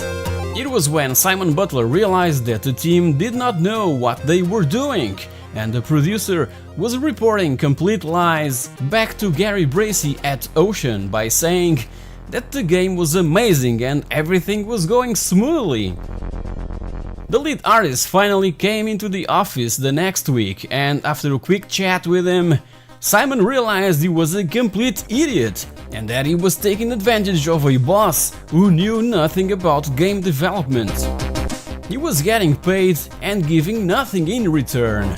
By the way, he was also smoking dubious things in the office and in plain sight. So because of this, he was told to leave, and if he didn't, Simon was quite prepared to call the police and report him for possession of illegal drugs and have him arrested on the spot. So he left. Simon Butler became lead artist the next day and immediately told the coding team that they could leave anytime they wanted if they didn't like the situation. The days of sitting around and doing nothing were over. It was time to really get their hands dirty and earn their salaries. Simon contacted Mark R. Jones that worked on the ZX Spectrum version that became the demo bundled with Spanish Micro Obi issue 204. Things were still not making sufficient progress. Their boss was getting in the way and the Ocean producer was making life very difficult. It was when Simon Butler attempted to explain matters to his boss at Active Minds. As Simon stated, he too was an idiot and he did not understand how much trouble he was in if this title was not completed. Simon Butler ended up resigning and immediately ran into the office of Ocean Software, where he met with Gary Bracey, informing him of the situation, but Gary told Simon that he was wrong. Ocean's producer had been giving Gary weekly updates and ensured him that the project was on schedule and looking great. Simon Butler insisted that the producer was a liar and looking to get Gary Bracey into trouble and possibly even get his job when Total Recall was not completed. Gary again said that Simon was mistaken, but even so, asked him to wait in his office while he went across to Active Minds to check himself the progress of the game. An hour later, Gary returned looking very ill and worried and asked Simon what he could do to rescue the game. Simon answered that if he allowed him to choose from Ocean coders and artists, he could promise that the game would be completed. One last condition was, if he succeeded, he would like to return to Ocean as a full-time employee. If he failed, Gary could happily escort him out of the building and never lay his eyes on him. A lot of effort was put into saving this original concept for both the 16 and 8-bit versions of Total Recall, but Ocean ended up realizing that it was going to miss completely the Christmas rush and their hopes of having a #1 hit for that highly lucrative period, so they've ordered for the CPC and ZX Spectrum versions to be brought in-house and be developed from scratch. and the team had only 2 weeks to pull it off, now aiming for a release alongside the VHS tape. 2 weeks! And I can say that they indeed pulled that one off. They completed all 3 8-bit versions for the Christmas release. The 16-bit versions were completed after Christmas. Simon Butler and his team worked over the Christmas period, and after 3.5 weeks of hard work, gave the #1 hit that Ocean wanted for that holiday season. A bit late, I know, but ended up receiving praise all over the press, and by May of '91 reached the #2 on British charts. A few journalists even stated in their respective reviews that the Amstrad CPC and ZX Spectrum versions of Total Recall they received were totally different from the ones they previewed a few months before. Spanish Microobi, totally dedicated to the ZX Spectrum, was the only magazine to bundle a rolling demo of version 1 of Total Recall on cover tape 29 from issue 204, published in November of 1990. Inside we can read a full review, not a preview, a review of that version, and I can't simply understand how they could publish a full review of a broken and unfinished game. Recently, 27 years later, that same demo was hacked by Adrian Singh, also known as Mr. Poke from Sinclair User Magazine, and this now playable demo lets players access areas and items that were hidden in the rolling demo. It's obviously incomplete, but it's definitely something that European home computer enthusiasts from the 80s and early 90s will recall with nostalgia. Back to the final ZX Spectrum and Amstrad CPC versions that were made in 3.5 weeks, received, as said, praise from all over the place. Gamers, fans, magazine reviewers, everyone was unanimous in considering these 8-bit brand new and completely different versions of Total Recall way better than the C64 port and even the original 16-bit Amiga and ST games developed by Active Minds. It's really awesome to recall so many years later these little stories behind the development of certain titles from the 8 and 16-bit era, and even uncover certain mysteries, and in this particular case make the ZX Spectrum rolling demo of Total Recall totally playable. By that time, things were starting to change. The advent of the 16-bit technology and the need of releasing the game simultaneously with the premiere of the movie was starting to frighten a lot of people dedicated almost exclusively to that side of the business. Games needed to be planned in advance, and way more people had to be hired to meet all those deadlines. So guys, this wraps up yet another amazing story from the early 90s, and if you've enjoyed this episode of It's a Pixel Thing, please like, share, subscribe and leave a comment that I will most certainly answer it. In the meanwhile, feel free to check my latest videos and all my other content available on my channel. Thank you very much for watching, and I'll see you all in the next episode.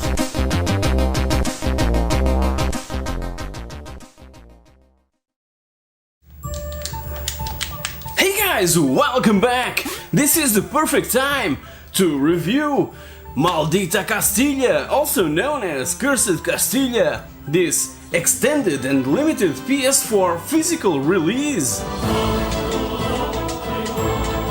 So, are you ready to go back to the glory of arcade times? Let's take a look. As you know, I spent most of my teenage years around arcades. I would venture into those obscure and smoke-infested places just like if it was my second home. Ghosts and Goblins and its sequel, Ghouls and Ghosts, were titles that always attracted players due to its ambience, playability, and audiovisual environment. So, Loco Malito, or Juan Becerra, the Spanish developer behind this jam, was inspired mainly by that classic from 1985, and as stated on his own page, is graduated in the arcade rooms, and his goal is to create new old-looking games. For that, he gathers all the bits from his favorite arcade classics and implements those into his creations. Pixel art, cheap tunes and intense action are the three main ingredients of Loco Malito's games. Prior to Maldita Castilla, and besides others, he offered us the following amazing gems.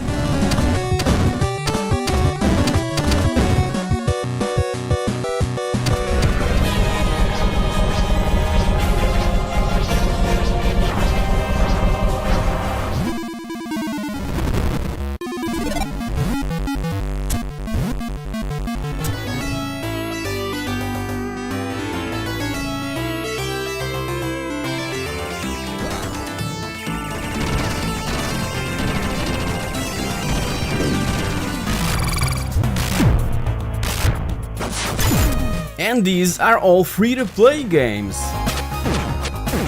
All this was made in his spare time, at night, cause, you know, life happens.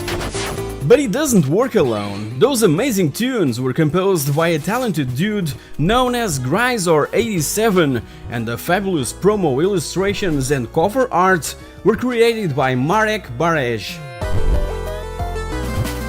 Just like all the previous titles mentioned, Maldita Castilla was originally developed for PC back in 2012 as a free-to-play game, and in 2016 arrived to the Xbox One and PS4 digital stores in a definitive and extended version, firstly in the United States and a few months later in Europe.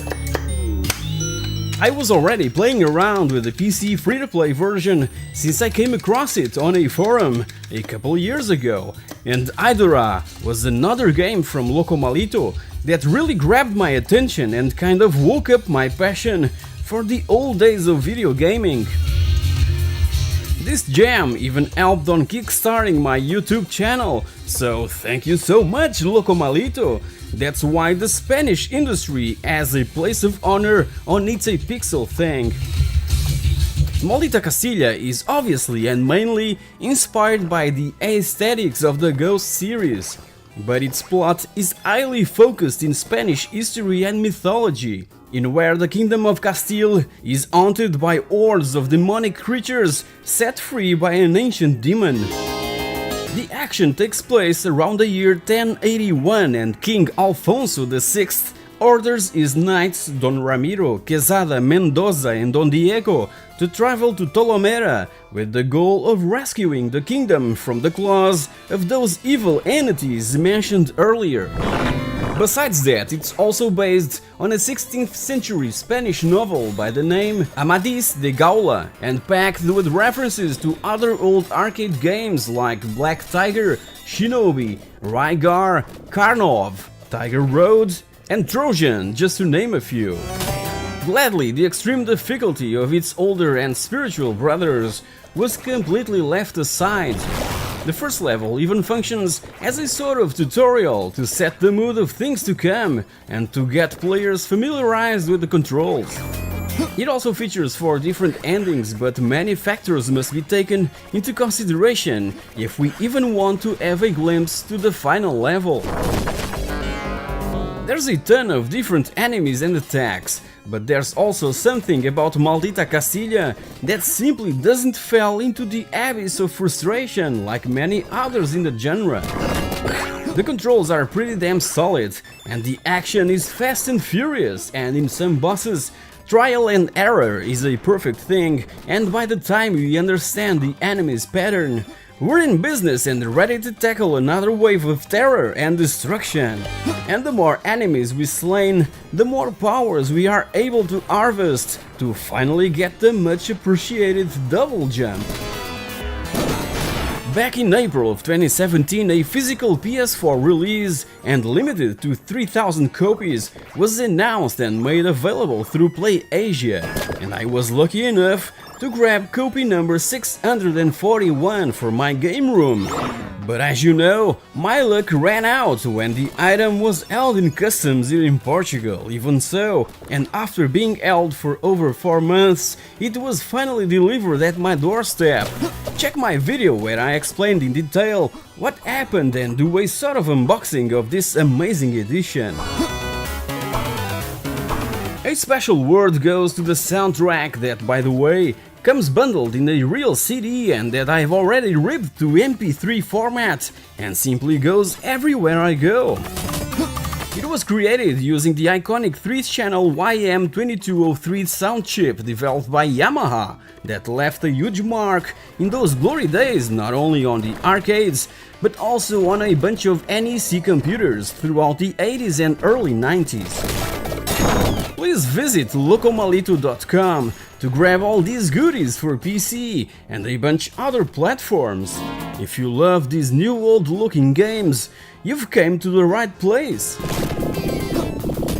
Compared with its original 2012 release, this extended version has a few changes here and there, 8 levels instead of 6, 19 bosses instead of 14, and extra display options for aspect ratio, CRT effects, and an arcade marquee. It's totally worth it and was only possible with a huge help from the publisher Abbey Light Studios that just announced a 4,000 physical and limited release for the PS Vita. So guys, hope you've enjoyed this episode, and to grab all my future content, don't forget to click that bell icon so that you're notified when a new video becomes available. Also, don't forget to like, to comment, to share, and to subscribe to It's a Pixel Thing. In the meanwhile, check these other videos and all the others available on my channel. They will certainly bring awesome memories of the good old glory days of video gaming. Thank you very much for watching, and I'll see you all in the next episode.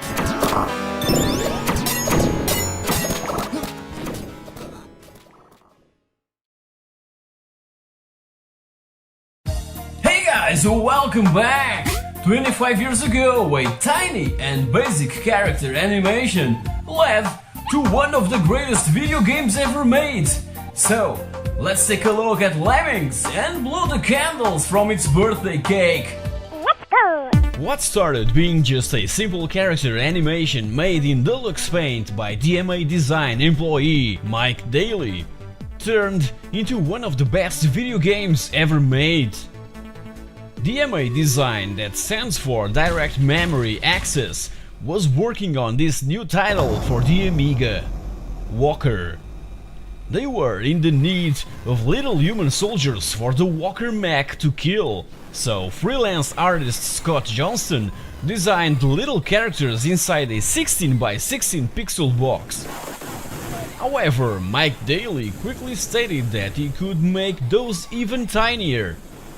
So, within an hour, he drawn and animated these blue-haired little 8x8 pixel characters, assisted by Gary Timmons, who also added some graphical improvements and removed the stiffness in the animation itself. Lemmings was born, and a PC demo version by Russell Kay was shown to Psygnosis at the annual Personal Computer World Trade Show back in September of 1989, sponsored by the highly popular Personal Computer World magazine. It was also Kay who came up with the name Lemmings.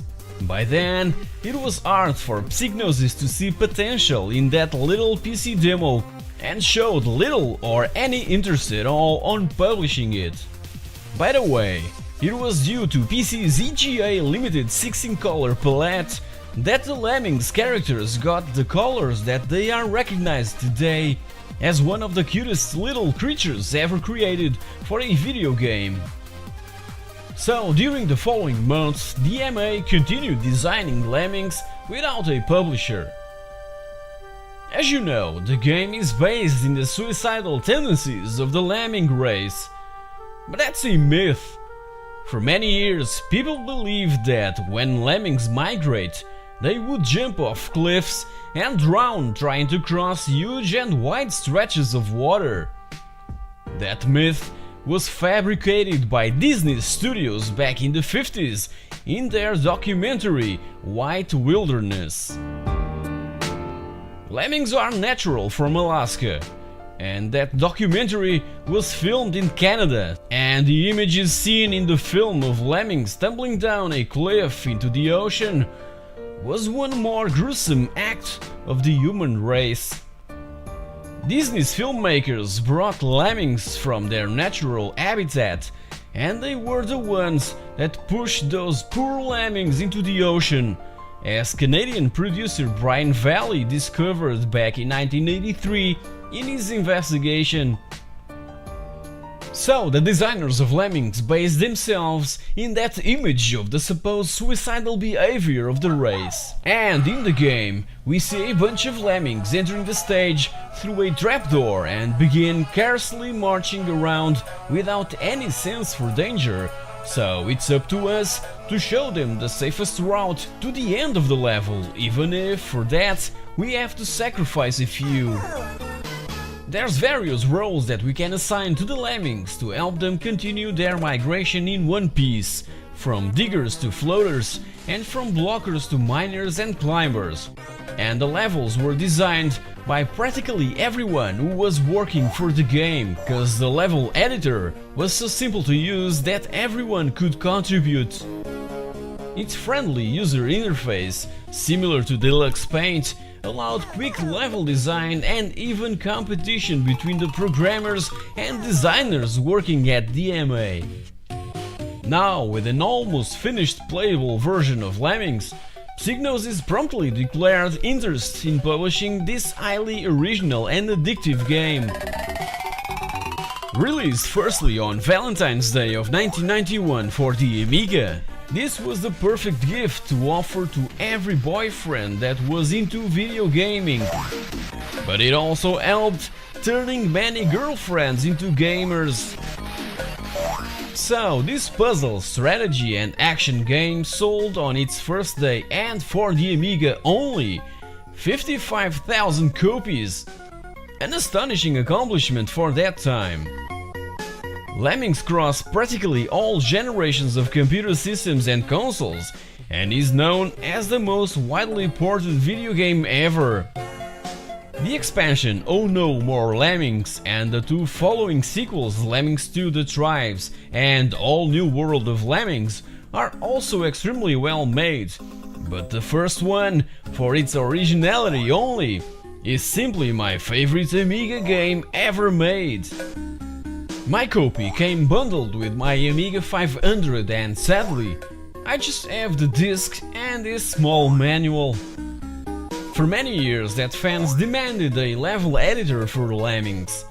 There were a couple for PC users and exclusively for the PC version of the game, but the official one came only in 2006 by the hands of Team 17 on a PSP version of Lemmings. DMA design is nowadays known as Rockstar North, so that means that the minds behind Lemmings are also responsible for the continuous best-selling titles of the Grand Theft Auto franchise and the amazing Red Dead Redemption from 2010. So guys, which is your favorite game from the Lemmings franchise? And what is, in your opinion, the best system to play this type of games? Tell me on the comment section below and share your own experiences. Also like, share and subscribe to the Pixel Thing. And while you're at it, check these videos and all the others available on my channel.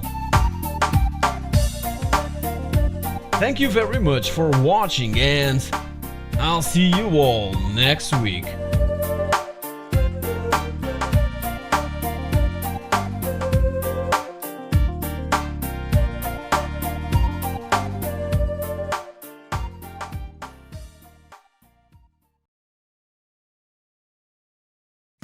So, can you tell me why you decided to create such a controversial video game for the ZX Spectrum, knowing that most of its audience would be youngsters?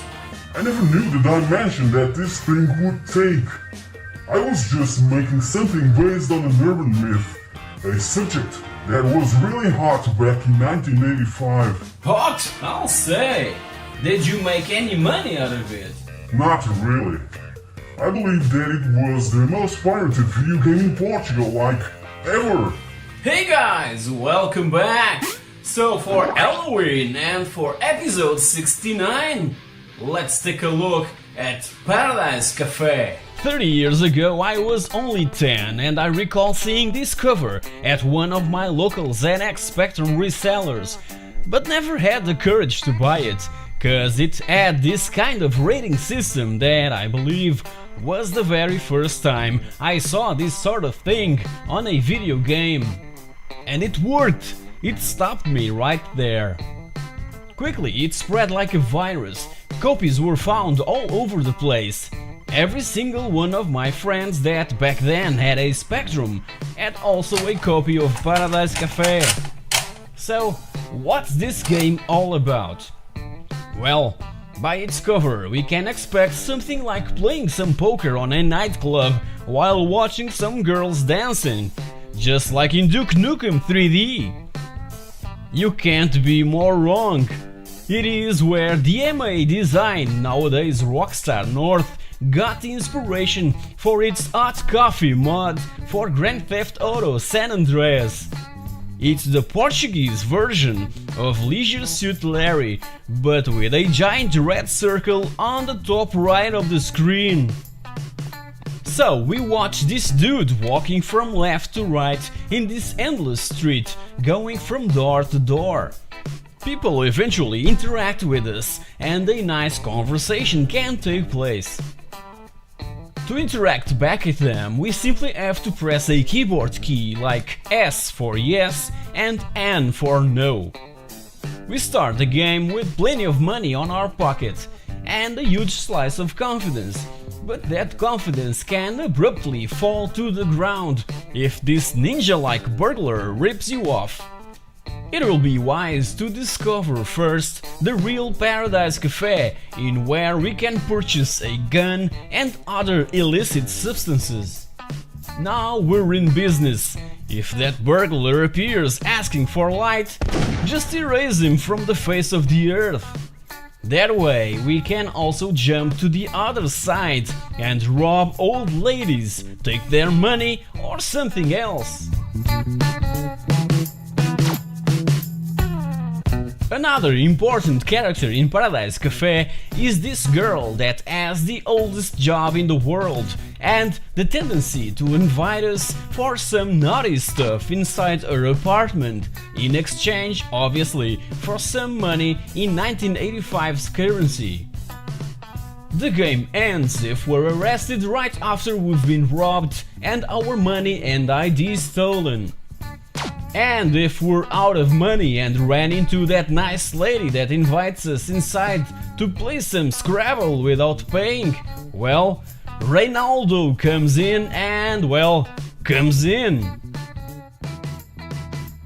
Paradise Cafe is the most famous Portuguese video game ever made and, as stated above, the most pirated ever, cause it was intended for adults.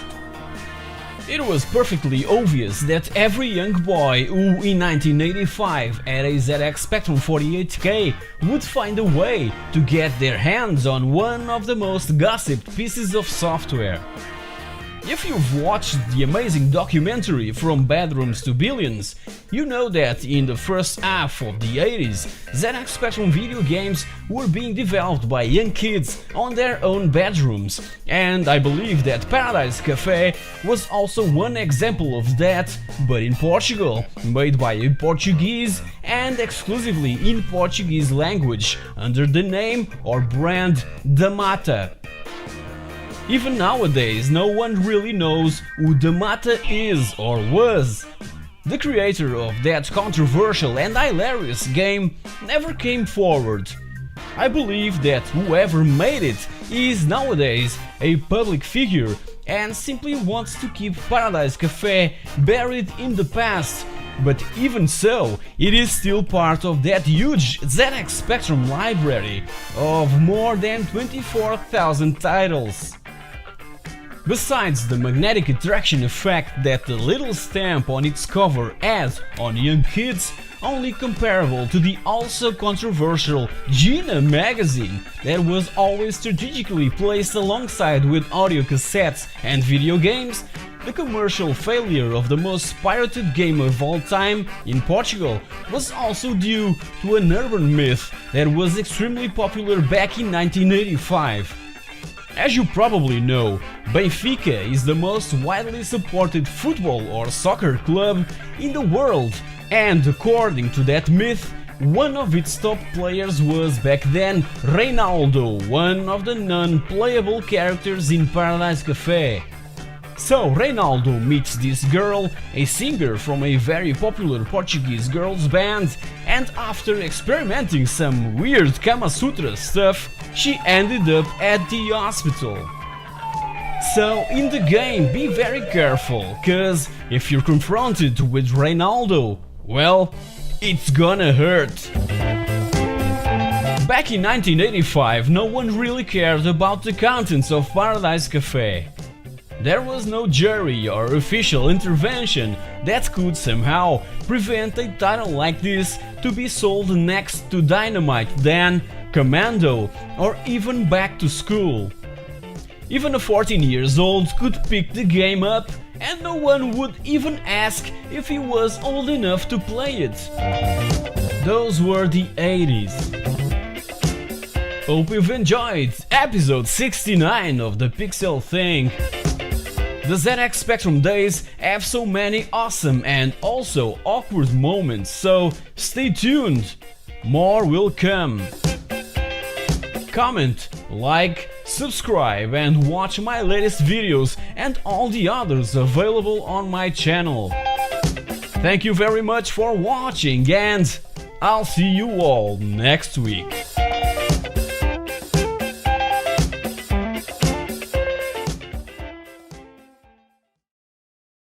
Hey guys, welcome back! The Secret of Monkey Island is turning 25 years this month, and I've just got here my copy. So, let's celebrate the birthday of one of the greatest point-and-click adventures ever made. This Kix XL 1993 re-release of The Secret of Monkey Island wasn't my first copy of the game. The very first time I tried this title was with pirated floppies that were duplicated in a perfectly normal and legit electronics and computer store, utilizing that useful tool known as Xcopy. In late 80s and in the city I live in, it was really hard to grab original games. There weren't many local resellers specialized in this sort of thing, and I recall seeing original games only by around 1991. Till then, and since the glorious ZX Spectrum days, piracy was all around. But even for the Spectrum, we could find almost perfect copies, with an amazing quality. So, around 1990, when I was all around over the Amiga, I was always anxious to go to school, cause that was the place where I could grab the latest hits. One of those days in late 1990, just before Christmas, one of my friends at school passed over 4 discs during the computer class, and it had this curious phrase written in all of them: The Secret of Monkey Island. And I remember thinking, what a strange title for a game. Is it about monkeys? By then, I wasn't buying any specialized Amiga magazine and had never heard about this game or practically any other point-and-click adventure. I recall seeing someone playing Maniac Mansion on a PC in a computer fair a few years prior to the release of The Secret of Monkey Island, but never grabbed my complete attention. I think that I just got a bit curious about using the mouse to pick objects and interact with things on screen. So I asked my friend what was this game all about, and he said, you know, you need to use the mouse to control this pirate and go doing stuff around this island. Yeah, right. That sounds boring, but thanks anyway. In that lovely afternoon, came home after school, did my homework, and placed disc 1 on the drive. My eyes just popped out when I first heard the game's intro music and saw that mysterious mountain with little flashing lights. And you know that I just love adventure and exploration. Needless to say that I went to bed really late that night. It's a bit silly to describe the game, cause I'm pretty sure that even if you haven't played The Secret of Monkey Island, you've already heard all about it.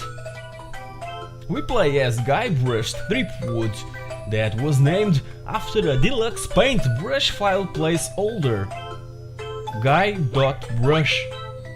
So Guybrush wants to become a pirate, and to fulfill that dream, he embarks in this huge adventure that starts in the Melee Island. Collecting unusual objects will turn Guybrush into a skilled pirate, and just then we can crew a ship and add sail to the mysterious Monkey Island. Sword fighting is a common thing among pirates, but in this game we win these battles by insulting the opponent. I don't know how much grog Gilbert, Grossman and Schaefer drank while developing this game, but I can imagine that it was quite a lot.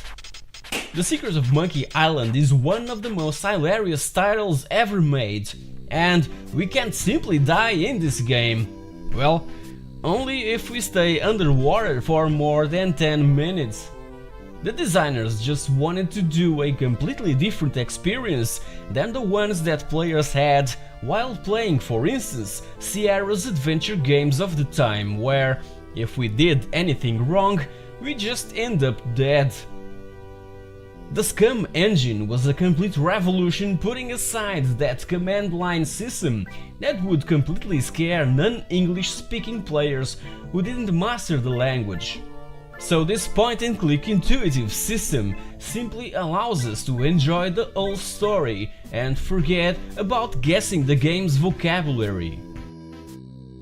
Needless to say that from Maniac Mansion, the very first Scum video game, to The Secret of Monkey Island, many things were tweaked and improved, making this game's story one of the most fondly remembered by gamers.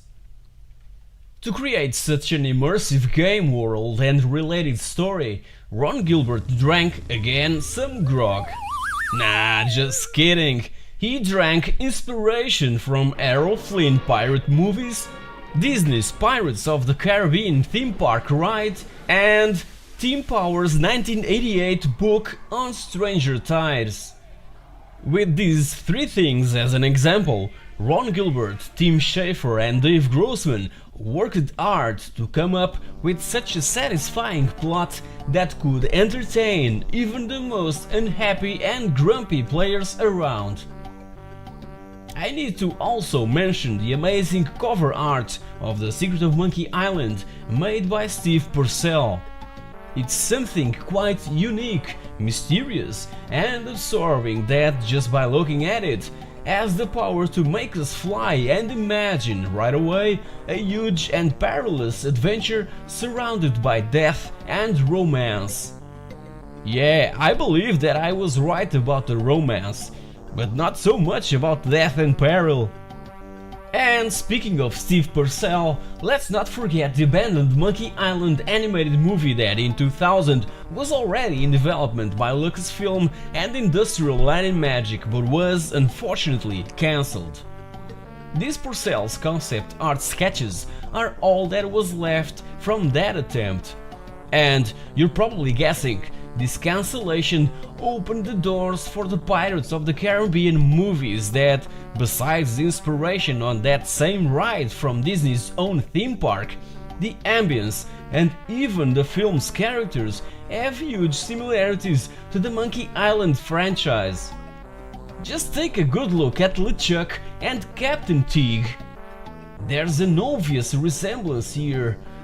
Also, the fourth Pirates of the Caribbean movie is based on Tim Power's book on Stranger Tides, exactly the same book that served as inspiration for the Secret of Monkey Island game back in 1988, when Ron Gilbert started developing it. So, if you still have that childhood dream of dressing up as a pirate, here's your chance to do just that, but without being annoyed or laughed at. And the only question here that really needs an answer is whether or not, after 25 years, The Secret of Monkey Island is still worth playing. Yes, it is, but the 1992 CD-ROM edition for DOS, with an improved high-quality CD soundtrack, or adding a hard disk to your Amiga, so that you can avoid that dreadful disk swapping that somewhat ruins the experience. That was how I played it, swapping disc after disc.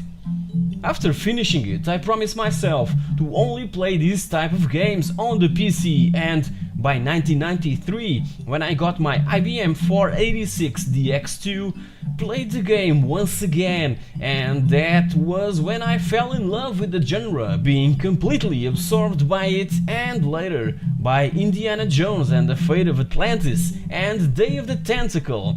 This one developed by those same crazy folks that created the Monkey Island and Maniac Mansions universe. But if you haven't got the patience for getting The Secret of Monkey Island to run on your Amiga, or don't wanna restore your old DOS machine, but even so want to try it out, there's an updated 2009 special edition which incorporates voice acting, more sound effects, redone music and beautifully hand-drawn graphics. It's even better than the original. The relaxed nature of point-and-click adventure games was a breath of fresh air for players that were tired of violent and fast-paced action games. Not having to worry about extra lives or credits was something quite uncommon, and facing challenging puzzles was always seen as kind of didactical, even if most of them were solved with a crazy and stupid combination of items. 25 years have passed, and it seems like I was playing this game just yesterday. Actually, I was. Okay, never mind. The Secret of Monkey Island is an intemporal title that will prevail in video gaming history as one of the most important and most beloved pieces of software that really launched the point-and-click adventure genre, even if it died in the beginning of the new millennium. I hope you've enjoyed this look back at a title that deserved a final chapter, made by the same designers from the first two games of the Monkey Island franchise. I wasn't very impressed with the later games and wished that Ron Gilbert would once again take over the reins. So guys, place your thoughts below. Like, share and subscribe to the Pixel Thing for more awesome memories from the golden age of video gaming. And while you're at it, click on these examples, sit back, relax and enjoy those and all the other videos available on my channel. Thank you very much for watching, and I'll see you all next week.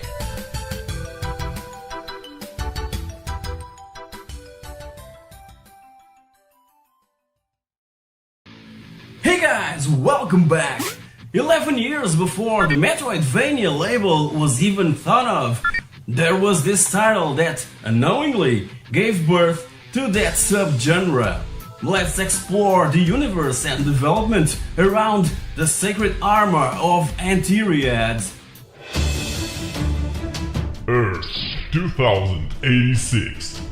A world on the brink of collapse. Weapons of total destruction were mobilized.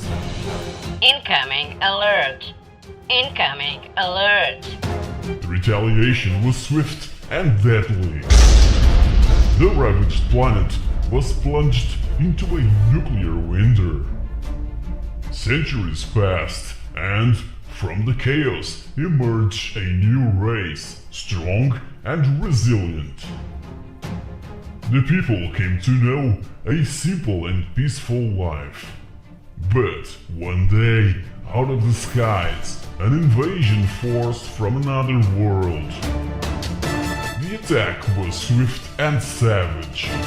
Their weapons were sophisticated and they showed no mercy.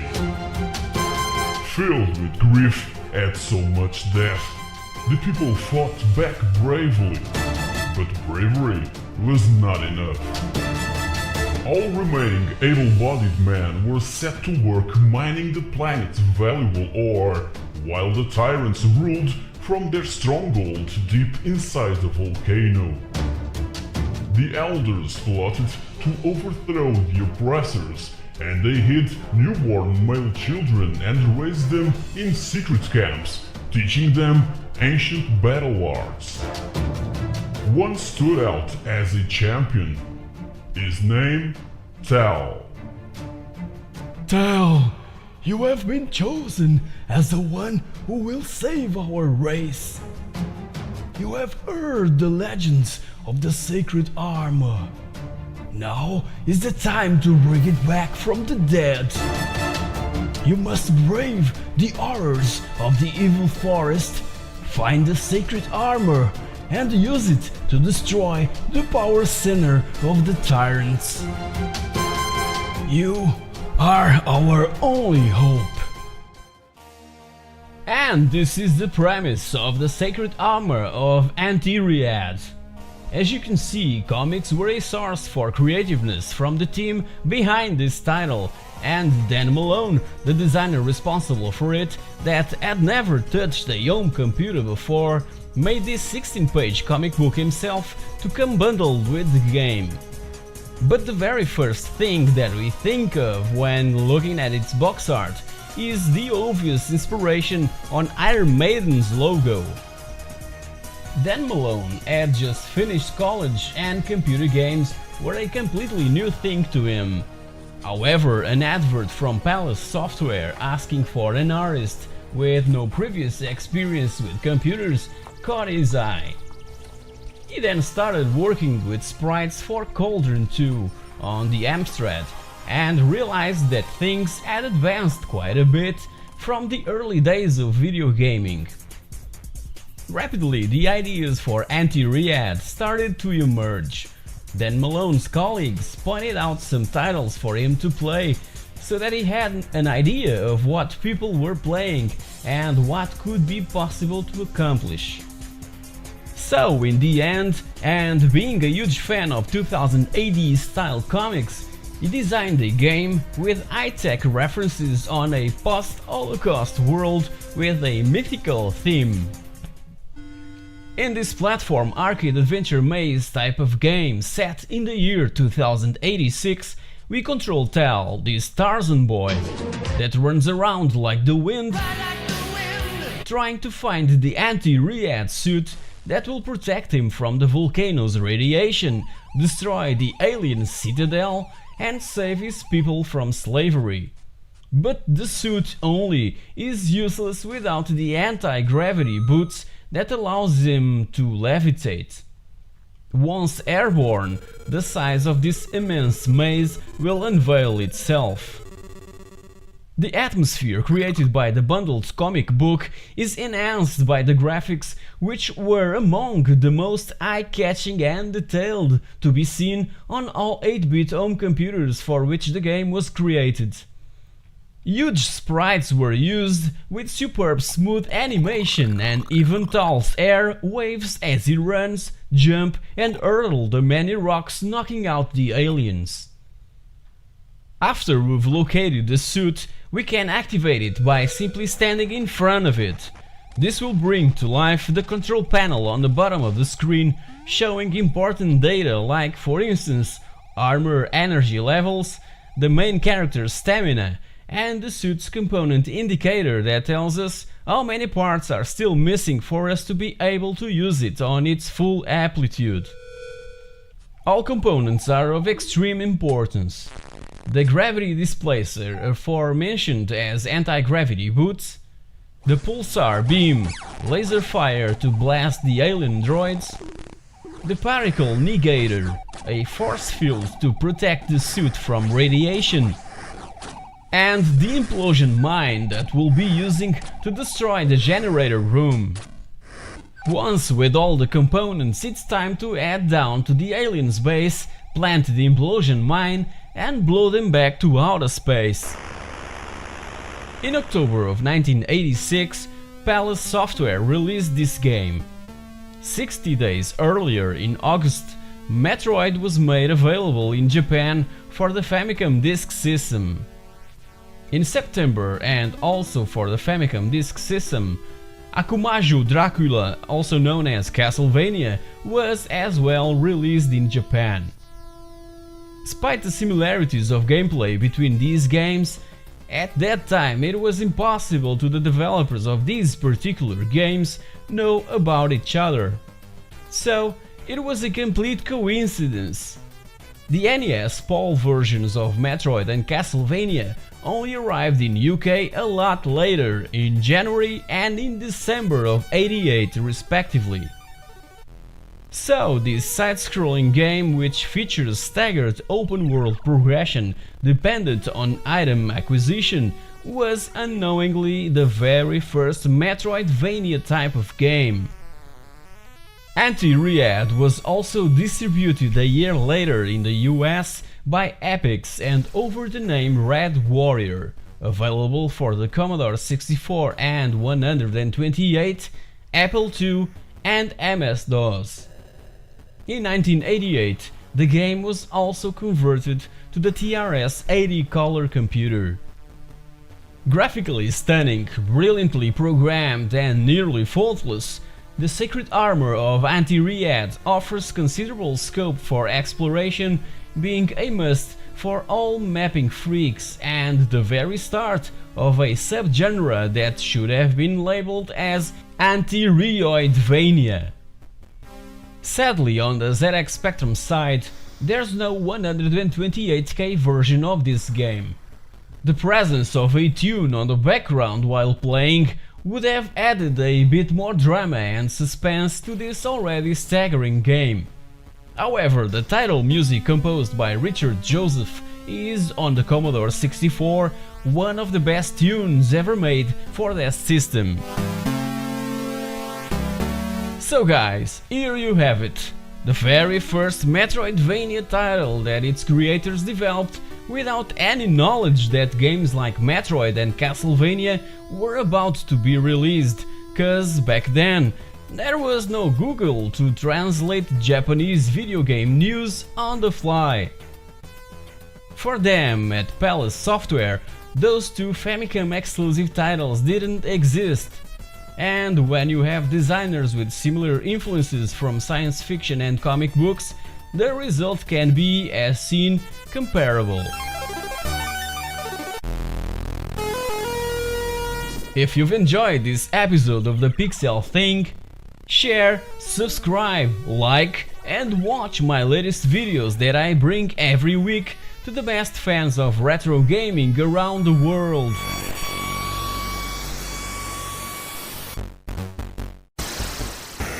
Thank you very much for watching, and I'll see you all next week.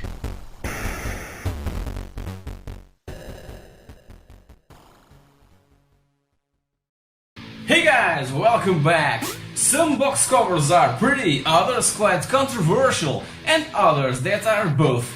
That's the case with Game Over from Spanish developer Dynamic Software. Let's take a look at what made this title so popular in 1987.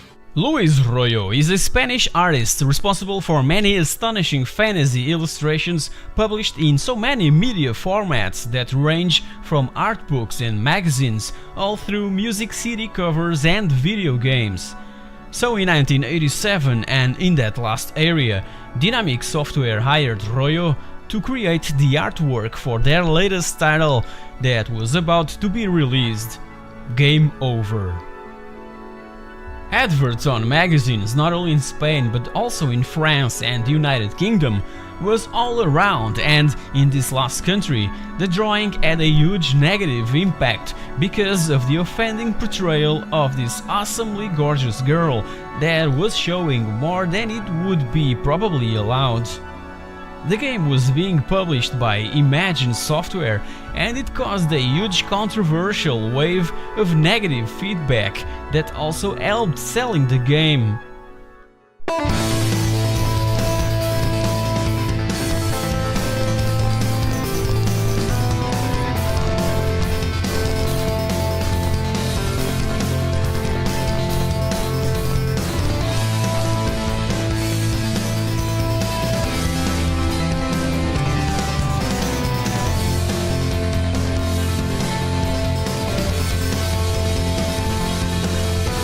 Game Over is an amazing action run-and-gun platformer by Ignacio Ruiz, also known as Nacho, where we play as Arcos, a mega Terminator once faithful to the beautiful and evil Princess Gremla. Yes, that one. Our mission is to kill her and put an end to her cruel and oppressive leadership.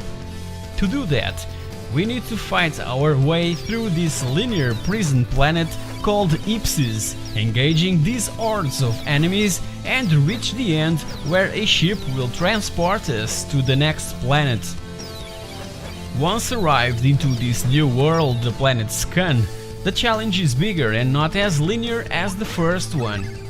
Gladly, instead of grenades, we manage to get a giant laser which destroys all that crosses our path. Unfortunately, this laser is limited. Planet Scan is divided into two stages, the forest and the palace. We must be very careful not to drown in the first one, so we must avoid the lakes at all costs. Once arrived in the palace, there are elevators that takes us, you guessed it, to different floors. Be aware of mines that are scattered around the palace and will obviously explode when touched. But before we slay the evil princess, let's take a deeper look into her controversial portrait. That original artwork appeared 3 years earlier on a cover of Heavy Metal, an American science fiction and fantasy comics magazine that is around since April of 1977. Because of its adult, illustrated fantasy content, there was never any type of fuss around its cover's possible visual disturbance. But when that same drawing ended up on an inlay of a ZX Spectrum, Amstrad CPC, MSX and Commodore 64 video game intended for kids, and with Imagine's quality seal, the negative impact was huge. Nonetheless, it also helped to sell lots of copies. Something had to be done quickly to reduce that negative impact that Game Over's cover made in the United Kingdom, even after a huge poster had been offered to the readers of issue 21 of Your Sinclair magazine. That meant that almost every bedroom in UK had a Game Over poster with Princess Gremla in all her glory. Retailers demanded that cassette and disc inlays started being printed with Dynamic's logo on top of the offending nipple, and as well in some covers with a screenshot of the game itself. At the same time, art editor of Crash magazine Ollie Frey was working over the original Wiz Royo artwork, placing a kind of steel plate, putting an end to the controversy. Kind of. Game Over ended up winning the award for Best Advert and Best Video Game Cover of the Year by readers of Crash magazine. The game was also available for DOS, but only in Spain. This port was developed by Pedro Sudon and has graphics taken directly from the ZX Spectrum version.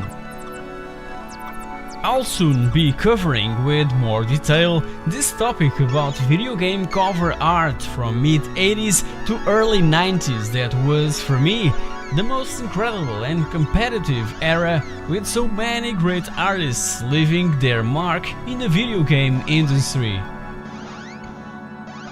Hope you've enjoyed this episode of the Pixel Thing, and if you did, just check my video about Spanish developer Toposoft and publisher Hervé Software. And if you have 1 hour of spare time, also check my E3 20-year retrospective. Thank you very much for watching, and I'll see you all next week.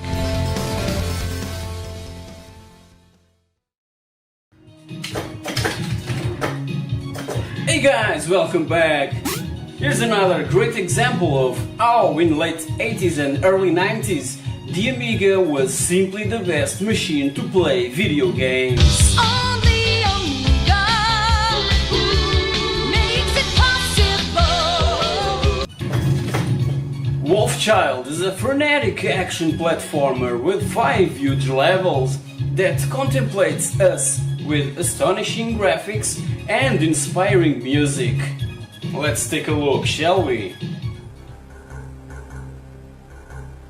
The year was 1992 when Core Design released another awesome title.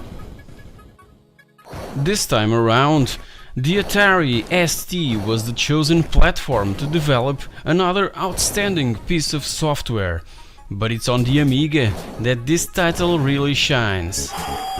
I even consider it to be an hidden gem, cause every time I talk to my friends about it, no one really knows it. For the ones that never played Wolfchild, well, you should. The game was created by Simon Phipps, the designer of Rick Dangerous, and best known for providing that hilarious scream of death. The audio department was in the good hands of Martin Iveson, renowned artist of the original Tomb Raider musical score. As said before, Wolfchild was originally released for the Atari ST and the Amiga, and later ported to every single Sega machine, the Master System, Game Gear, Mega Drive Genesis, Sega CD, and also for the Super Nintendo, being this last one the only console version that you should play, mainly for its amazing parallax scrolling graphics and great music. Obviously inspired from comic book art, which Simon Phipps is a huge fan. The characters' animations, sprites and colorful background graphics are simply amazing. The game features a pretty nice intro where we get to know the reasons that made Europe's vocalist Joey Tempest to submit himself to a biotechnological experiment that his father was working on before being kidnapped. The experiment gives our hero the ability to transform him into a wolf-human hybrid that has special attack techniques that may defeat the Chimera organization. The scientists' research was the main objective of the Chimera organization that aims to rule the world with their own breed of hybrid beings. But Joey Tempest is in the move and on its to slay down all of those nasty creatures and rescue his father. The action takes place over 5 amazing and beautifully designed multi-directional levels. In the first one, we're on this massive spaceship hovering over the clouds and taking down some stubborn bird-like bad guys. Second level is set in a Endor-style forest and we're faced against a horde of lizard beasts and nasty carnivorous plants. The third level is a sort of Aztec temple filled with insect warriors that we must kill in our way to Chimera's laboratories.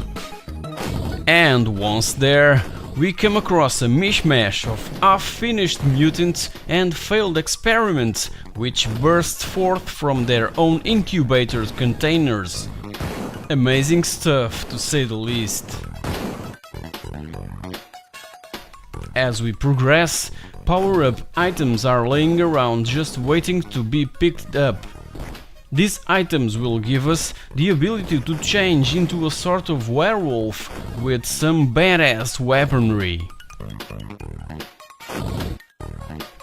Apart from the first level that functions as an appetizer to warm up the player, making us believe that we're this great undefeatable beast, all the others are quite long and maze-like, filled with platforms and nasty enemies in which we're invited to explore and search carefully for extra hidden pickups and bonuses, shortcuts and secret rooms that are scattered through this fabulous scenario, just waiting for us to discover.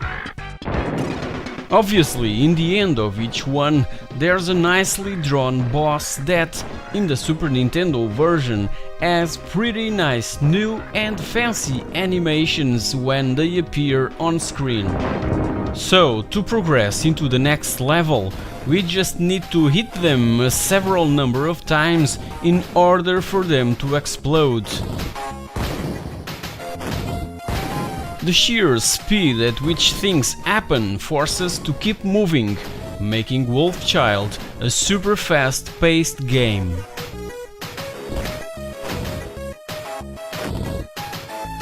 Technically superb, with its awesome atmospheric graphics, lightning effects and smooth scrolling, Wolfchild is highly recommended to all fans of shoot-'em-up platforming action.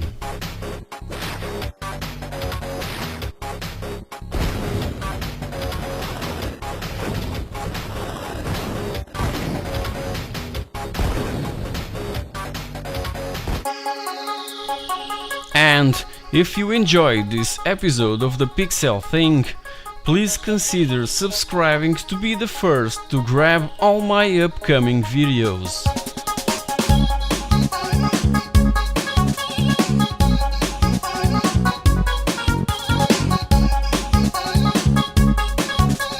Thank you very much for watching, and I'll see you all next week.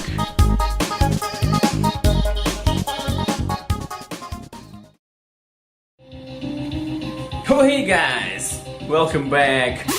In this awesome platform game, we embark on a quest as the first samurai in the history of ancient Japan. Our master has been killed by the Demon King, who has escaped to the future. It is our job to hunt down the creep and avenge the death of our fallen master. Let's take a look. Late 80s and early 90s were packed with martial arts movies. Jean-Claude Van Damme, Steven Seagal, Michael Dudikoff, and the most fearsome mustache of all time, just to name a few, were my favorite martial artists. Obviously, the video game industry followed this trend with the awesome Last Ninja and Shadow Dancer.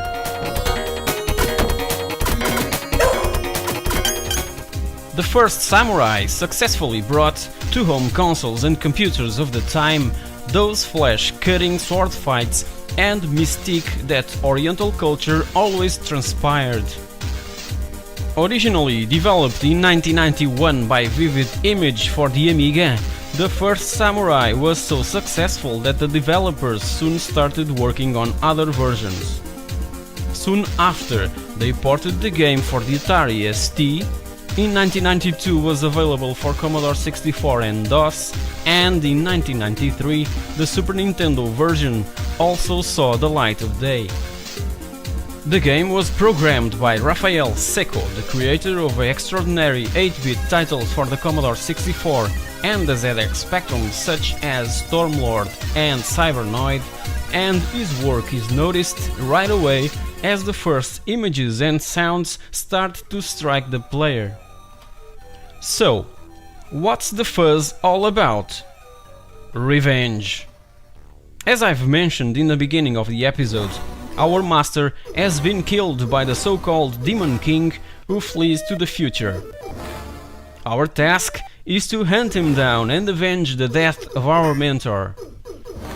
This won't be easy. On our quest, we'll be visiting different worlds, from mystical places to futuristic ones. Besides kicking and punching, there are a bunch of weapons that you can use against the enemy, like axes and daggers, but your sword is your best friend in this game.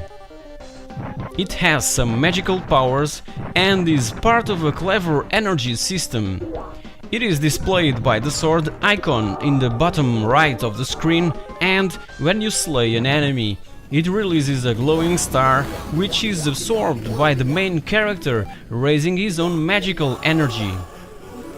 When this energy is in its maximum, the sword will immediately be available for you to use. It is kind of an extension to the player's own energy, so instead of only one energy bar, you have two. This small detail levels the difficulty pretty damn well. Through these awesomely complex and nicely structured levels, you will encounter various types of creatures that are ready to slow you down. Those creatures can jump, run, fly and roll and won't stop until you're dead. Besides those and some annoying traps, you will also face a large variety of monsters that are hard as hell to put down to sleep. The arm icon in the bottom left of the screen displays your energy. When you suffer from attacks or traps, the energy icon slowly disappears. Keep an eye on it and through each level pick up the items that can restore your energy, like potions and food baskets. Scattered throughout the levels are also regeneration pots that work as checkpoints. A very important feature, so that, when you fall in battle, you won't return to the beginning of the level. To use it, you need to crouch over the pot, and the mystical energy accumulated during the level will then flow into that particular regeneration pot. Only one pot can be active at any one time, but you can reactivate the previously charged pot and so determine a new restart position. You even keep all the items you were carrying after you've been resurrected. How cool is that? When you have enough magical energy, you will be able to pick up other magical items. Those items can be used to overcome certain unpassable obstacles. Your master, just like Yoda in Star Wars, will appear from time to time to give you some hints on how to do it. This is a game that needs your constant attention. The enemies are constantly respawning, so you have to move your ass quickly and avoid stopping to smell the roses. Use and abuse the regeneration pots. This will be your best trick to advance in the game. To conclude, the Amiga and Super Nintendo versions of this awesome game are the ones you should try. The DOS version is also very good, but lacks that superb and cool parallax scrolling effect.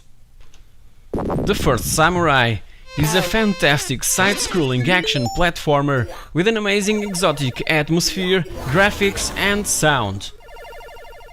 You really need to check it out. Believe me, you won't regret it.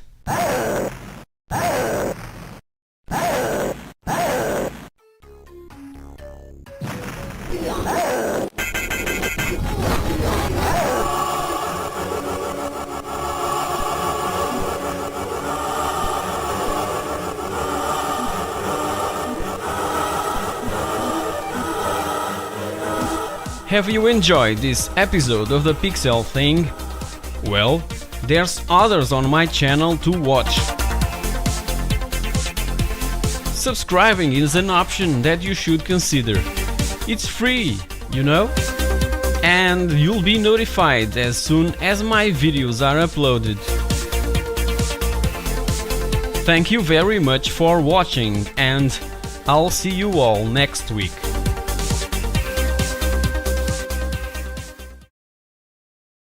Hey guys, welcome back! Before Splinter Cell and even Metal Gear Solid stealth type of games, there was The Great Escape on the ZX Spectrum, slightly based on the 1963 blockbuster movie with the same name.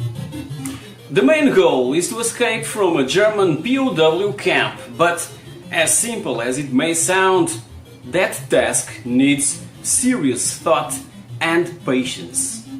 Let's take a look.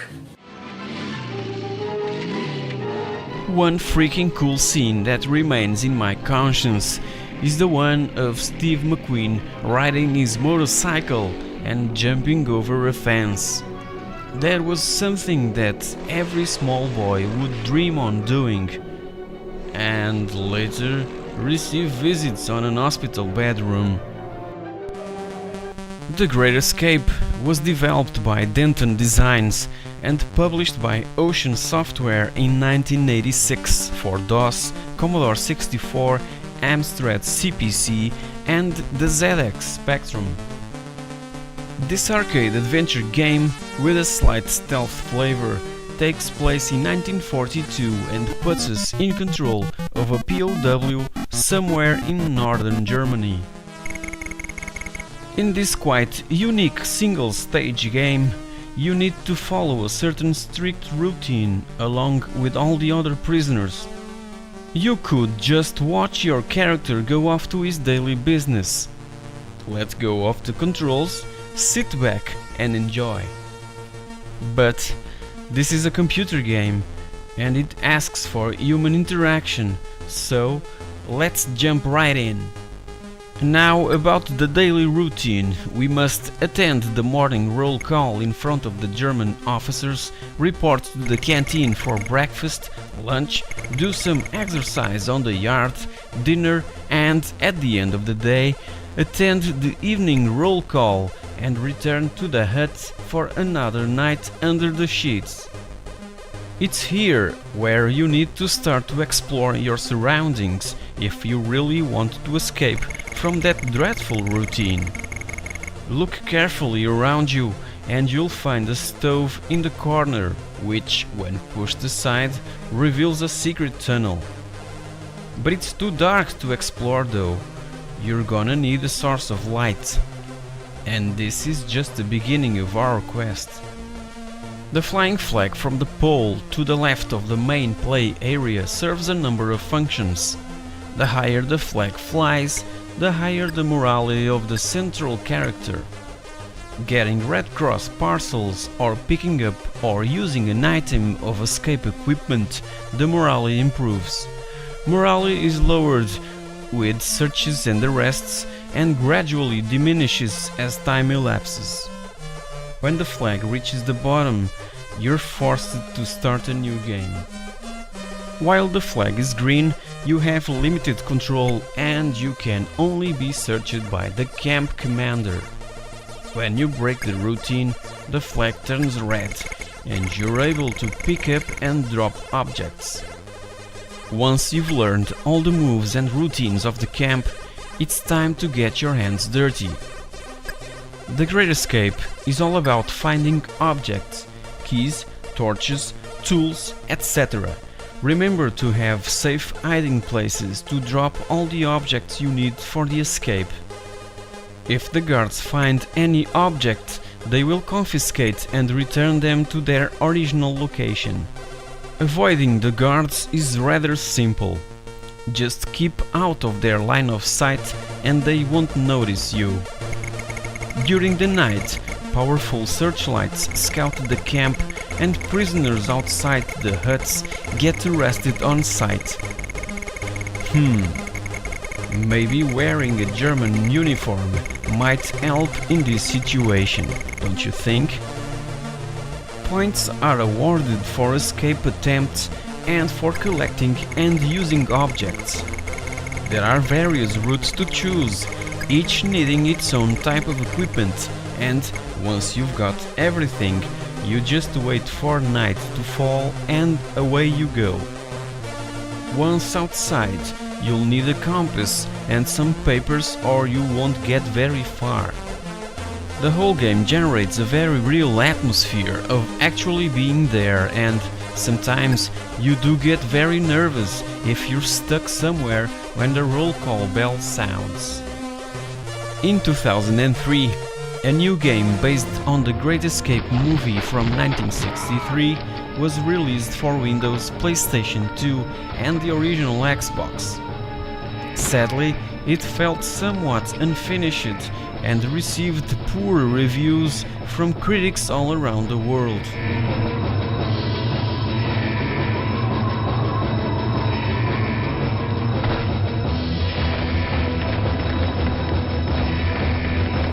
This version of The Great Escape was considered one of the best games ever made for the ZX Spectrum. The DOS version was also extremely playable, but the simple sound effects from the PC speaker and the lack of color made it boring after a bit. The Great Escape is a brilliant game in both concept and design, and the non-linear gameplay and its isometric perspective was, in 1986, something totally new.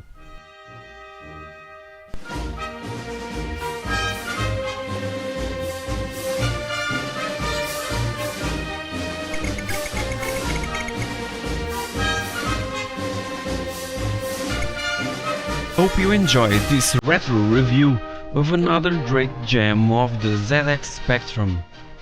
If you missed my other videos, please take a moment and click one of those two examples on the center of the screen. If you want more of these in the future, just subscribe.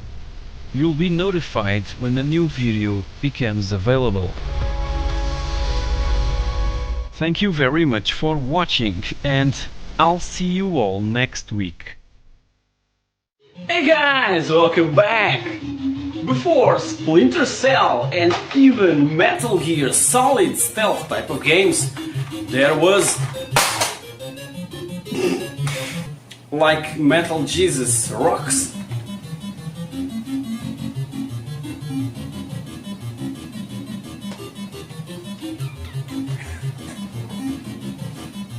Peace, man. Hey guys, welcome back! Micro Machines is one of those pretty little games that are so extremely addictive that it hurts. You just want to keep on playing it just to beat your funny opponent one more time. Let's take a look at the very first title of the Micro Machines franchise. In 1991, Codemasters thought that it would be a great idea to publish a game based on those cute little cars from the Micro Machines Toys franchise, and they hit the spot right in the middle. After the huge success on the NES, Sega Mega Drive and Amiga, the DOS version was inevitable. It came 3 years later in 1994 and was only available in Europe, featuring improved graphics and some awesome groovy music and sound effects. This particular version was developed by Big Red Software, the same guys that 2 years later made the crazy DOS exclusive title Big Red Racing that I've already reviewed. If you missed it, just click on the rectangle shown on your screen. From the kitchen table to the children's playground, from the pool table to the bathroom, etc., etc., Micro Machines will have you discover many different tracks, each one more difficult than the other, that you'll eventually master using normal or even peculiar tiny vehicles to do so. There's race cars, helicopters, tanks, dune buggies and even boats to use, each one in their special, strange and at the same time familiar environment in which you must navigate your way around obstacles such as sandcastles, coffee mugs and pot plants, whilst navigating jumps set up using books and the like, whilst sticking to a makeshift track painted onto the floor in chalk. If in your childhood you used to play with toy cars around the house, you'll be awfully attracted to this game. Even today it happens to me. Different options are available. If you play against the computer, you'll have to choose 3 opponents that are very different from each other, with their personal strengths and weaknesses. Nice touch. You can also play against a friend on the same computer. You and your buddy have 4 lives each, and you will try to go as fast as you can so that your mate will be behind you and consequently ends up crossing the boundaries of the screen, losing, for that matter, one of his precious 4 lives. This makes the game more tense and exciting. Bear in mind, to win a race you need to know the course. There's no room for wimps in this game, as you attempt to barge your opponents into trackside obstacles or off the track altogether, and several of the courses were designed with this in mind. Controlling the different types of vehicle is extremely fun. Its handling is responsive and varies from one vehicle to the next, adding yet further longevity. It is also possible to play micro machines hooking up to computers using a modem through a telephone connection or even using a null modem cable. The in-game atmosphere is also extremely enjoyable, with nice music and a ton of sound effects on jumps, crossing the finish line, skidding, crashing, you name it. This game only needs 1 megabyte of hard disk space. If you don't have that 1 megabyte available, just play it directly from a 3.5-inch floppy disk by clicking on the executable file. It may be a small game in size, but huge on quality of gameplay and production. Micro Machines is an addictive top-down racing game that captivates your attention for hours, so be prepared. It is a wonderfully simple game with a brilliant concept that can, even today, be enjoyed by all age groups.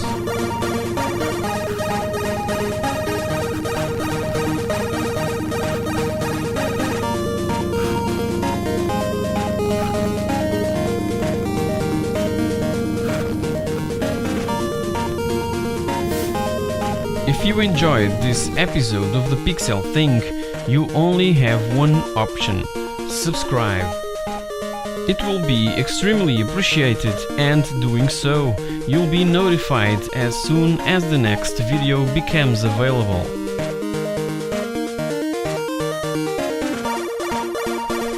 Thank you very much for watching, and I'll see you all next week. You just want to keep on playing it, just to beat your freaking...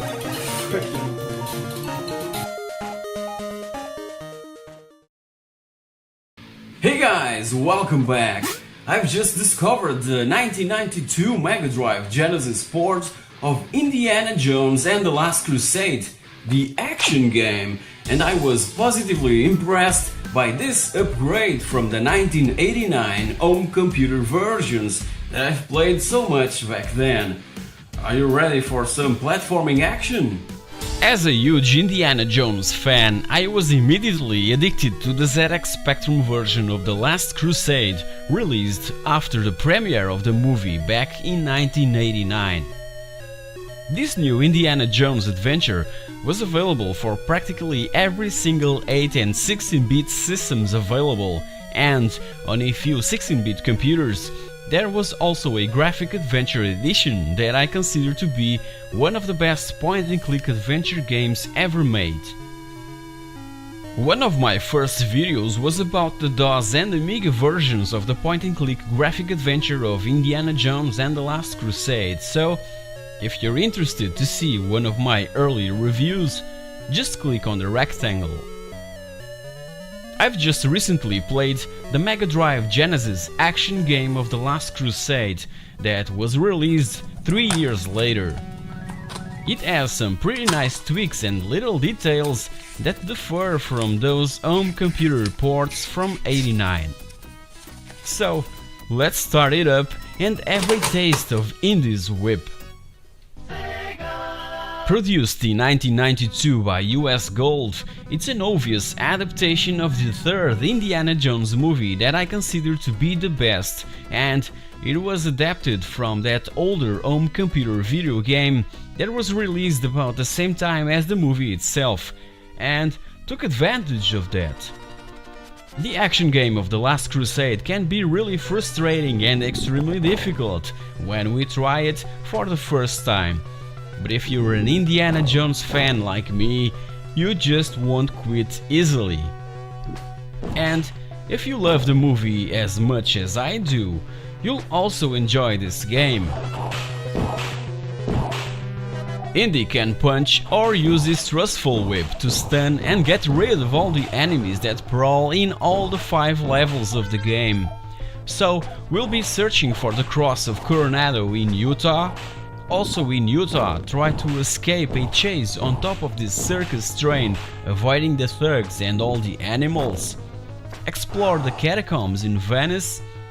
Ascend Castle Brunwald in Austria, and finally get the Holy Grail and rescue Indy's father from certain death.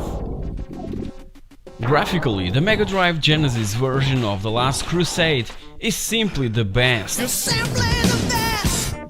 Sprites of the enemies and even of Indy could be a lot better for a game that was released 3 years later than the original. But I can live with that, cause the action just compensates that. As for the backgrounds, I found them pretty good and follow the scenes of the movie quite well, and with a nice parallax scrolling that was absent from those early versions from 1989. That rain effect on the 4th level in the Castle of Brunwald is nicely done and again a better approach to the scenes of the movie. Now, as for sound and music, some bits were adapted directly from the soundtrack of the movie, but with a pretty bad result. And there are some other tunes that have little or nothing to do with an Indiana Jones adventure. And Sega's 16-bit console was surely capable of a lot better.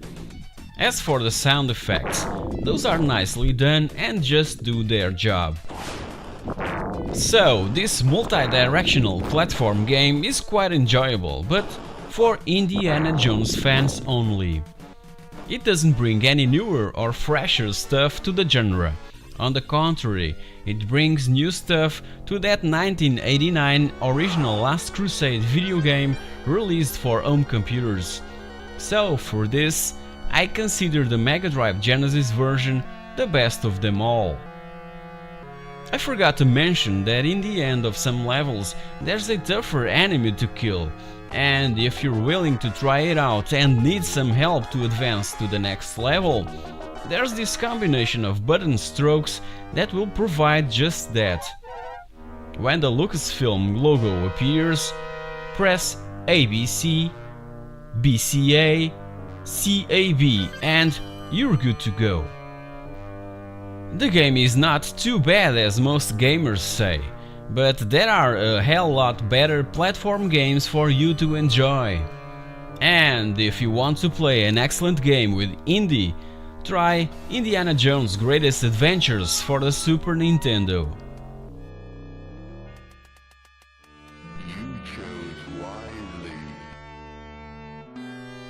Hope you've enjoyed this episode of the Pixel Thing with my all-time favorite movie action-adventure hero. And if you're eager for more Indiana Jones action, just click on one of those examples or just subscribe to my channel to get notified as soon as the next video becomes available. Thank you very much for watching and I'll see you all next week.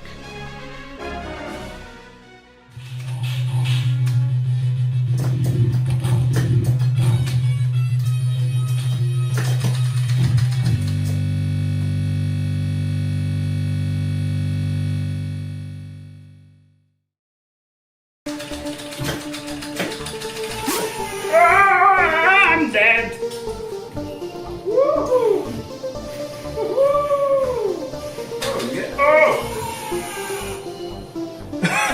Hey guys, welcome back! Myth was one of those awesome games that I enjoyed playing at night. The sound effects combined with its gameplay somewhat elevates the atmosphere and takes us on a journey to ancient times where gods and beasts ruled the earth. Are you up to the challenge? Let's take a look. I grew up enjoying all Ray Harryhausen's extraordinary movies with cutting-edge stop-motion technology, and one of my favorite films of all time is Jason and the Argonauts. Ray left us a remarkable legacy of adventure and action-packed titles that will prevail for many years to come. So, where Myth fits into all this? Well, if you played the ZX Spectrum or Commodore 64 version back in 1989, or this one, the Amiga version released in 1992, you'll know what I'm trying to say. Myth is a stupendous video game title, extremely based on Ray Harryhausen's movies. As seen on my last episode, video games in the 80s were highly influenced by the movie industry. Developed and released by UK-based software house System 3 for the greatest machines of late 80s, its pinnacle is the Amiga version. This version was on development for over 2 years after the 8-bit versions were out, so it had to be good. An Atari ST port of the Amiga game was also on development, but it ended up on the recycle bin. So, if you want to grab a 16-bit version of Myth, the Amiga is the only one available, but in two flavors, disc or CD. Yes, there was a CD32 port that unfortunately didn't have any improvement over the original Amiga game. The game is split into 5 stages, and as opposed to what we saw in the ZX Spectrum and C64 versions, we play with a Barbarian character. Each stage consists of 3 levels which contain different styles of strategy and gameplay. Obviously, mythology is what this game is all about, and it covers Greek, Egyptian, Celtic and Norse. You'll be traveling to these mythological sites, which include the appropriate monsters and beasts to each particular mythology. The objective is to slay the most evil god that ever walked this earth, named Dameron, that killed a close friend of the main barbarian character. You must go through all this maze of platforms, killing everything that moves and solving puzzles as you go. In the very first level, we begin in Hades, the Greek hell, and its mythology is instantly apparent as the first skeletons and blood-sucking harpies appear on screen. Killing the harpies, you can pick up extra energy and very important weapons to face the enemy in a more confident way. To escape from hell, you must find a way to get the trident weapon, cause it's the only way to kill the Cerberus, the three-headed dog, whilst in the second level you find yourself on the crypts of Medusa, where you need to collect the Medusa's shield so you can protect yourself from her evil rays. There's other mythological creatures to confront, such as the Hydra, Achilles and Nidok. Each one requires different skills to kill it. This is one of the things that makes this game so enjoyable, the non-linear approach that we're asked to make on every single level. Thinking of that, it is also kind of educational, forcing us to find ways of reaching victorious to the end of each level. We'll also be visiting amazing places like Valhalla's castle and the Great Pyramid of Egypt, where you'll be searching for King Tut's tomb and treasure chamber. The final battle against Dameron has a shoot-'em-up kind of feel to it. You're flying and trying to kill the giant head of heads in this fast-scrolling section. Just for curiosity, the NES version of this game, that probably was the only one available in the United States, was an enormous piece of royal crap. They even used Conan as the main character and changed the name to Conan the Mysteries of Time. Upon its release in 1991, all magazines were unanimous. This is an ugly, sad and uninspired version of an extraordinary game. The basic idea in all platform games is to kill everything in sight and reach for the end of each level. Well, Myth is this and much more.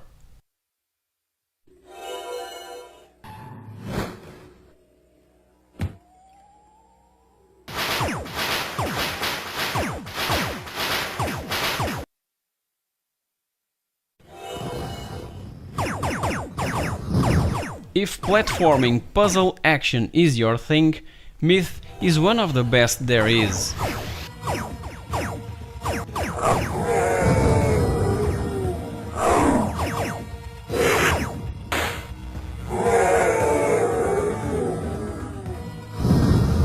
Hope you enjoyed this episode of the Pixel Thing with a review of a title that made me pull off all my hair trying to solve those devious puzzles. And if you really liked it, subscribe to be the first to grab my weekly videos.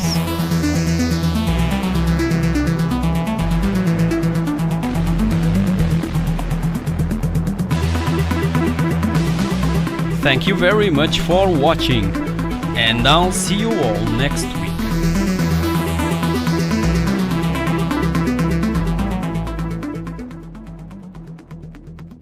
Hey guys! Welcome back. Hades, Realm of the Damned. First level. Whoa. Hey man. Hey guys, welcome back. This week I bring you a 1984 DOS game that was the first title played by this little girl that 24 years later became my wife and the mother of my 5-year-old kid that, as you can see, is already following the steps of his father. Let's take a look. Game designer, programmer and author Bill Williams already left us in 1998, one day before he completed 38 years old. He was known back in the 80s as one of the most creative and innovative game designers, developing some memorable Atari 8-bit and Amiga video games.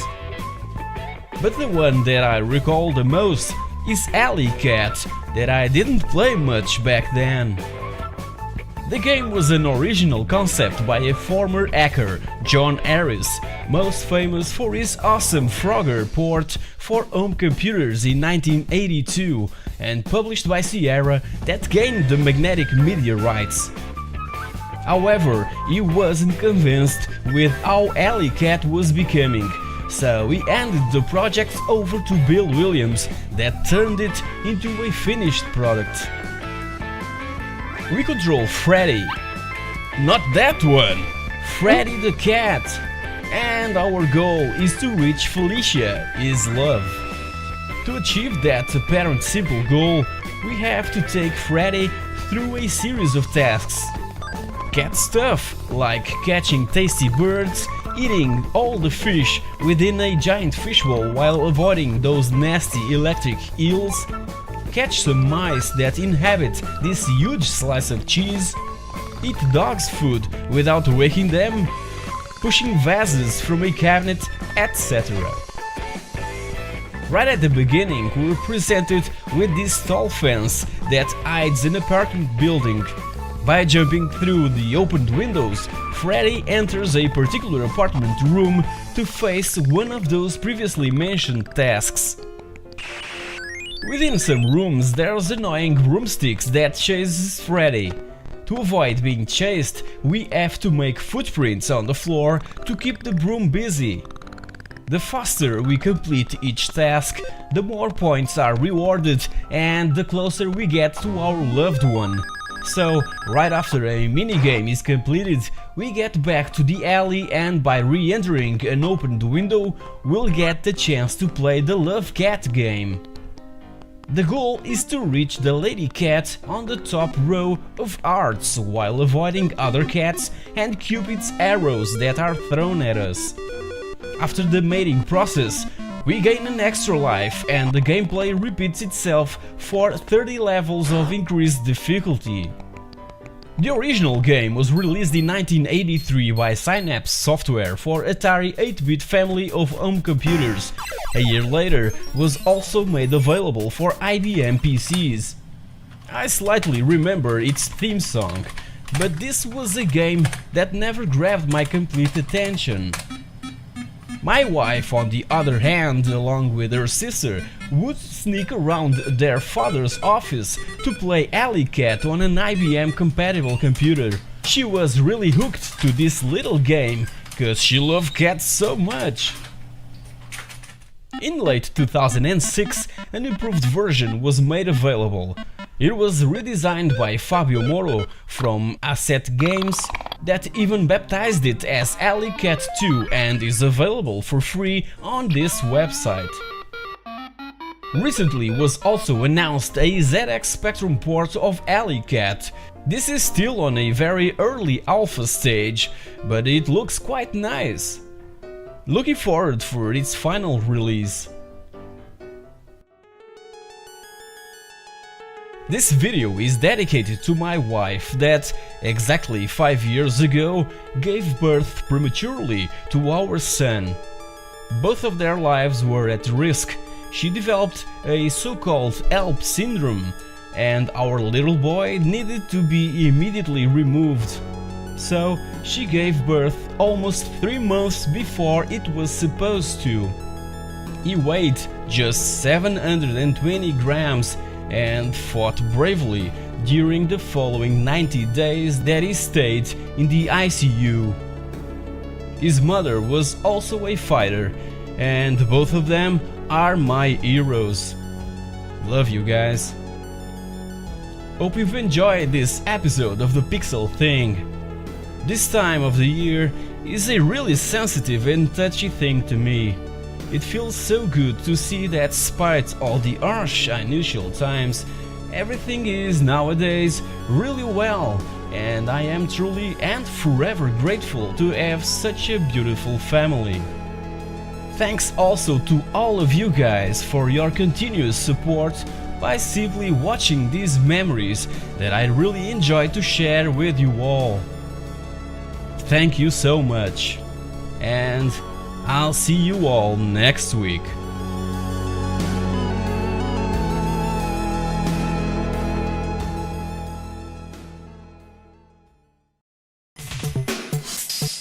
Hey guys, welcome back.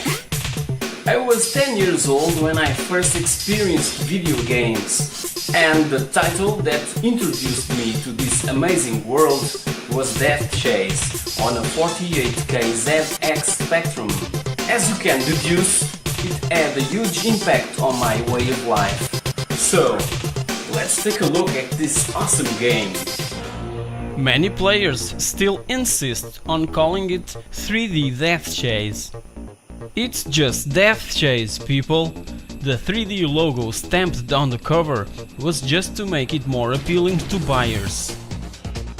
Back in 1983, three-dimensional environments were something that was out of this world, and Death Chase was a true pioneer to bring 3D action into the ZX Spectrum. It was developed by Mervyn Estcourt and published by Micromega in the UK and Ventamatic in Spain, and was an exclusive title for the Sinclair ZX81 and the ZX Spectrum 48K. As you might know, video games in the 80s were greatly inspired by the movie industry. I'm not talking about direct film conversions to home consoles and computers. Back in those days, even original games were based in what we saw in the big screen. In this particular case, Death Chase was certainly influenced by the futuristic bike chases from Return of the Jedi and Tron, two blockbuster movies that were really hot in 1983. In Death Chase, you're a mercenary patrolling night and day the vast landscape with your motorcycle, avoiding collisions with trees and eliminating other hostile bikers that survived the Great War. For bonus points, you must take down helicopters and tanks that appear on the horizon, and gladly, they're not armed. You're the only survivor that had access to infinite ammunition. Yeah baby, just like a friend of mine would say, come get some. To advance to the next level, you only need to take down the other two riders, one blue and the other yellow. When you fire your guns, you can control the bullets just by steering the bike. It's kind of handy most of the time. When you take both riders down, you advance to a night version of the same level, and when you capture the other two, as I call them, riders of the night, you get a new daytime level with more trees to avoid, and so forth. The game is amazingly fast, and it only needs 16K of RAM to run. As incredible as it may sound, Death Chase is more addictive than most similar games made for today's hardware. You're only required to apply full throttle, turn left and right, and use the auto fire button option on the joystick to play this game. There's no complicated and stressful combination of keys to master. You only need to concentrate, and in an instant you're transported to this huge forest, being almost hypnotized by this amazing landscape. We can practically smell the burned fuel and the morning dew. The only thing that is somewhat annoying is the sound of your motorbike. After a while it becomes a bit unbearable, but there's always a solution for that. Turn the volume a notch down, grab your smartphone and tune in to one Retrogaming internet radio, and you're good to go, blasting your way through the thick forests.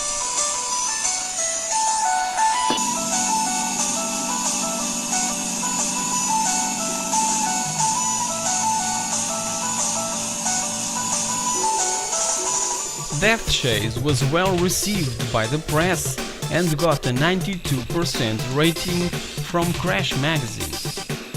9 years later, in 1992, was even considered by Your Sinclair magazine as the best Spectrum game ever. As you can see, I was introduced to this wonderful world of video gaming by a title that, in the last days of the ZX Spectrum, was considered to be the #1 game for that particular gaming platform. It was such an honor, believe me. I don't understand why the creator of this awesome game, Mr. Mervyn Estcourt, refuses to grant interviews to the retro gaming community. It kind of reminds me of the infamous and most famous Portuguese ZX Spectrum exclusive title called Paradise Café, that even to this day no one knows who made it. Perhaps because of its sexual and controversial contents, we'll never discover who was behind this gem. Probably someone that is nowadays well known from the public and doesn't want to be linked to Reynaldo. 31 years have passed and Death Chase is still capable of giving a sense of accomplishment for every concluded level. You'll be wanting to play it one more time, again and again and again. Thanks to its extremely accurate controls and collision system, it is a truly addictive game even for today's standards. Hope you enjoyed this episode of the Pixel Thing with this review of one of the most important titles of my gaming life. As they say, you always remember your first time. Don't forget to subscribe to my channel, There are countless memories from those glory days that will soon make their way to the show. And thanks for all the comments on YouTube and forums, and for all your recommendations of games to review. I really appreciate that. Thank you very much for watching, and I'll see you all next week. Hello guys, welcome back! 1989 was a great year for gamers, and here in Europe, 8 and 16-bit home computers ruled. The Amiga 500 and the ZX Spectrum were kings, and for those systems, movie and arcade conversions were pouring down like raindrops. Original titles were a bit unusual in late 80s, and just a few managed to impress. Rock and Roll was one of those original titles, and even today I consider it to be the best action puzzle game ever made. So, have you got the balls? Let's take a look. Developed and released in 1989 by Rainbow Arts, Rock and Roll was available for a bunch of systems, like the ZX Spectrum, the Amstrad CPC, Commodore 64, PC and Atari ST. You're looking at the Amiga version, which, besides the fabulous gameplay, features music composed by the great Chris Hulsbeck. In this action arcade puzzle game, there are 32 huge levels, plus one secret bonus level, divided across 7 continents, where we control a ball with the mouse, and the objective is to reach the exit in each one of them. But this apparently simple task can be sometimes really hard and stressful.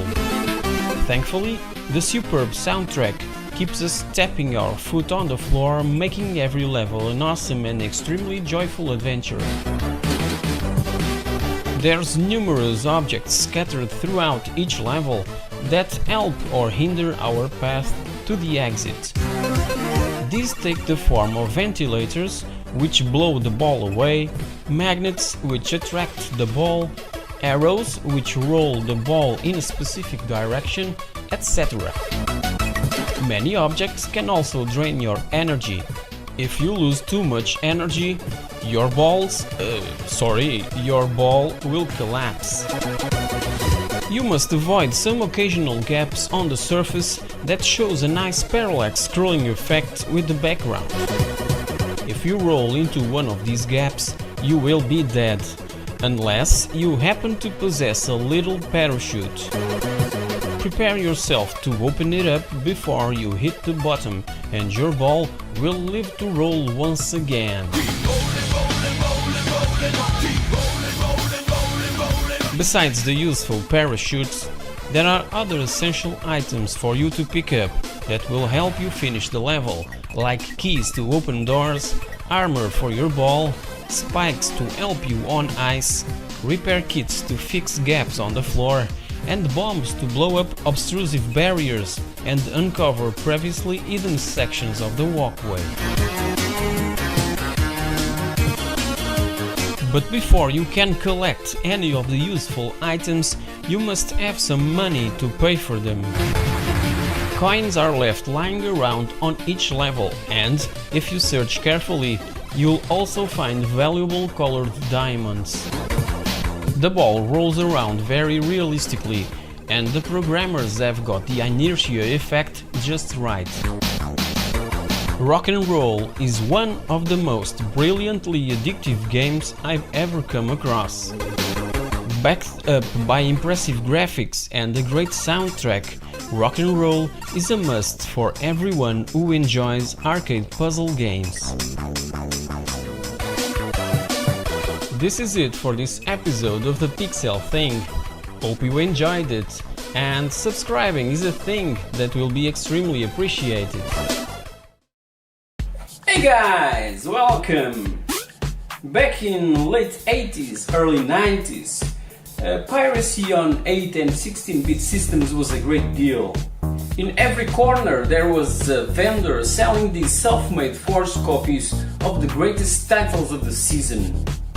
One of those was Rick Dangerous, an action-adventure platformer that puts us in control of a part-time hero in his quest for something that no one really knows what it is. One thing is certain, it's freaking fun. Let's take a look. As the developers themselves admit, this title was heavily based on the Indiana Jones adventures. As the game starts, you're immediately chased by a giant boulder, just like in the first Indiana Jones movie, Raiders of the Lost Ark. Developed by Core Design and published in 1989 by Firebird Software, it was available for the greatest machines of the time: Commodore 64, Amiga, Atari ST, PC, Amstrad CPC, and the ZX Spectrum. This was the first original game created by Core Design, who later became famous for the success of their Tomb Raider franchise. Thinking of that, is Rick Dangerous the biological father of Lara Croft? Part-time hero and stamp collector, Rick Dangerous is hunger for adventure. Set in 1945, he hears a rumor about a lost tribe somewhere on the Amazon jungle. He plans his trip and moments before landing, something went wrong with the airplane. A normal thing to happen when you travel Air Penguin. Thanks again for choosing Air Penguin. Rick's plane crash lands in the jungle, right in the spot where the tribe was supposed to be lost. The Gulu people felt somewhat disturbed by the wreckage and starts hunting the adventurer down. Between all the mayhem, Rick Dangerous manages to get some ammo for his gun and also some dynamite to give the natives a taste of hell. Come get some. There are 4 levels of constant action and peril, where Rick must avoid at all costs the hostile natives and countless traps. A good feature, kind of unique at the time, is the presence of reset points scattered throughout each level. So if you lose a life, you won't have to start the level all over again.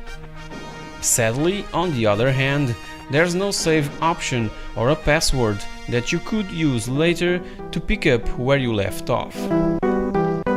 Level 2 is set in Egypt. Don't know how he managed to travel from the Amazon jungle to this pyramid. Maybe there was a portal of some kind, just like in the ancient astronauts theory by Eric von Daniken and one of its greatest supporter, Giorgio Tsoukalos. After getting through the pyramid's traps and foes, Rick sets off to rescue some Allied soldiers that are being kept in Castle Schwarzendampf, a dangerous Nazi stronghold. Rick is able to jump and climb and can also carry a limited amount of ammo. Always remember that most of the traps that can kill you can also be used against the enemy. It's very useful when you're out of ammo. After rescuing all soldiers, they tell us that the Nazis are planning a missile attack on London, so Rick has to infiltrate their secret missile base. If he successfully completes this last mission, Rick returns to London, finding that the city is under attack by aliens. And this is the premise for its second installment, Rick Dangerous 2, released a year later in 1990, that I personally didn't enjoy much.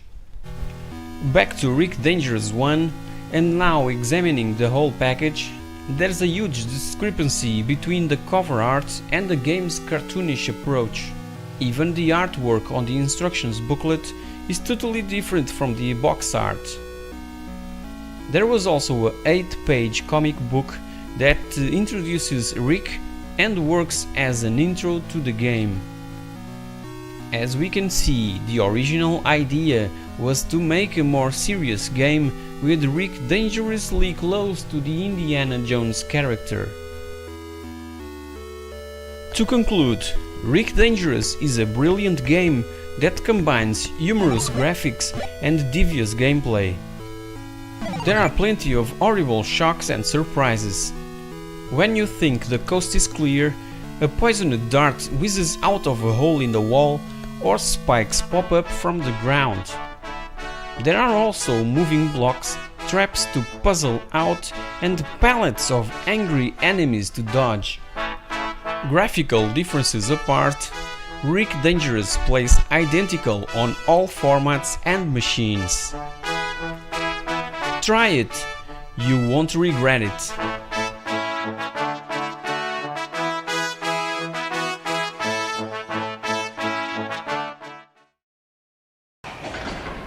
Hey guys! Indiana Jones and the Infernal Machine from 1999 was the first 3D installment in the series and puts Indy against the Soviets right before the events of the movie Indiana Jones and the Kingdom of the Crystal Skull. So, was it any good? Let's find out.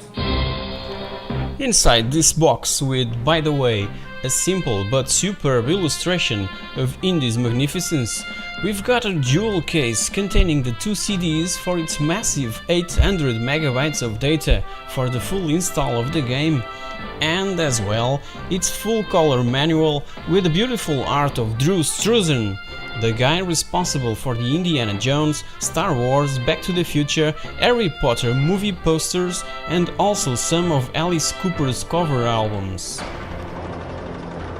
In my honest opinion, Indiana Jones and the Infernal Machine is a huge overlooked gem.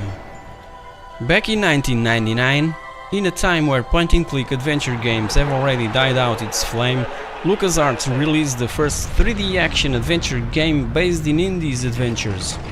I remember that I was extremely anxious and really looking forward to grab this game at my first opportunity, and so I did. Okay, you all know that I'm a huge Indiana Jones fan and that this game is kind of a poor Tomb Raider clone. But you have to agree that this is one hell of a good venture into the 3D action adventure game genre.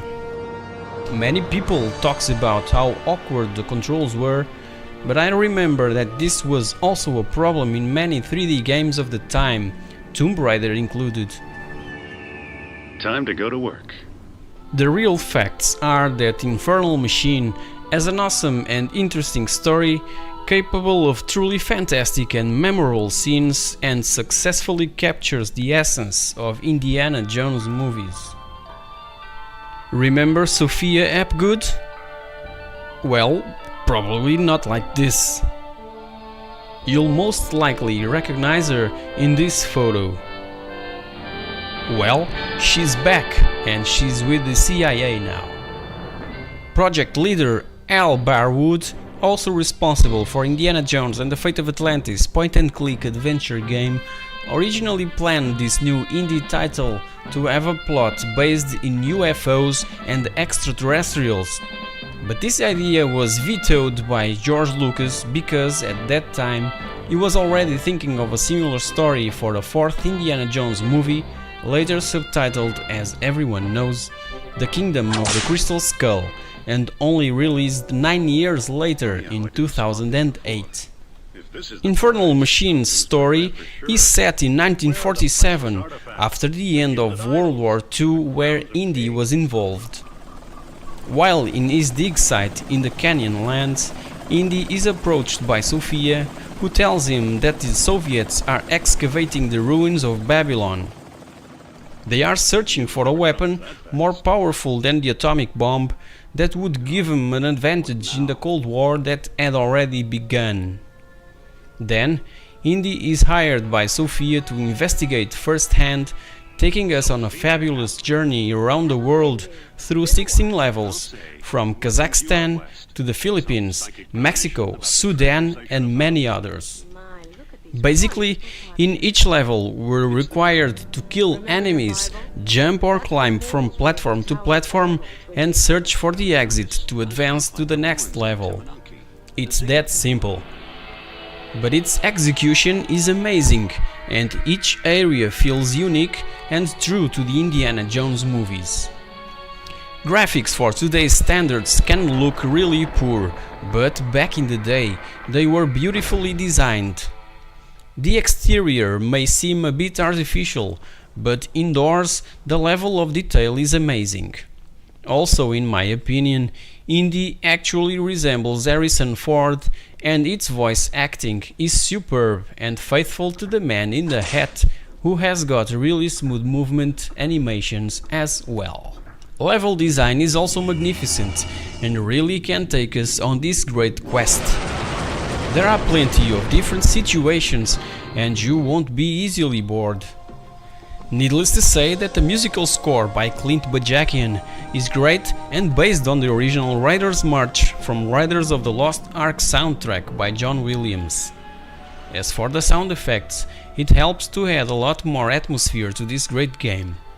The crisp and clean voice-overs of the Soviet characters and weapon effects were really impressive at the time. A Nintendo 64 improved version was available in North America and never released in Europe due to continuous delays.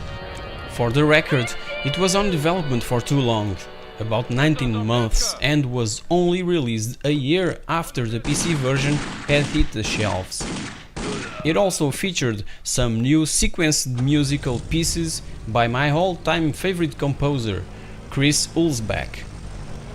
The game's variety of puzzles received good reviews by the press, and the inclusion of a hint system and the film quality-like cutscenes were even applauded.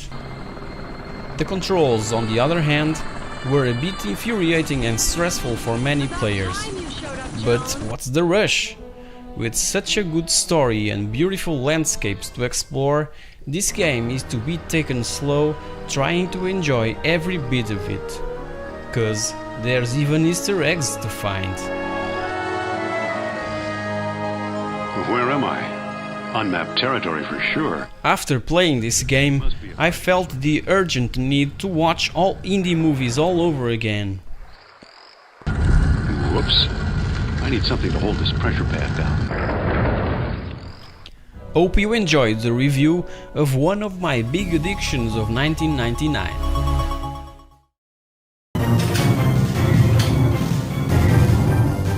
Hey guys! Alien 3 was based on the movie with the same name, and it was out for a bunch of systems. The best one was, with no doubt, the Super Nintendo version, and still is great fun to play. Let's take a look.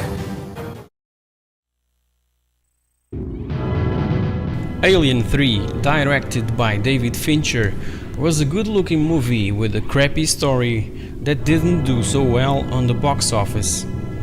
As for the game based on the movie, it still is one of my best alien-based video game of all time.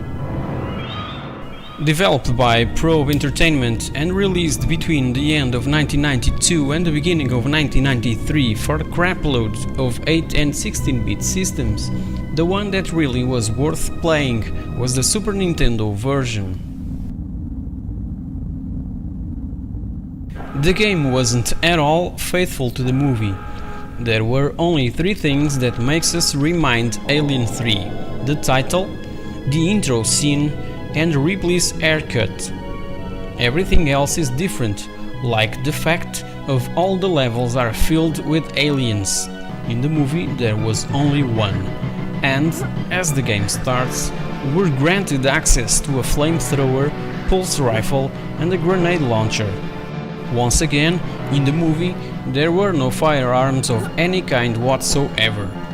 So I think that we can't directly compare the action present on the game to the one we see in the movie. Besides these observations, the game plays freaking well and it's an extremely good platformer. With its dark environment, creepy soundtrack and a well-known motion tracker that was also absent from the movie, the 6 action-packed levels of the Super Nintendo version features a well-structured mission-based system with a series of goals to complete in each one. Computer terminals can be found within the hallways, which link up to a static list of tasks that must be completed to advance to the next section. These missions can be taken in any order and include rescuing prisoners, destroying eggs, repairing damaged pipes, welding doors shut, and picking up power packs from one room and taking them to a generator in another. These were the main differences to all other previously released versions of the game, where you only have to destroy all aliens, free all abducted Fiorina 161 convicts, and head to the exit before time runs out.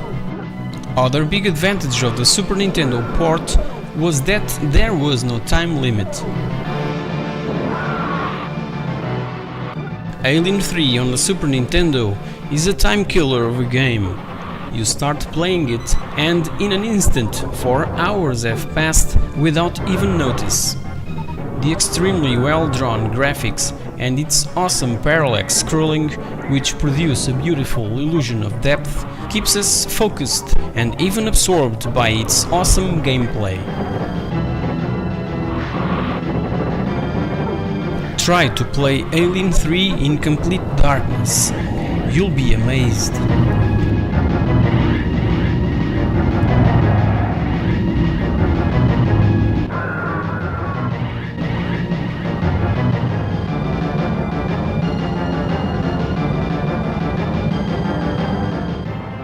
This is Pixel Think, last survivor of the Nostromo, signing off. Game over, man. Hope you enjoyed this video. I'll be back next week with more retro stuff. Hey guys, welcome back. Movie conversions were very popular in late 80s and Ocean Software got almost all the licenses. One of the best was Batman the movie, and in the Spectrum I can still remember the combination of keys that we needed to press at the same time to go automatically to the next level. Let's take a look. Batman the movie from 1989 is an action game based on Tim Burton's amazing film of the same name and was released for a bunch of systems: the ZX Spectrum, the Amiga, Commodore 64, Amstrad CPC, MES-DOS, Apple II and Atari ST. There's 5 action-packed stages based on the movie, and when I first tried to load the 128K version of the game on my Spectrum, about 14 minutes later I was blown away by the fantastic music by Matthew Conan and all the 5 levels loaded at the same time. That was just freaking amazing. In the first level, we control Batman through the maze of platforms. We're looking for Jack Napier and the action takes place at his Axis chemical plant. You know what happens next. Jack falls into a container filled with acid. The Joker is born. In the Spectrum version, the second level is a horizontal scroller where you take the wheel of the Batmobile through the streets of Gotham, dodging traffic and avoiding the police, using, for that matter, the grapple gun to go super fast around corners. On the other versions of the game, the action is seen from behind the car, making it look more natural but harder.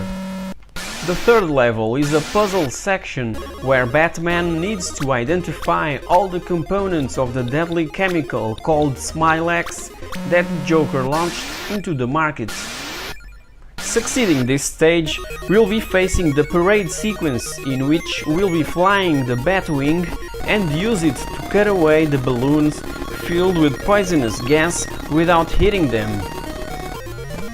If you get bored and wish to see right away the last level of this great game, just hold down one of the following combination of keys: ED209 in reference to RoboCop, or MICK, probably referred to Mike Lamb, the programmer of the Spectrum version, and you're ready to go.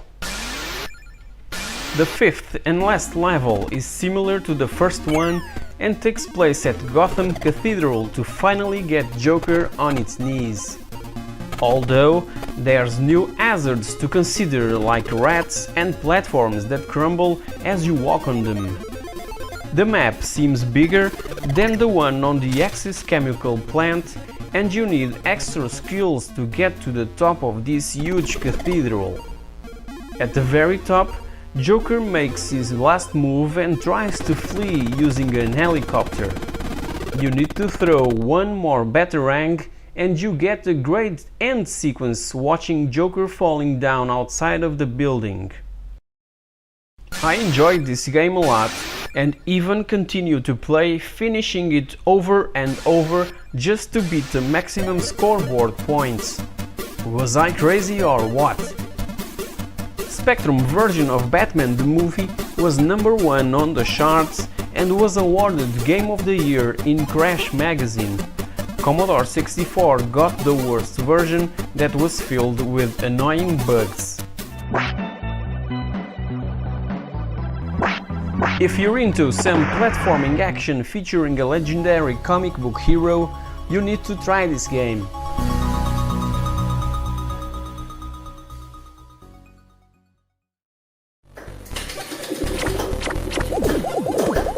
Hey guys! 1992 was my favorite year in terms of gaming. We had so many great titles. Fuzzball is an awesome platform Amiga game with extremely good graphics, sound and playability, and was created by a company that's been around since 1982. It is the last surviving British independent publisher.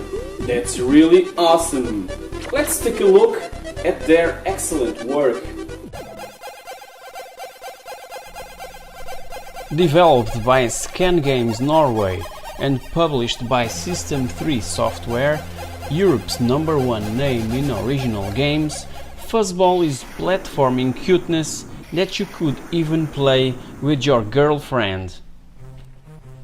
In one particularly stormy night, the Great Wizard had stepped outside for a drink with his buddies, leaving his apprentice all by himself in the mighty castle.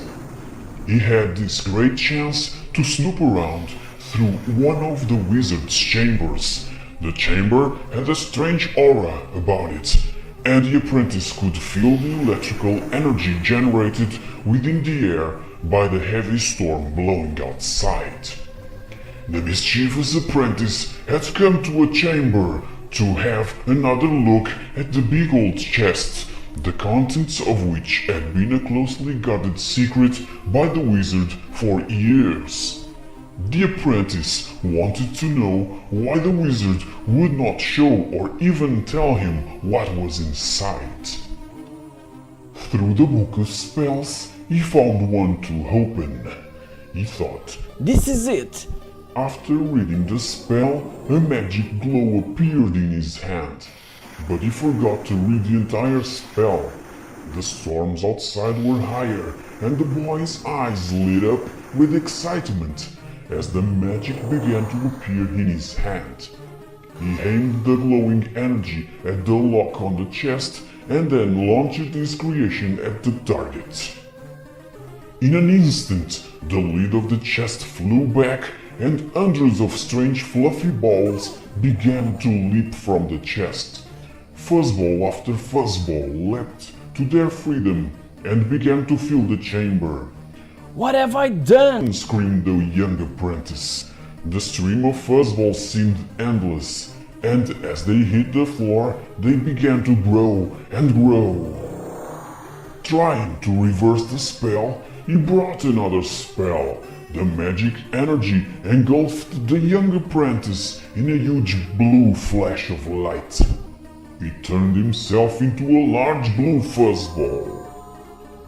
The great wizard returned to find his castle full of fluffy balls and told his apprentice that he could only return to his human form once he had collected and returned all the fuzzballs and all the jewels they took with them back to the strange old treasure chest from whence they came. This is the premise of Fuzzball, and to complete each level, you'll have to collect all the items, food and treasures, while at the same time avoiding or killing various enemies. You will mostly face other fuzzballs, but also other creatures. Each level is only a single screen filled with platforms and can take a while to complete. Throughout the castle, there are several areas that are decorated in different styles.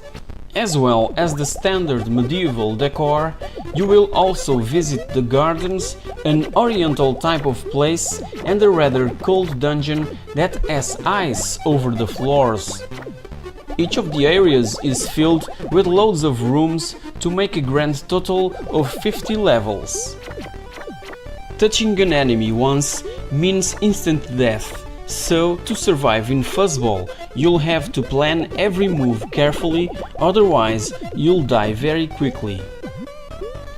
As you rush around the platforms collecting the gems, a clock counts down. When the time runs out, a gate opens and the level becomes infested with flying insects that will hunt your ass down. Fuzzball was also planned to be released for the Commodore 64, and the 2-level preview was even available to the readers of Commodore Format magazine, but because of inside conflicts, the game was abandoned in its final stages. Back in late 80s, early 90s, System 3 software was also responsible for other extraordinary great titles, such as Myth, History in the Making, The Last Ninja Trilogy, Tusker,